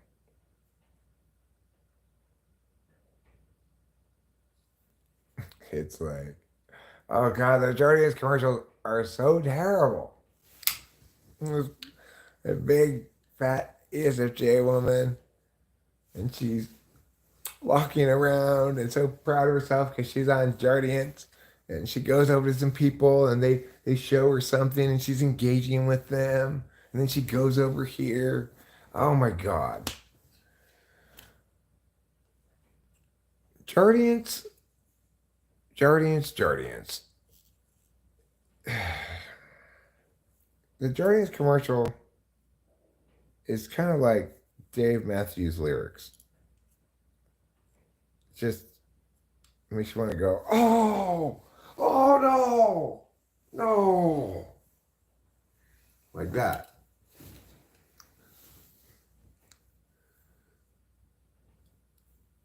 Yeah, I think he is. I mean, I don't know for sure. Obviously, I've never typed him, but he seems like one to me. And I'm sure I could think of some other ones if I thought a lot. Oh, well, he's not really a musician, but I think that the guy who's responsible for Family Guy, I think he's an ENFJ. But it has a big story to tell. You missed the big story? What has a big story to tell? Jardians? Did I miss the big story? All right, I'll watch the Jardians commercial. I'm gonna watch it. Let's go ahead and watch it. It's horrible. It's a minute of misery, but I will watch it. Let's watch it together. You have to watch it too. We don't have to listen to it, but we have to watch it together. She's dancing. Woo! Yeah, she's smiling. She's getting mail from people. She's got construction worker dancing behind her. The mailman's dancing. Everyone's dancing. Why? Because they're taking Jardians.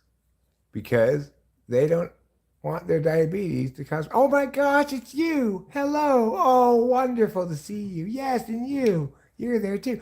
What about this dress? I like that dress. Oh, look at me. I'm wearing it now.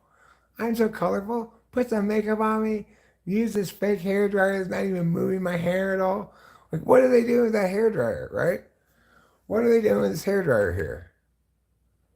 That's not even moving her hair at all. That's a fake hair dry.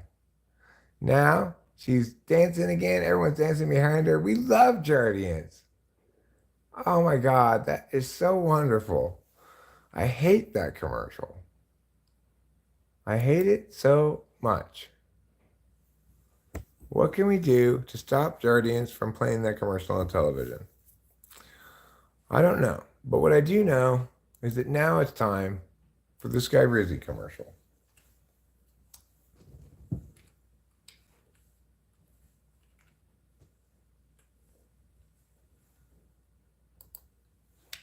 Let's watch the Sky Rizzy commercial because these people are having fun too, you know. They may have active psoriatic arthritis, but that doesn't slow them down, okay? They don't let that slow them down. That's what these commercials always tell you. Don't let your meow slow you down. Get back to the beginning, Sky Rizzy commercial. Okay, this lady, she's gonna go rollerblading. She's getting in the groove. She uses Sky Rizzy. Oh my God, I use Sky Rizzy and I'm playing patty cake. And I have Sky Rizzy. I play the ukulele. I mow the lawn on Sky Rizzy. I play basketball on Sky Rizzy. And we jump into a pool on Sky Rizzy because we have reduced inflammation in our joint and less of that red stuff on our arm. And we're so happy about it. Look, I'm here. I'm with presumably my daughter or maybe just a friend. And we're dancing and we're rollerblading and playing the ukulele. Thanks, Sky Rizzy. Thanks to Sky Rizzy, there's nothing like clearer skin and better movement. And that means everything because nothing is everything.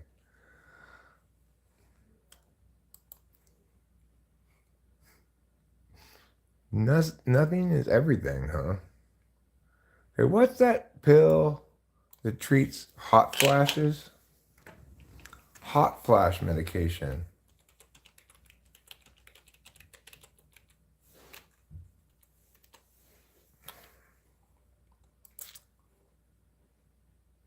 Wait, no, that's not it.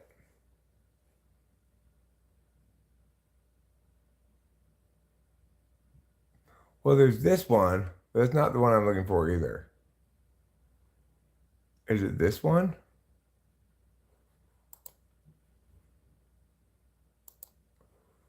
Because sometimes I get a good feeling.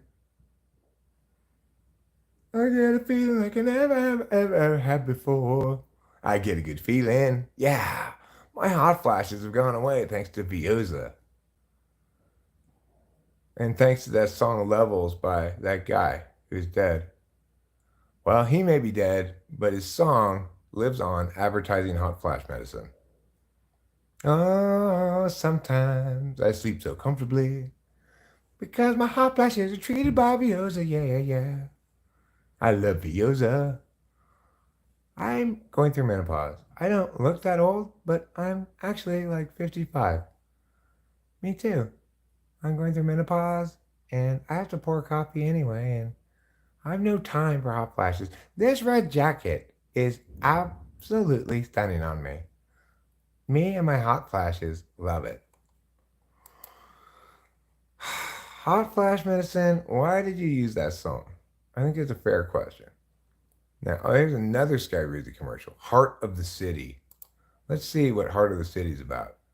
This woman, she is loving her Sky Rizzy, as are all people on Sky Rizzy. Hey, oh my God, it's you. I can't believe you touched my shoulder. What do you think of these dresses? Oh, sunglasses. There's a guy with a trumpet. This is such a wonderful girl's day out. Look at me, I'm jumping. Why? Sky Rizzy? Medicine commercials are horrible. They're so terrible.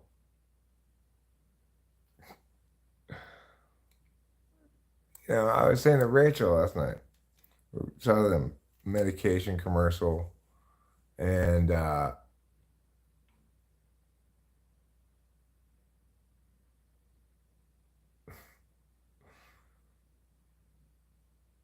Jardians, Audrey is nowhere near it. All right, here we go. And another Jardians commercial. This is the one that Ruben likes best. She's leading the band and they're marching. Cha, cha, cha, cha, cha, cha, cha, cha. Everybody march with my... Oh, there's football players back there. Oh my gosh. That is hilarious. How fun. She's on Jardians. She's got diabetes, but she still knows how to conduct the trumpet guy. She's got some salad because she eats sensibly. Here we go. Let's go and march. March and march and march and march. Hit those drums and march and march. I am leading you with Jardians. The perineum is the area between the anus and genitals. That you may have grundle problems if you take this medication. Just be aware of that. It does link to some grundle problems. And I am, here we go. Yes, yes. This time no football players because it's time. Oh, there more football. Oh, this time I got it. Oh, Guardians. You're fun. You are so fun. I love Jardians. What is that blotchy stuff? Blotchy skin medication.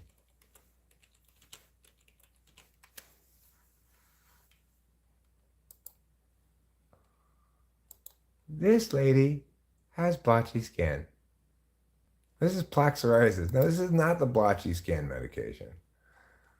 You're lying. That's not a blotchy skin medication. What's that blotchy skin called? Where the lady has blotchy skin, blotchy face syndrome, repigmentation. Is it this one? I think it is.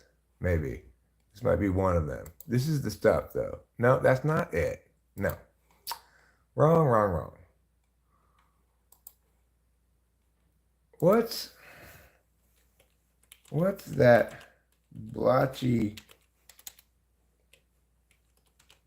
face thing that black people get?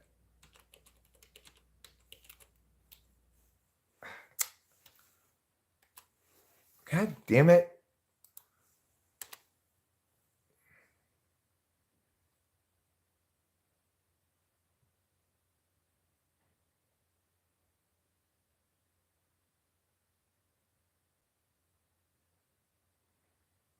Dark patches. Melasma. Okay. Melasma.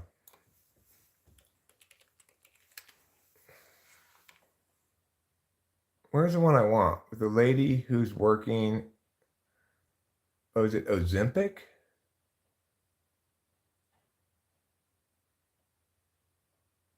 No, it's a cream that you rub on your face. What is it called?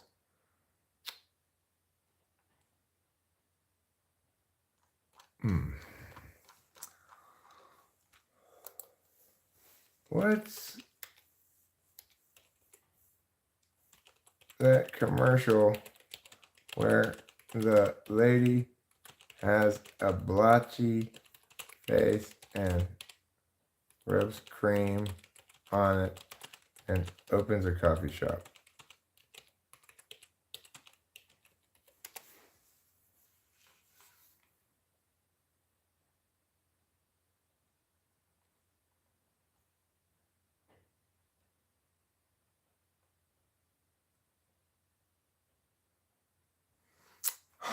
I don't know. I can't find it.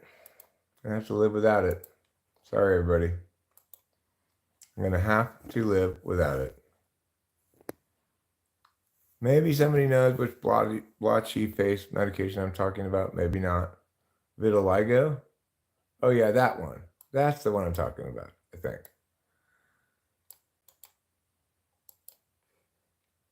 Yeah. Vitiligo medication commercial.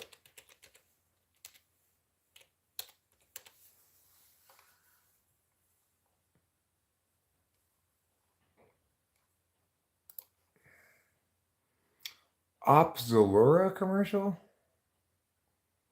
Oh, it's this one. Here it is. I found it, you guys. I found the commercial that I'm looking for. So, you're going to see what I'm talking about now. You're going to love this commercial. It's wonderful. At the beginning, now this commercial really tells the story, okay? At the beginning of this commercial, you'll see this lady's got blotchy skin on her. She's got a blotchy face, blotchy neck. You see it right there. And then what happens? She gets out some of this cream and she rubs it all over her blotchy spots. And gradually, she becomes not blotchy enough, unblotchy enough to open her own coffee shop. First, she's a do-it-yourselfer. She takes off her jacket. She's got her blotch-free, increasingly blotch-free face. Not a coffee shop, it's a juice shop. She's got her cream. She rubs it on her blotches. She gets out some blenders. She puts up a chalkboard, pulls off those papers off those thing, and bam! Now she's not blotchy and she's serving juice. Look at that. Look how happy the people are. I'm so glad to get juice from a non-blotchy person. That's what they're saying. Anyway, I wanted to share that commercial with you because it's one of the many medication commercials that I've just recently seen and thought about, how I don't like medication commercials.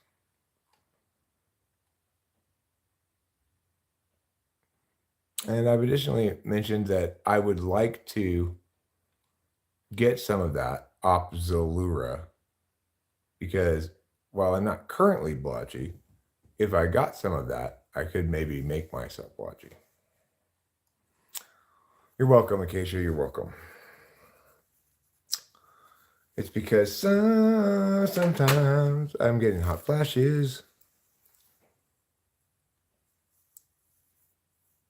You feel that way about Marvel? It's like watching medication commercials. That's pretty bad. All these medications they have among their side effects, suicidal thoughts.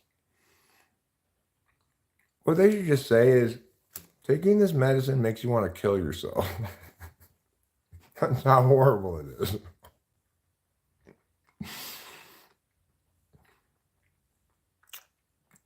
Snort a Skybrizi and boof half a Jardians. And then rub some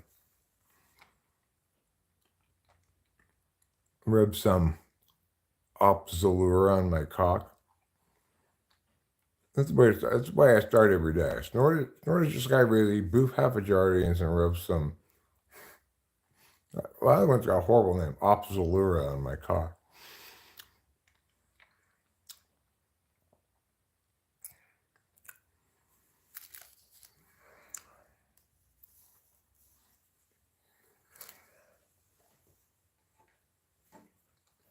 But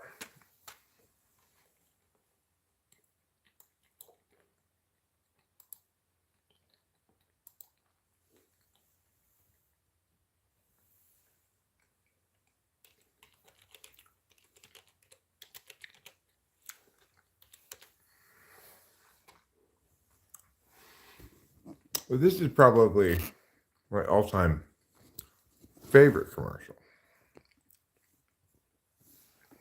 I'll show it to you right now.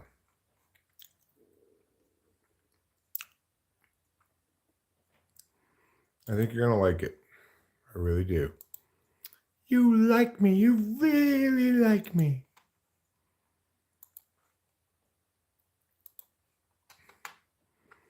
See, Mom, do you ever feel not so fresh?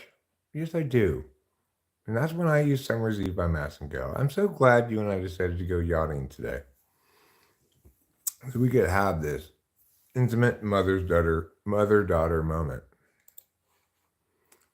Oh, Mom, I love yachting with you. Me too. What's going on? You ever feel not so fresh? Yeah, it's because my vagina's stinky.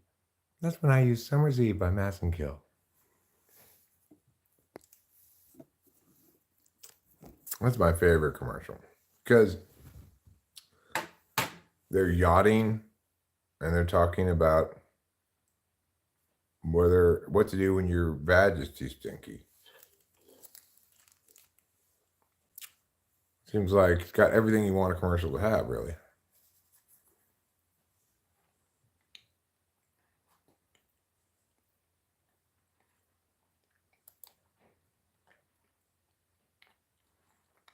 What happened to Haley Mills?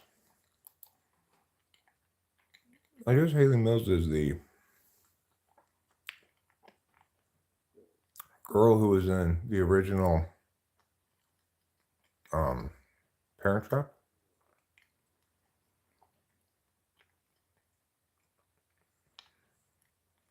Her Oscar was stolen.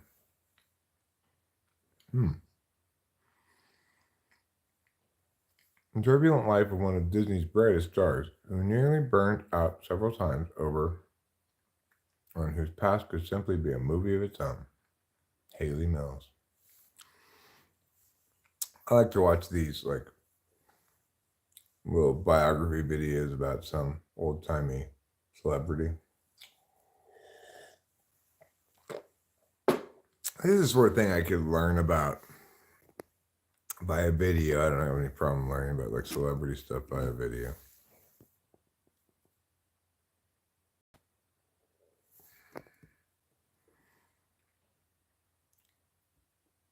So there's not two Haley Millses. She just plays both of them. Lindsay Lohan in the new Parent Trap, but there's these two in the old Parent Trap. And then there's the Olsen twins, but they're actually twins. Unlike Haley Mills, who was a solo baby, I guess, or at least didn't have an identical twin. So, she played a lot of roles as a child, teenager, even worked as an adult, I guess. The very last Academy Juvenile Award ever given. One time, I guess they had an Academy Juvenile Award, the Oscar, a juvenile Oscar. It was for children actors. I think that seems like a nice thing. I wonder why they took that away. Why not let child actors compete against other children only? I wonder why they got rid of that. She had afternoon tea with Walt Disney.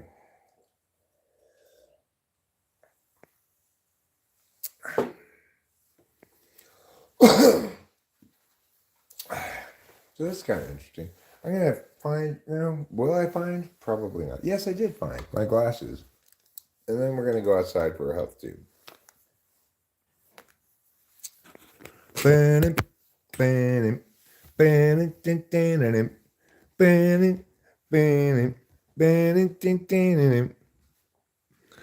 think that's a song to Bewitched. Could be. Yeah, it's Bewitched. I think. It could be Dream of Jeannie, I guess. How about Peanut Butter Solution? Peanut Butter Solution is a good band then.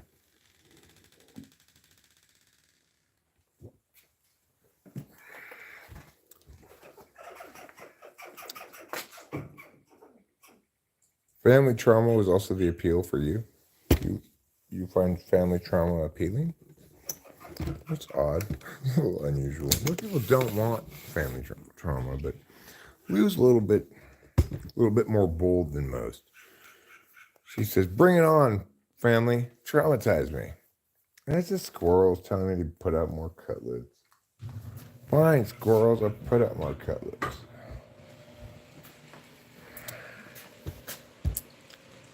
Total Scrotal Implosion is not a terrible band name. It's about equal to Peanut Butter Solution. So let's come up with a variety of 3-word things like that could potentially be band names besides just peanut butter solution and total scrotal implosion. Total scrotal implosion.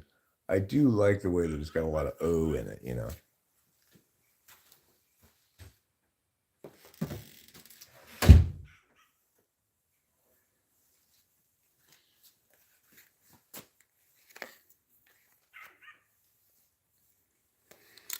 You could say like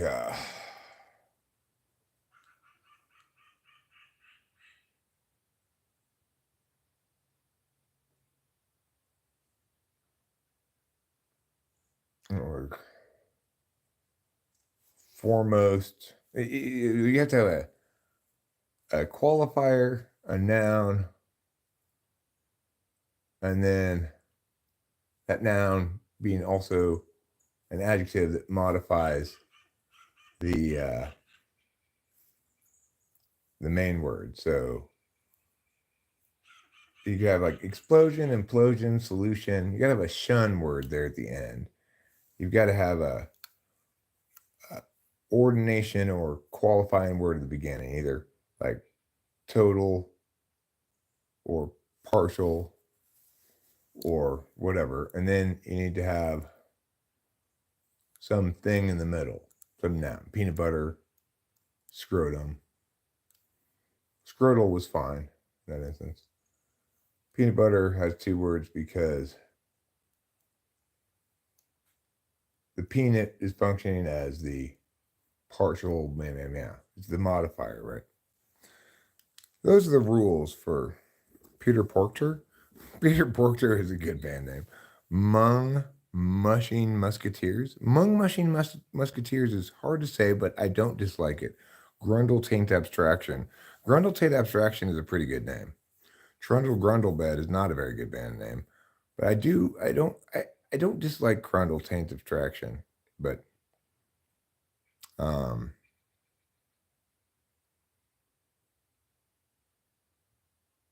seems like it maybe has too many syllables somewhere in there.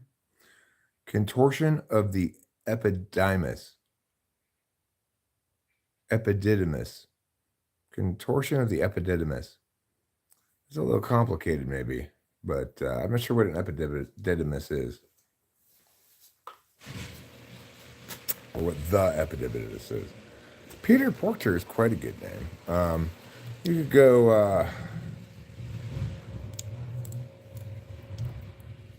I think Call Me Juicy. If for me would be a good band name. For somebody who's actually juicy, I think it's a terrible band name.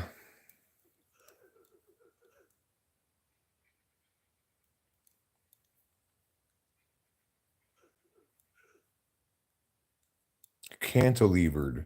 Cantilevered could be the first word.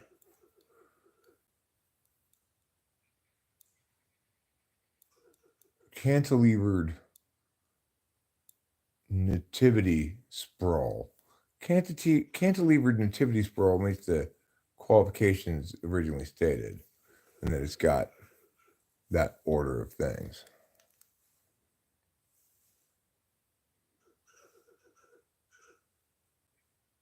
Or like urgent squirrel tornado. I think meets those qualifications.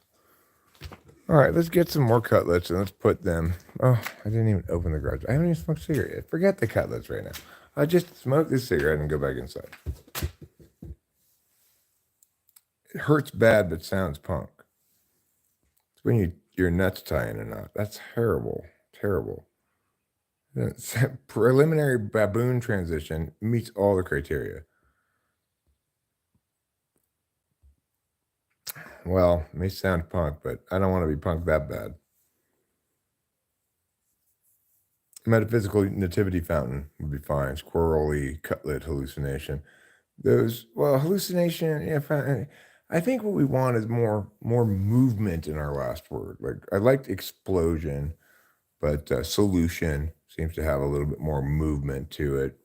Hallucination meets the qualifications by having the shun at the end. But I think we want movement somewhere in the name. such as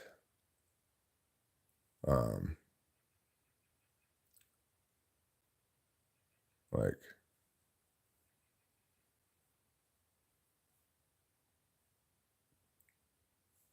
turgid,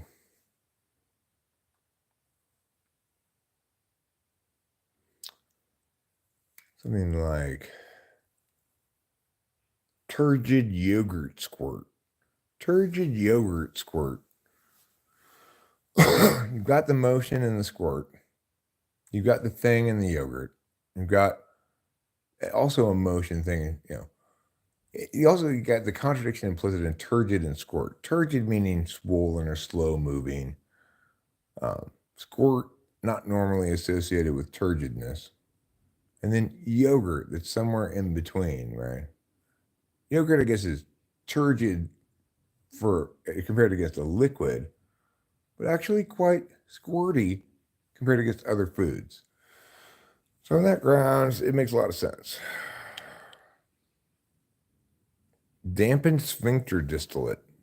Now, you're really making progress here, Born Ladderer. I'm liking that a lot. Dampened sphincter distillate.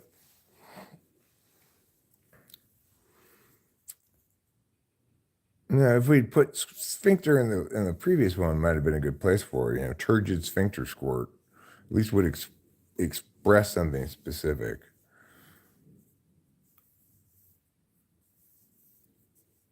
Turgidity is worth paying attention to, or gravid as well. Gravid is another word like turgid that is a good word, but people don't use it very often. Gravid.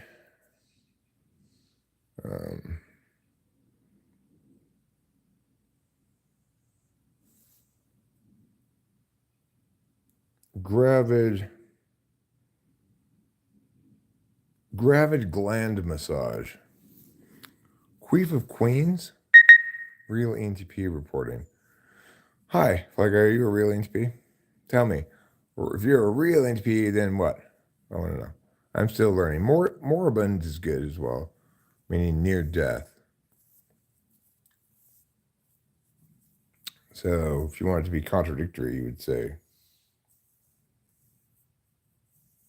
something that has a lot of movement to it to contradict the lack of movement and being approaching death.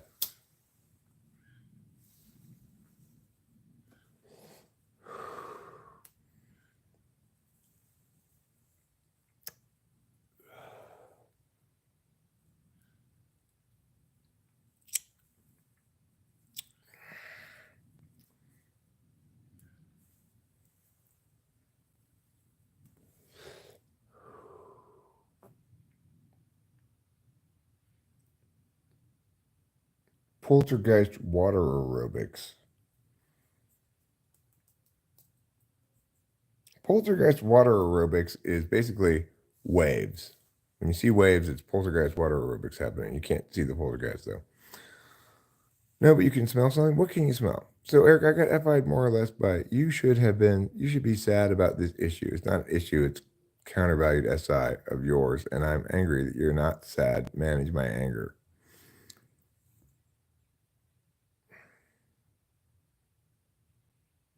Okay, well, the response to that is, how about you don't police my emotions and I won't police yours? George Floyd says, hello, good sir.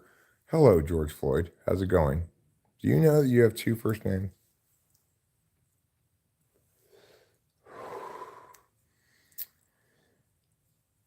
Or unless one of them is your middle name, in which case it's fine. If it's your last name, though, wow. I mean, Floyd is obviously a first name. So you better get down to the name changing office right away. Change it to something last name like Smith or Johnson.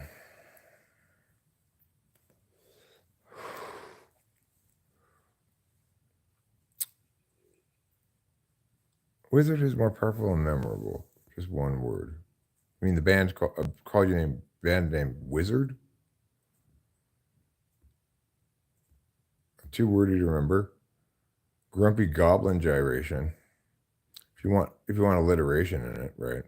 You don't necessarily want that. Cantankerous gobs of grundles. Gobs of grundles is by itself is not good, but it at least it rolls off the tongue. Total scrotal implosion does roll off the tongue. No doubt about that. In the old days, they just forced parents to have twins and make sure they beat enough talent in the industry to make it into Hollywood. I like you, sleazy Juan. Robo Lindsay.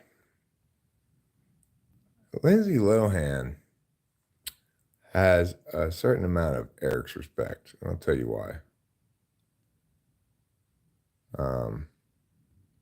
She managed to get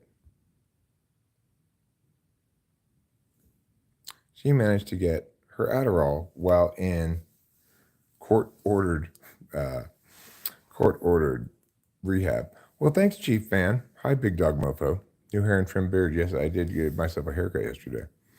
And so she deserves a prize for that, some kind of award.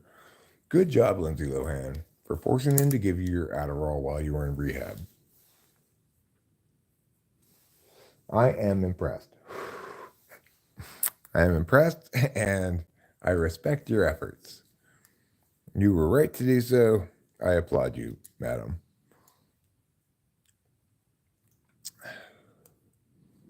I think it was she who played Hermione in that Saturday Night Live skit. It's probably like the sexiest Saturday Night Live skit ever.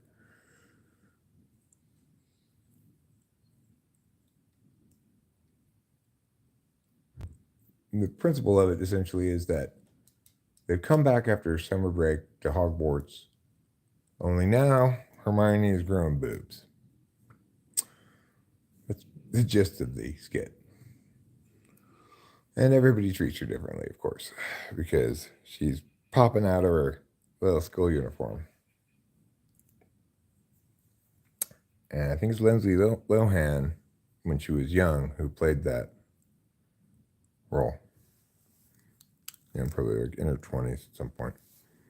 I like them when they let Norm Macdonald run amok. Yeah, I'm not a fan of Saturday Night Live. I don't watch the show or anything, but I do occasionally troll through. People don't use troll like that hardly ever anymore. Like trolling like in a boat for fish. Anyway, I sometimes troll through SNL skits trying to find good ones. I have a playlist called Good SNL Skits. Yeah, that one. Harry Potter Hermione Growth Spurt. Aired 5104. How old was Lindsay Lohan on May 1st of 2004? That is the question. People hardly use the term troll properly at all. Turgid winter harlot. That's a nice one because that one is trochaic. Turgid winter harlot. Each word has the accent on the first syllable. Surely are you have a what? She was born July 2nd, 86. So in 2004, she was, 18? That's pretty young.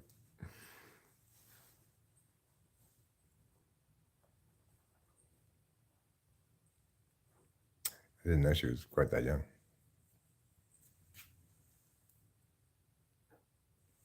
Basically the same age as Rachel.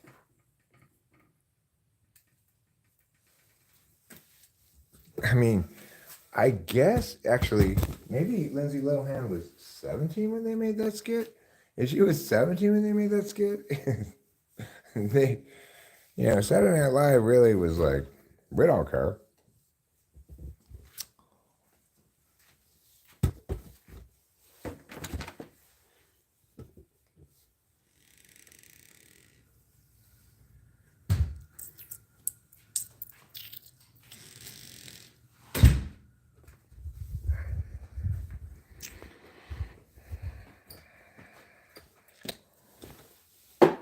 But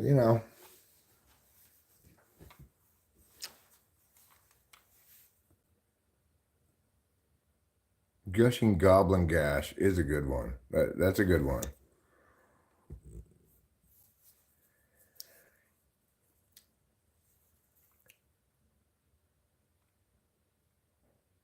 The Gash Hounds of Mesopotamia.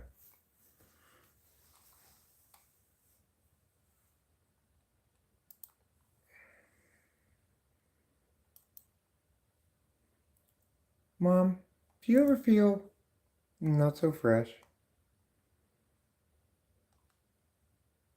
Do you? You know, down there between your legs? This is the one I was talking about, the Harry Potter skit. Got it on the television here. Let's find Hermione somewhere.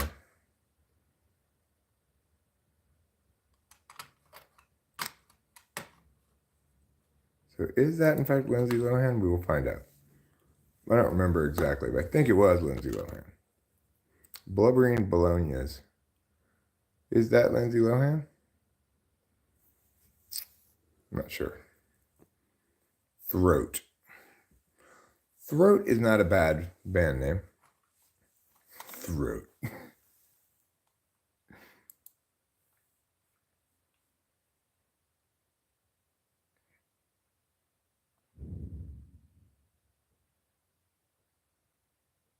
Lindsay Lohan in the Disney World sketch? I'll have to check it out. Let's see. I wonder if I've ever seen it before. Lindsay Lohan Disney World skit.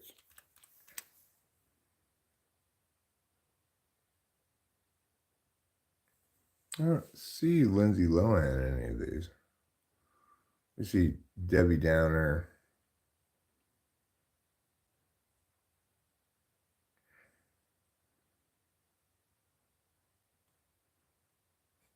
I don't know. Can't find that one.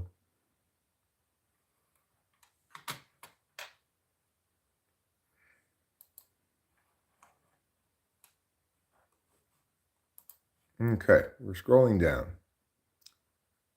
Trying rye and attire. Trying rye and attire. Surely are you have a. You're making a lot of sense. Question wide. The small pants, big hair, makeup, bad makeup goblins. You don't mess with the Lohan. Oh, she was on the Debbie Downer one? Okay, I'll have to look harder. And one of the Debbie Downer ones.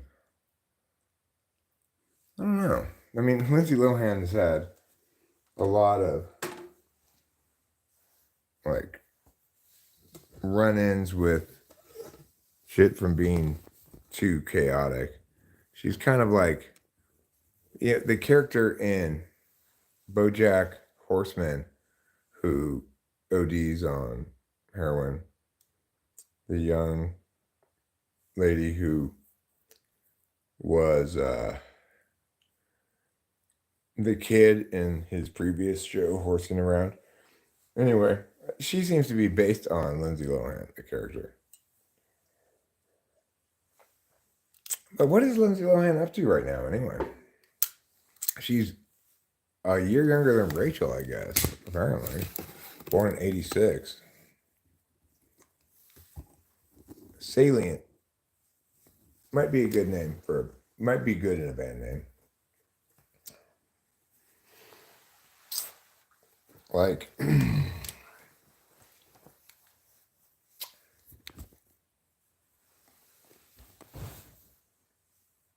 not sure. Throwing it back for rocks, probably. Well, life as a drug addict is chaotic. It can be, for sure. I'm going to Google Lindsay Lohan and find out what she's up to now. Lindsay Lohan. She's only 37 years old. July 2nd, 86. Yes, she was only 17 years old when they put her in that sketch. That's kind of surprising, you know? Like,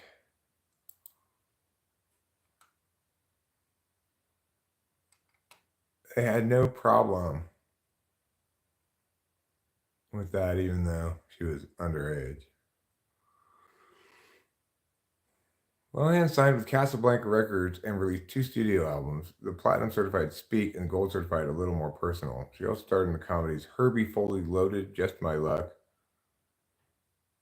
In order to showcase her range, Lohan began choosing roles in independent films such as The Prairie Home Companion and Bobby, both 2006, Chapter 27, 2007. Her reported behavior during the filming of the dramedy Georgia Rule in 2006 marked the start of a series of personal struggles that would plague her life and career for most of the next decade.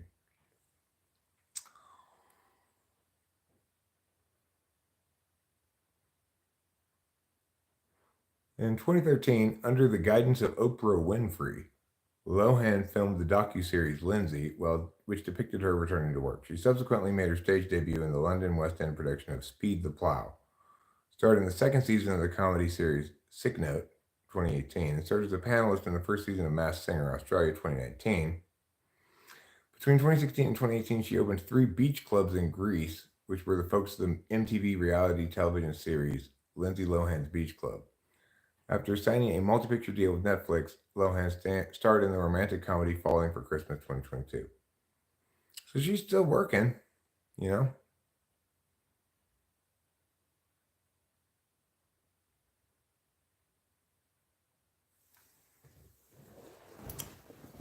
She began modeling at the age of 3. She appeared in over 60 television commercials before she was like 10.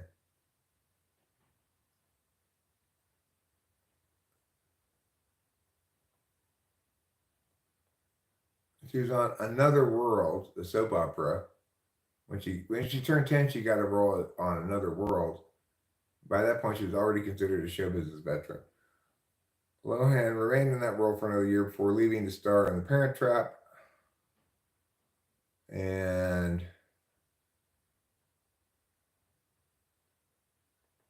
at the age of 14, Lohan played Bette Midler's daughter in the pilot episode of the short-lived series Bet. But she resigned her role when the production moved from New York to Los Angeles.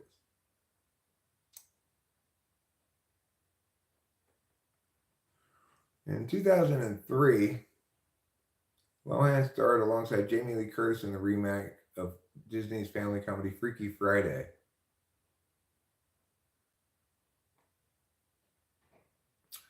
Roger Ebert wrote regarding her role there that Lohan has that Jodie Foster sort of seriousness and intent focus beneath her teenage persona.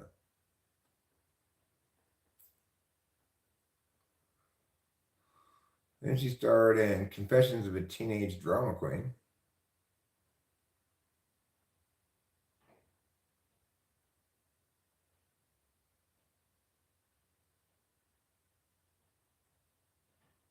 Then she was in Mean Girls, and that was very successful.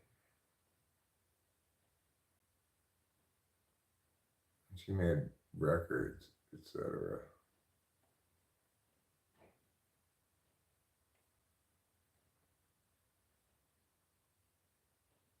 Well, I wonder if she like is sober now, or if she just has gotten her found sustainability in her drug habits. Personal life.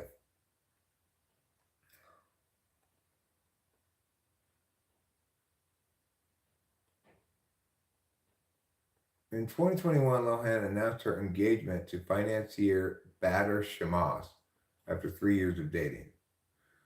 And on July 22nd, 2022, representative confirmed they were married, and she called him her husband on her Instagram after she called him her husband on her Instagram birthday post. And in 2023, she gave birth to their son in Dubai, where she's resided since 2014. Well, she's not going to get any good drugs in Dubai.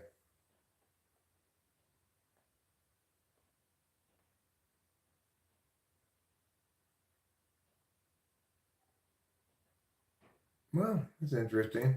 Seems like she's settled down.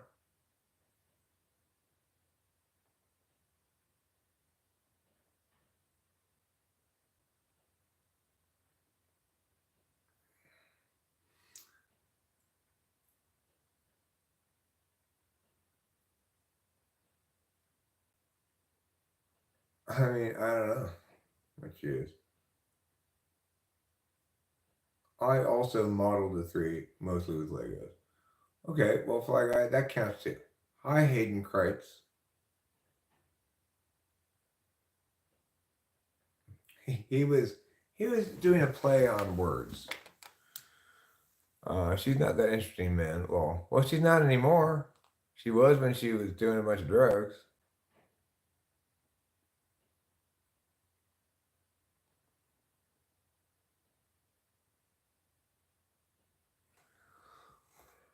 Well, I mean, she just came up here, Lamb. I was just curious, so I Googled to see if she's still doing crazy shit. She's not. Okay, so then she's boring. Sure. Now I don't want to party with her anymore.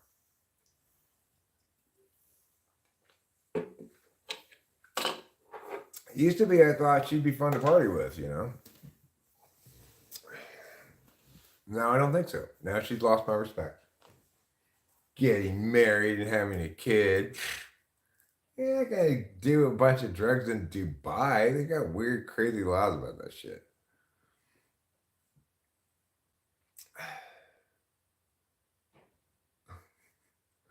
I mean, the thing that makes her really stand out to me is the thing I said earlier, which is she accomplished something that she deserves to be very proud of.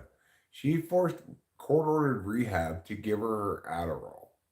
Good for her. So you did a lot of coke with Lindsay.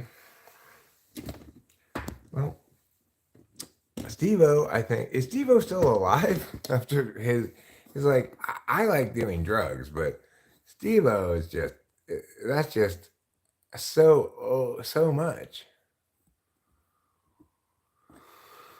If you have money, you can do whatever. Well, I mean, I wouldn't try it in Singapore, no matter how much money you got, right? They got the death penalty for that shit. I don't know if Dubai is that hardcore, but they're of the same mindset.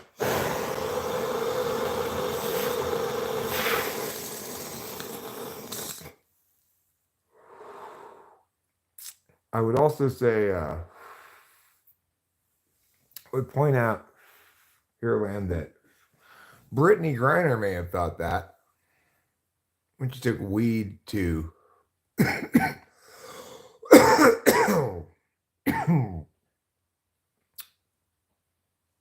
know, she took weed to Russia, got arrested, spent months in a Russian jail. Then her celebrity or money didn't matter at all. She fucked up. She broke the laws of that country and they enforced them.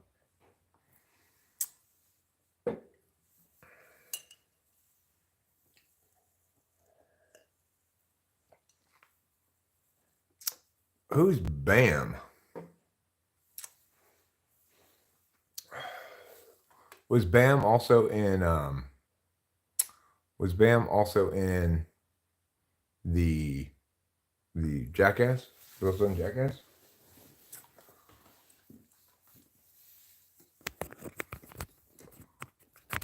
I wonder what Steve-O's up to now. Should we Google him as well? He was in Jackass too, Bam. I never liked it, never watched it. I never liked SE shit like that, where people get punched in the whatever, kicked in the whatever, hurt themselves. I hate that. Steve-O. Let's see what Steve-O's up to. Wikipedia. He's 49. He's a little bit younger than me, but approximately the same age.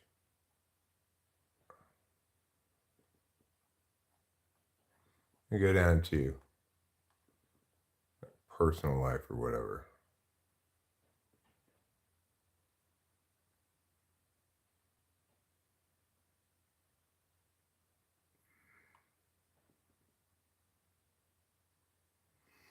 In 2006, he went on a drug binge after being misdiagnosed with cardiomyopathy, a serious heart condition. He was later examined by heart specialists who concluded he was in good health.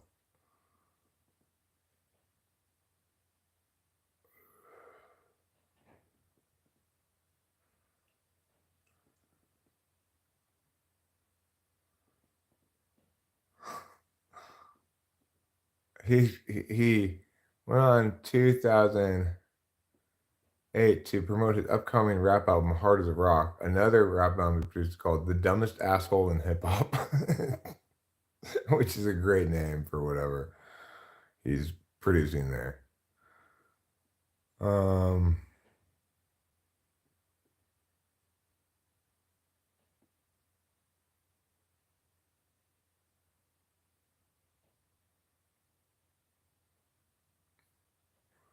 He pled guilty to felony possession of cocaine.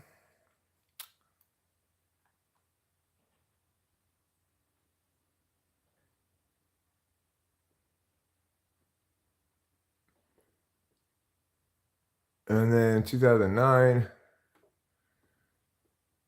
he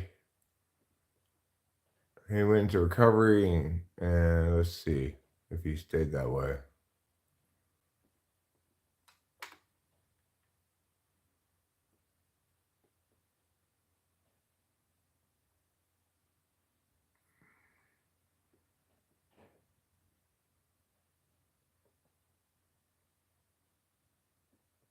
In late 2010, Knoxville stated that Steve-O's sobriety is at its best, and there is no beer on set the time around, even if some of us wish there was.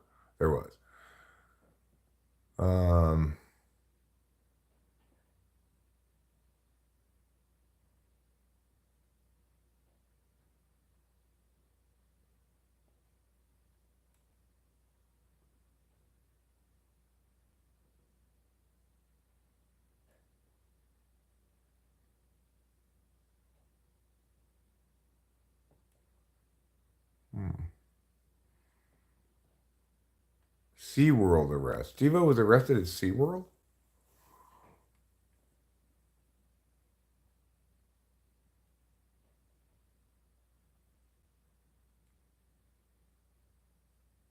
Well, in 2018, Steve-O marked 10 years of sobriety.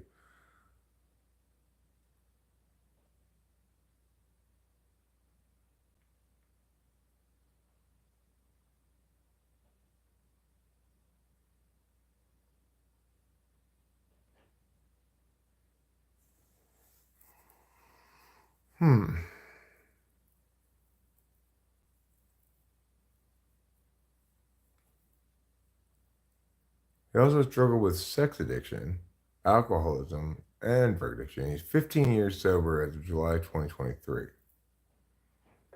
That's a long time to be sober. It's longer than me. Of course, I'm not really sober, right? Like Steve-O clearly needed to quit everything. He was just like he had no self-control whatsoever.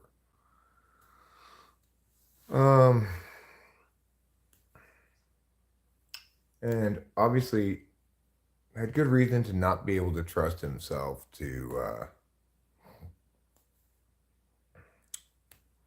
not be able to trust himself to say smoke weed without going full blast everything again or something. You know, who knows? My form of sobriety is not for everybody, but it is the case that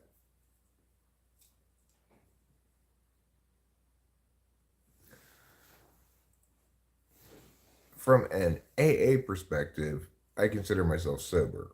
Granted, I'm not abstaining from all mind and mood altering substances. I like to do drugs, but I'm AA sober in the sense that I completely abstain from alcohol and came to do that via AA and understand myself as an alcoholic who can't drink in moderation at all. So it's sobriety from my perspective because that's what I needed to be sober from. I didn't need to be sober from sex addiction, for example. I didn't need to be sober from weed addiction. I didn't need to be sober from food addictions or something like that. Realities for those who can't face drugs.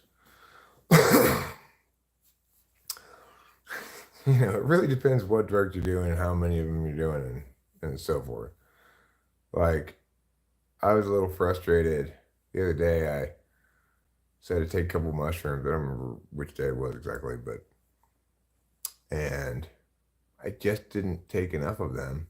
It didn't really hit, It never really kicked in properly. And here Lamb says, for whatever reason, I can't really drink. It makes me super sad immediately after drinking. Real mood killer. Yeah, well, I I know that if I were to start drinking or like drink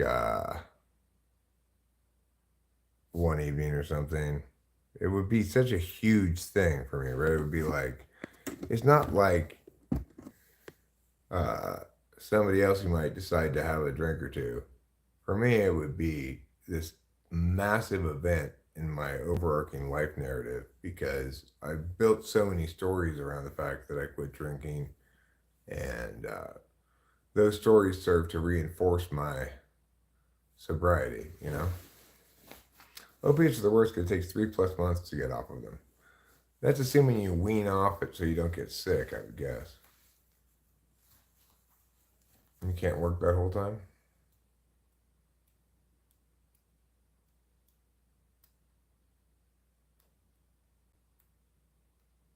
Yeah, some people do have the opposite happen, and that's much worse. If alcohol, when you're sad, it makes you happy, that's a bad sign because then you're going to have an instant solution to sadness, right? For me, it was never when I'm sad, it makes me happy. It was more like,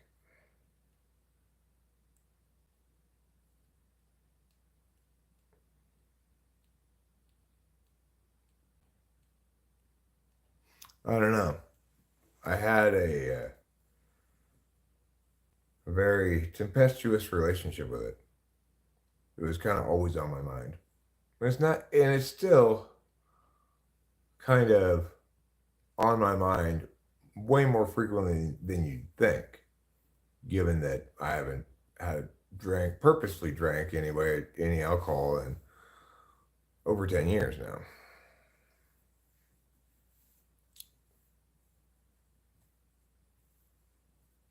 You're not drunk if you can lie on the floor without holding on. You don't want to be that drunk. Boy, that's the worst when you get the spins and you gotta throw up. You're gonna throw up and it's gonna feel horrible. And I'm so glad I don't do that drug anymore because I was the kind of person who didn't understand or feel. It wasn't feeling like, okay, that's enough. That's the right amount of alcohol for me. This gets me a little tipsy and enjoying myself a little bit, but then it won't be so hungover later, and I can just go home and go to bed. And I just couldn't do it. I just wasn't that guy.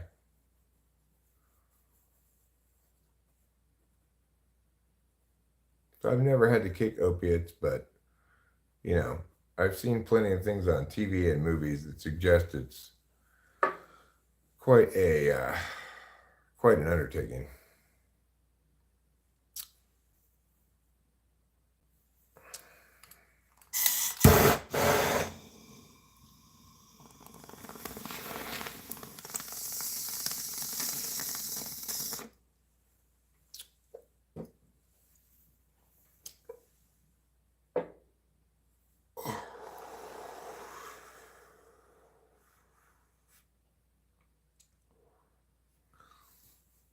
you know,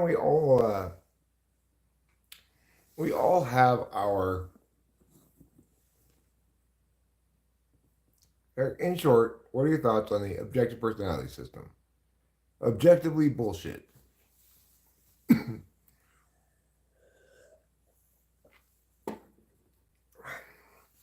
I knew someone who was on a methadone. She took the maximum dosage every day.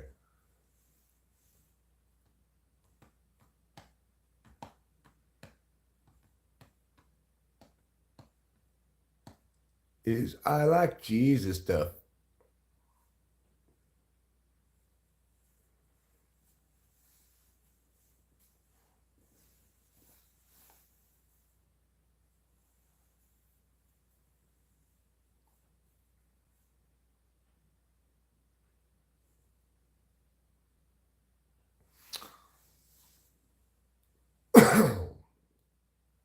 that methadone reference made me slip into memories.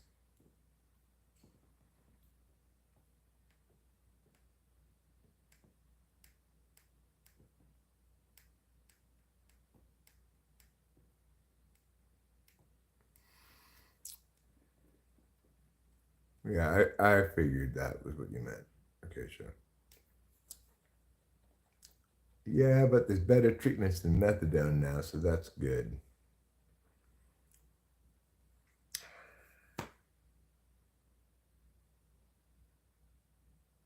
The thing is, people get addicted to all kinds of stuff. They have unhealthy relationships with all kinds of stuff. My ESFJ ex-wife had an unhealthy relationship with shopping. Um, Whereas, like, Rachel does shop as a way to, like, she does shop as, it's kind of like a drug for her, but she doesn't have, she can control herself, you know?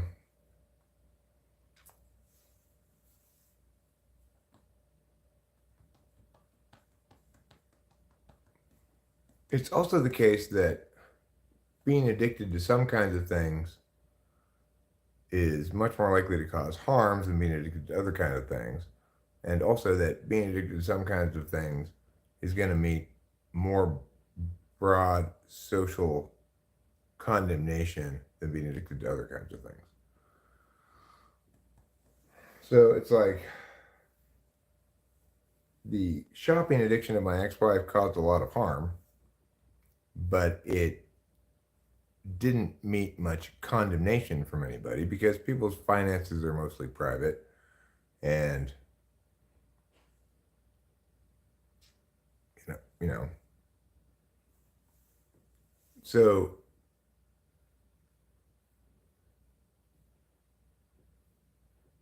yeah, it happened.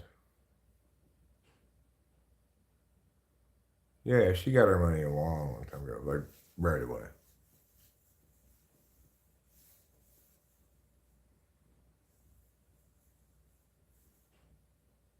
Say a year ago, she got it.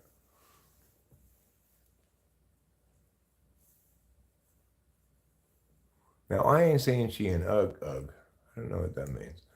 It's all filling the void, kind of. Yeah, it's all filling the void, right? People have unhealthy relationships with lots of things.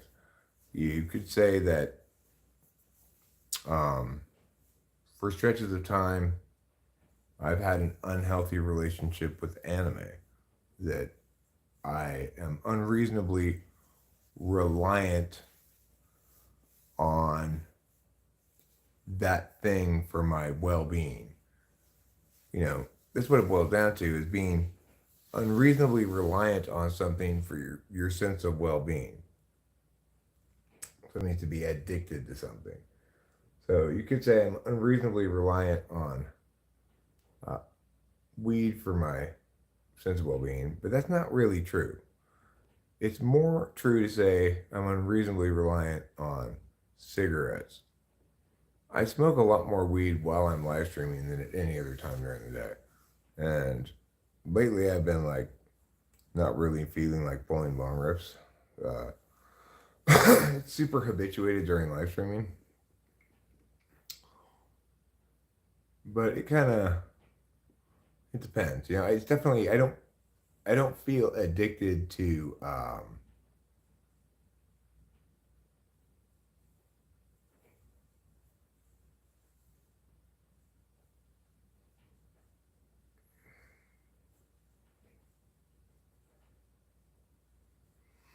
right, but you need something because life can be pretty miserable and boring.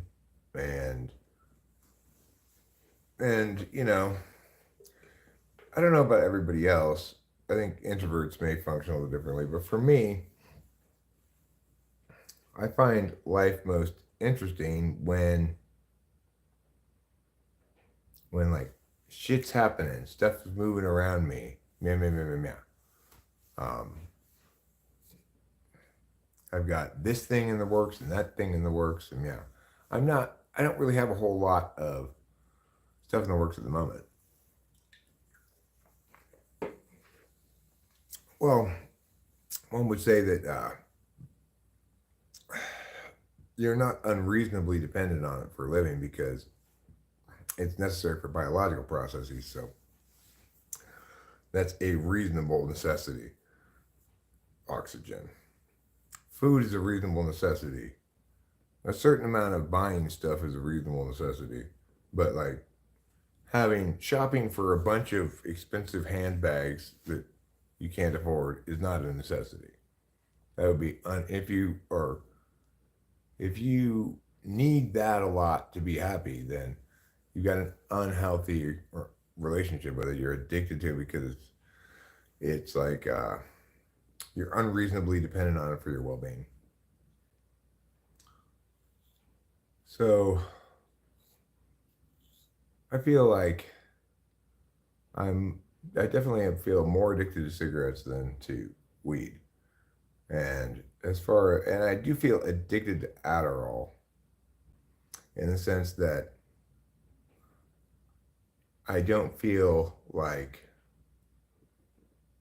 in the sense that I think it would be a while if I were to try to kick Adderall for some reason. I don't know why I would, but it would be a while until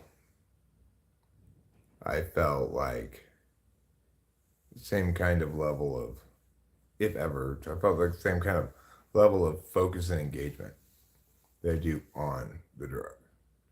The thing is, it will always be replaced by something else once it's taken. The addiction is more like a specific manifestation of filling the void. Yeah, well, everybody's got to have firefighters and everybody's got to have managers. So, like, firefighters in this model can be explained as things you turn to when there's an emergency of some sort. In other words, when shit goes south, your girlfriend breaks up with you, maybe you get fired, or even more minor kinds of crises that push you to your firefighters. For me, one of my firefighters is playing poker, used to be, or going to the casino. I don't really need to use my firefighter anymore. But I never used it very often anyway. It would just be when shit was so down and awful, I just had to be like to the world and just be, I'm gonna go throw some money away. However, because it's effective as a firefighter, it's doing its job fine. It's not a problem. And it's certainly not something I'm addicted to at all. You know, I go to the casino every once in a while. Maybe, I'd say at most once a month, probably less than that. It's probably more like once every 2 months. But, so that's an effective firefighter, and it's not an addiction. Other firefighters I have, if I have any other firefighters, like,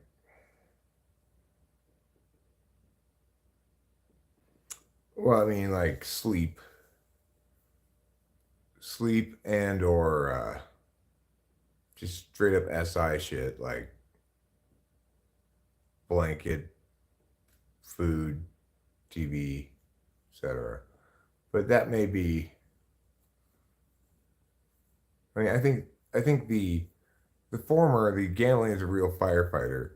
The latter represents fourth slot response to traumatic event.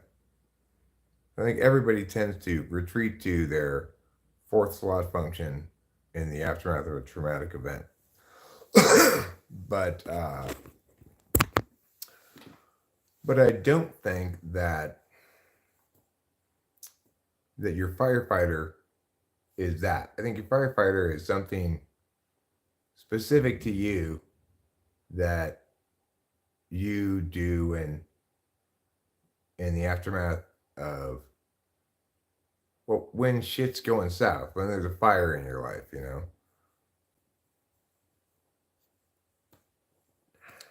So I can't really think of any other firefighter that I have. One thing that is not a firefighter for me is drugs, even when I was drinking or alcohol. When things were going bad in my life, when I wasn't in a good mood, I didn't want to. I always drank a lot less, you know, or not at all. I don't like to get intoxicated very much when things are terrible.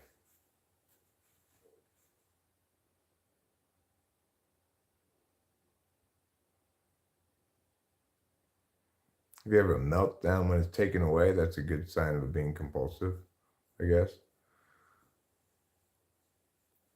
I met this firefighter recently. He tried to crush my hand with a handshake. What a beta.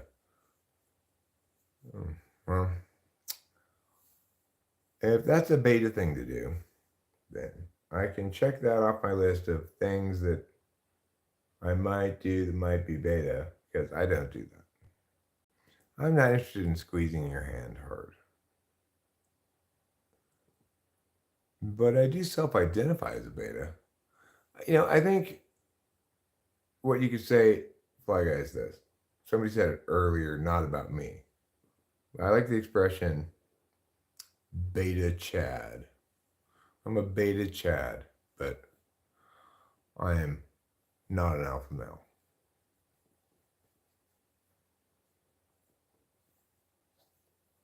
If I were a character in a book, my name might be Chad Beta. What do you think? Do you think I'm an alpha male or more of a beta Chad?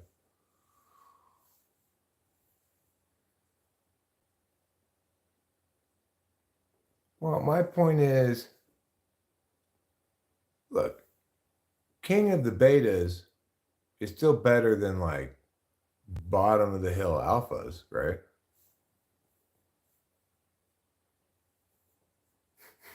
Sleazy One says, yeah, I always spit in my hand before I shake someone else's hand to assert my dominance. I'm like, ew! What is this? And you're like, wipe it on your pants. Wipe it. It's my spit. You got my spit on your pants now. We might as well just go ahead and mark them with your anal scent glands, Sean L. Okay? Hamoudi, hello. Good day. How are you? Meow, meow, meow, meow, meow, meow, meow, meow, meow, meow. I'm saying that the king of betas is better than the two of alphas, right?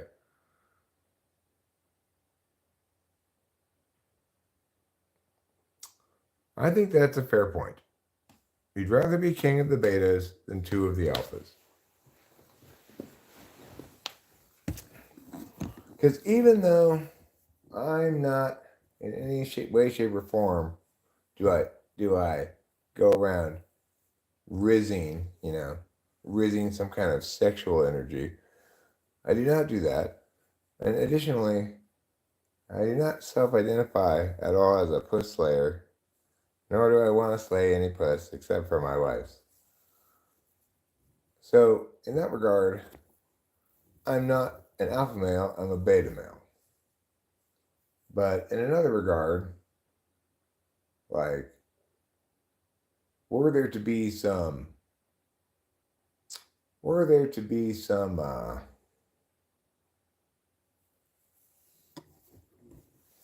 alpha male who comes in here and tries to, say, assert dominance, well, I'll obviously kick their ass every time. It doesn't matter if they're the king of alpha males.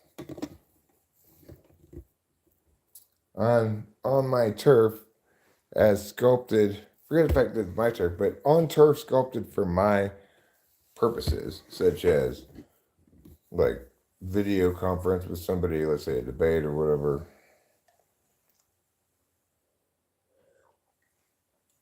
Especially now that my life is free from emotional volatility. If I had to debate anybody nowadays, I wouldn't even get upset. I would just be steady all the way through.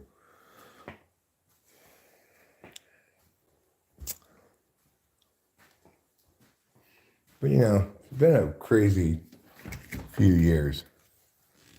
And you're not even aware as you're going through a bunch of crazy stuff how much drag inducing sticky stuff is getting on you. That's as you're dealing with so many frustrating things, it becomes normalized well, this is just how life is.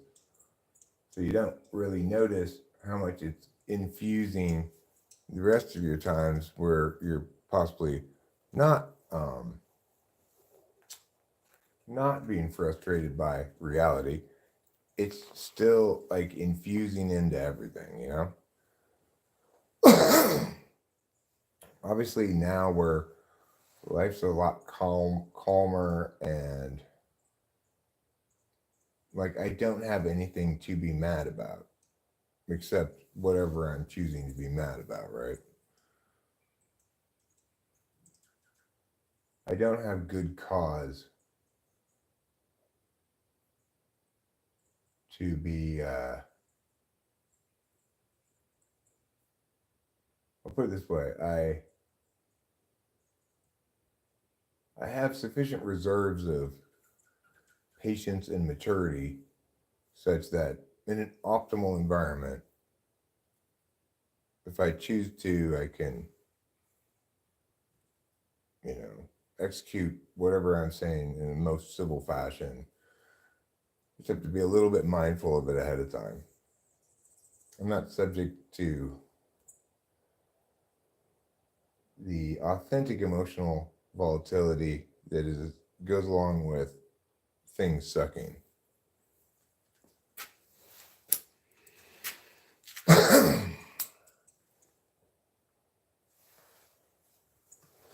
But this is definitely a transitional stage for me. It's been going on since, I don't know, sometime in December into January, things started to kind of open up for me. When I get up in the morning, I actually start to feel happy, looking forward to stuff, looking forward to doing what I'm going to do in the morning, finding it satisfying again. That's after quite a stretch of time where I really didn't find things very satisfying. And I didn't have a sense of being settled into a new life. Now I have a sense of being settled into this life.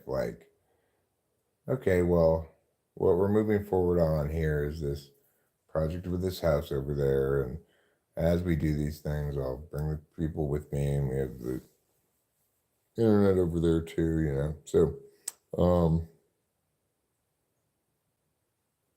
it's starting to feel a little bit more like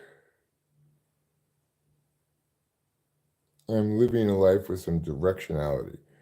And in keeping with that also is, in terms of time coincidence, is the return from the doldrums of subscriber plateau to starting to attain subscribers again, and now starting to get pretty good numbers just from live streaming in terms of subs being added, right? So that also gives me a sense of directionality. I think ultimately, people say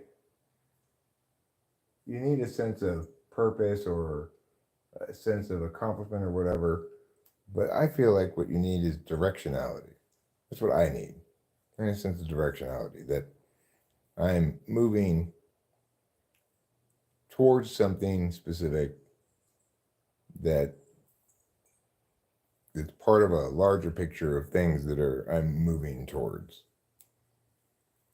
You can get that kind of directionality from my job, as I used to. I'd always have plenty of that in terms of goals for work and stuff. But those kind of specific goals are only really very resonant in their specific frame.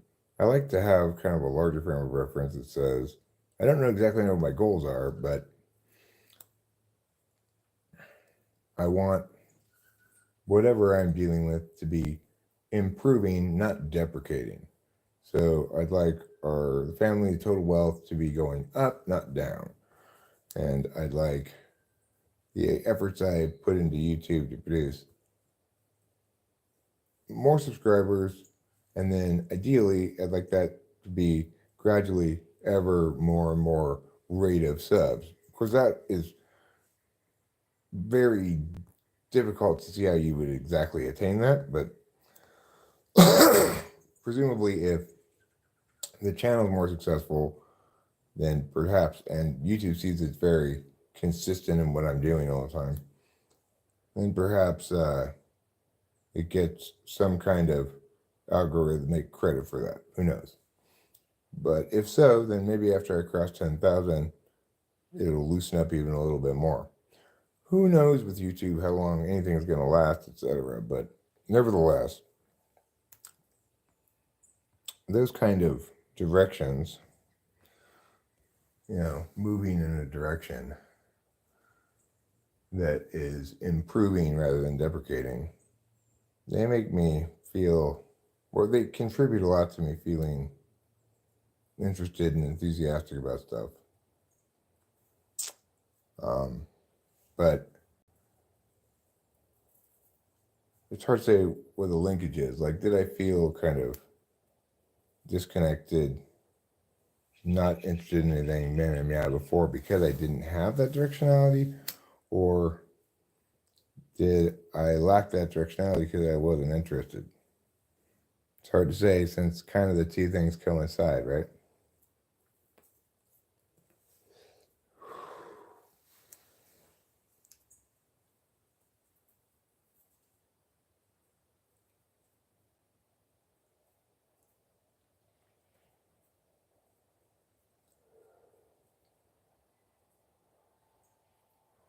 Now I really want to get on top of shit and move on stuff, but I'm waiting, waiting on a check from those people, and it's come. Hopefully it'll come, soonish, but I'm waiting on something I have no control over. If I have to wait too long, I'll try to call them, see what I can, if there is anything I can do about it, but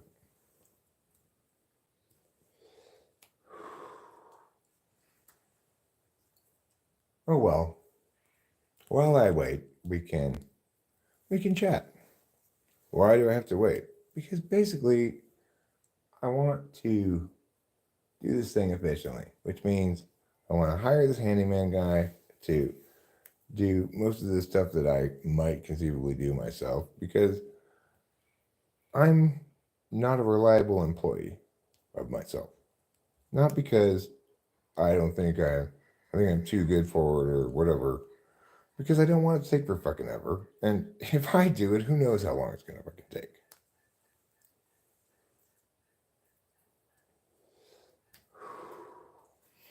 And a sensible TE person would say, well, Eric, why don't you go do what you can? Because that's not how I want to approach this whole thing. I don't want to approach it kind of like, I want to bang it out in a couple days by calling these people and this guy and right? My attention doesn't work like that, where I can ignore the big picture for now, deal with this thing I can deal with. I want to deal with everything the way I want to deal with it all at once. I don't want to deal with it like that. I know nobody's saying that to me, but one could say that to me.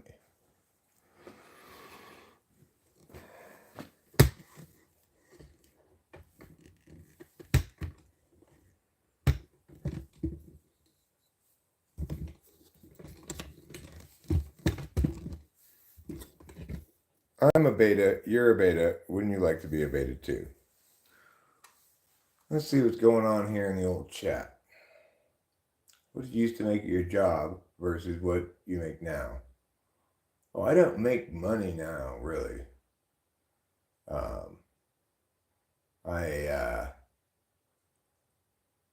Since my parents died, I inherited the estate for over a year after they died, I've just been living. Now I'm starting to do stuff to make money, which is to say, we bought this property down the street, and we are going to run it as a vacation rental. That's the thing I'm talking about, like having to wait on. But I don't really have to wait on it either. It's just I have to do either you have to wait or I have to do more stuff to to get liquidity from another spot. So either way, it's like I don't want to do more stuff on this. I already filled out these papers for this other thing. I want that other thing to come. I don't want to now have to be like, okay, that's taking too long, so I'm going to fill out these other papers for this other thing. You know, I don't want to have to do all that shit.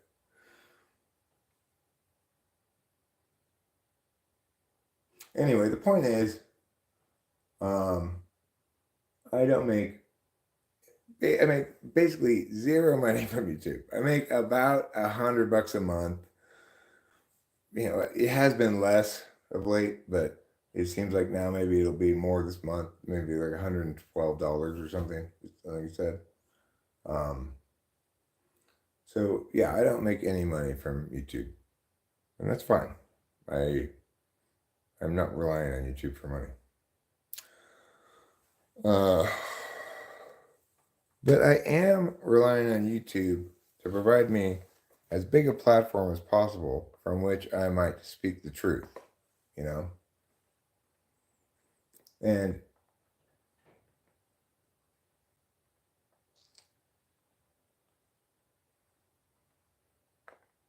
what bothers me is seeing people's incomplete housing projects that sit unfinished for years. Well, if you can see them and they're outside, yeah, that's annoying, right? Like the sign across the street bugging the shit out of me. That sign, that hill has not been for sale for $37,000 since like at least 10 years ago. So they need to cut down that sign. Somebody does. Where am I from? I'm from California. I live in the middle of the state.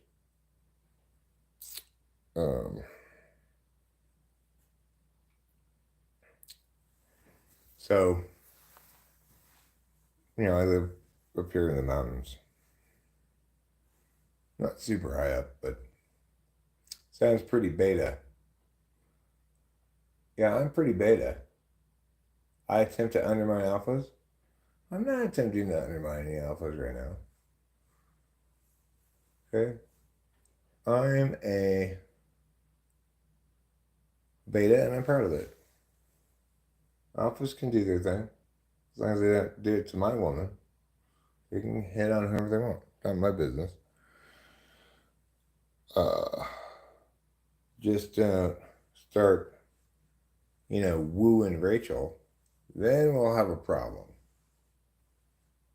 Cry harder, beta bushwhacker. Okay, I will cry harder. A boo, I'm a booing. Is that a Nazi sign or the Buddhist sign? I thought it was just the Nazis swastika, but could be wrong. I could be wrong. Someone could call me beta, for example, after getting their ass kicked and realize how at odds they are with real life. If the shoe fits, then you are Cinderella. That you are the one I am looking for. The one who was wearing this glass shoe last night. I just wanted to ask you, how in the world did you manage to dance in this shoe without breaking it? It's made entirely out of glass. Well, that's a trade secret. From me, Cinderella. Yeah, I mean, Hero Lamb is like, let's put it this way, legitimately urban.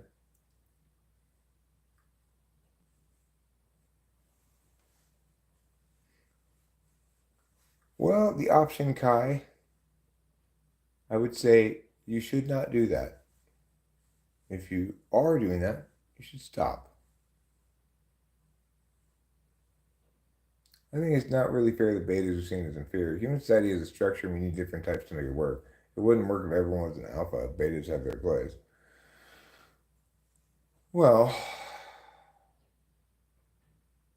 true. True that. I think the reason it's considered bad is because it's usually a term discussed in terms of mating and dating. Betas feel unsafe because alphas are, you know, they see their claim on their woman as being threatened by alphas. Do I like kids? I have a 25-year-old daughter. I worked with kids for lots of years. But I don't want any more kids, that's for sure. I already have two cats who are very needy. One of them is very needy. The other one,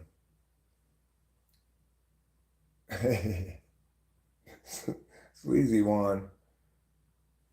That's quite a strong position you're taking there. Dog tells me, get a mic. Well, thank you for your input. Are you done talking about the debunked wolf thing or socionics? What's the debunked wolf thing? Beta guy touched my danger zone. It was not consensual. It's funny you don't label socionics as debunked as well. Because I'm not trying to debunk socionics, right? I'm not debunking it. It's not a hoax, right? It's not a ghost sighting. I'm saying they have ideas that plenty of ideas from socionics that I've included. It's just they tried to do a bunch of casework without any framework. It's not a complete case. It's a mess. They don't know how to build cases. I do. It's not debunking it. It's just acknowledging that, hey, you kids did a great job trying to write your own debate case. You certainly did a lot of work, but you should have talked to me before doing that work because we're going to have to kind of start over. We're going to use a lot of this stuff, or we're going to have to start where we should have started in the first place, which is with the framework.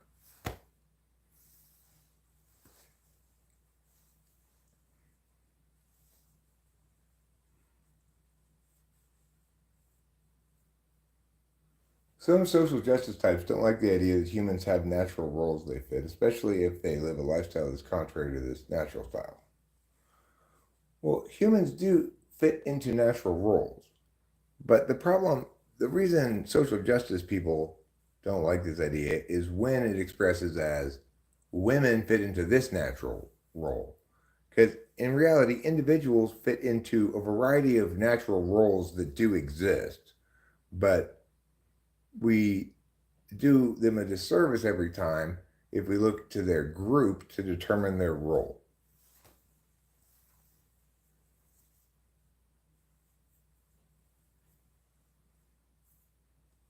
He was all, show us those grooves.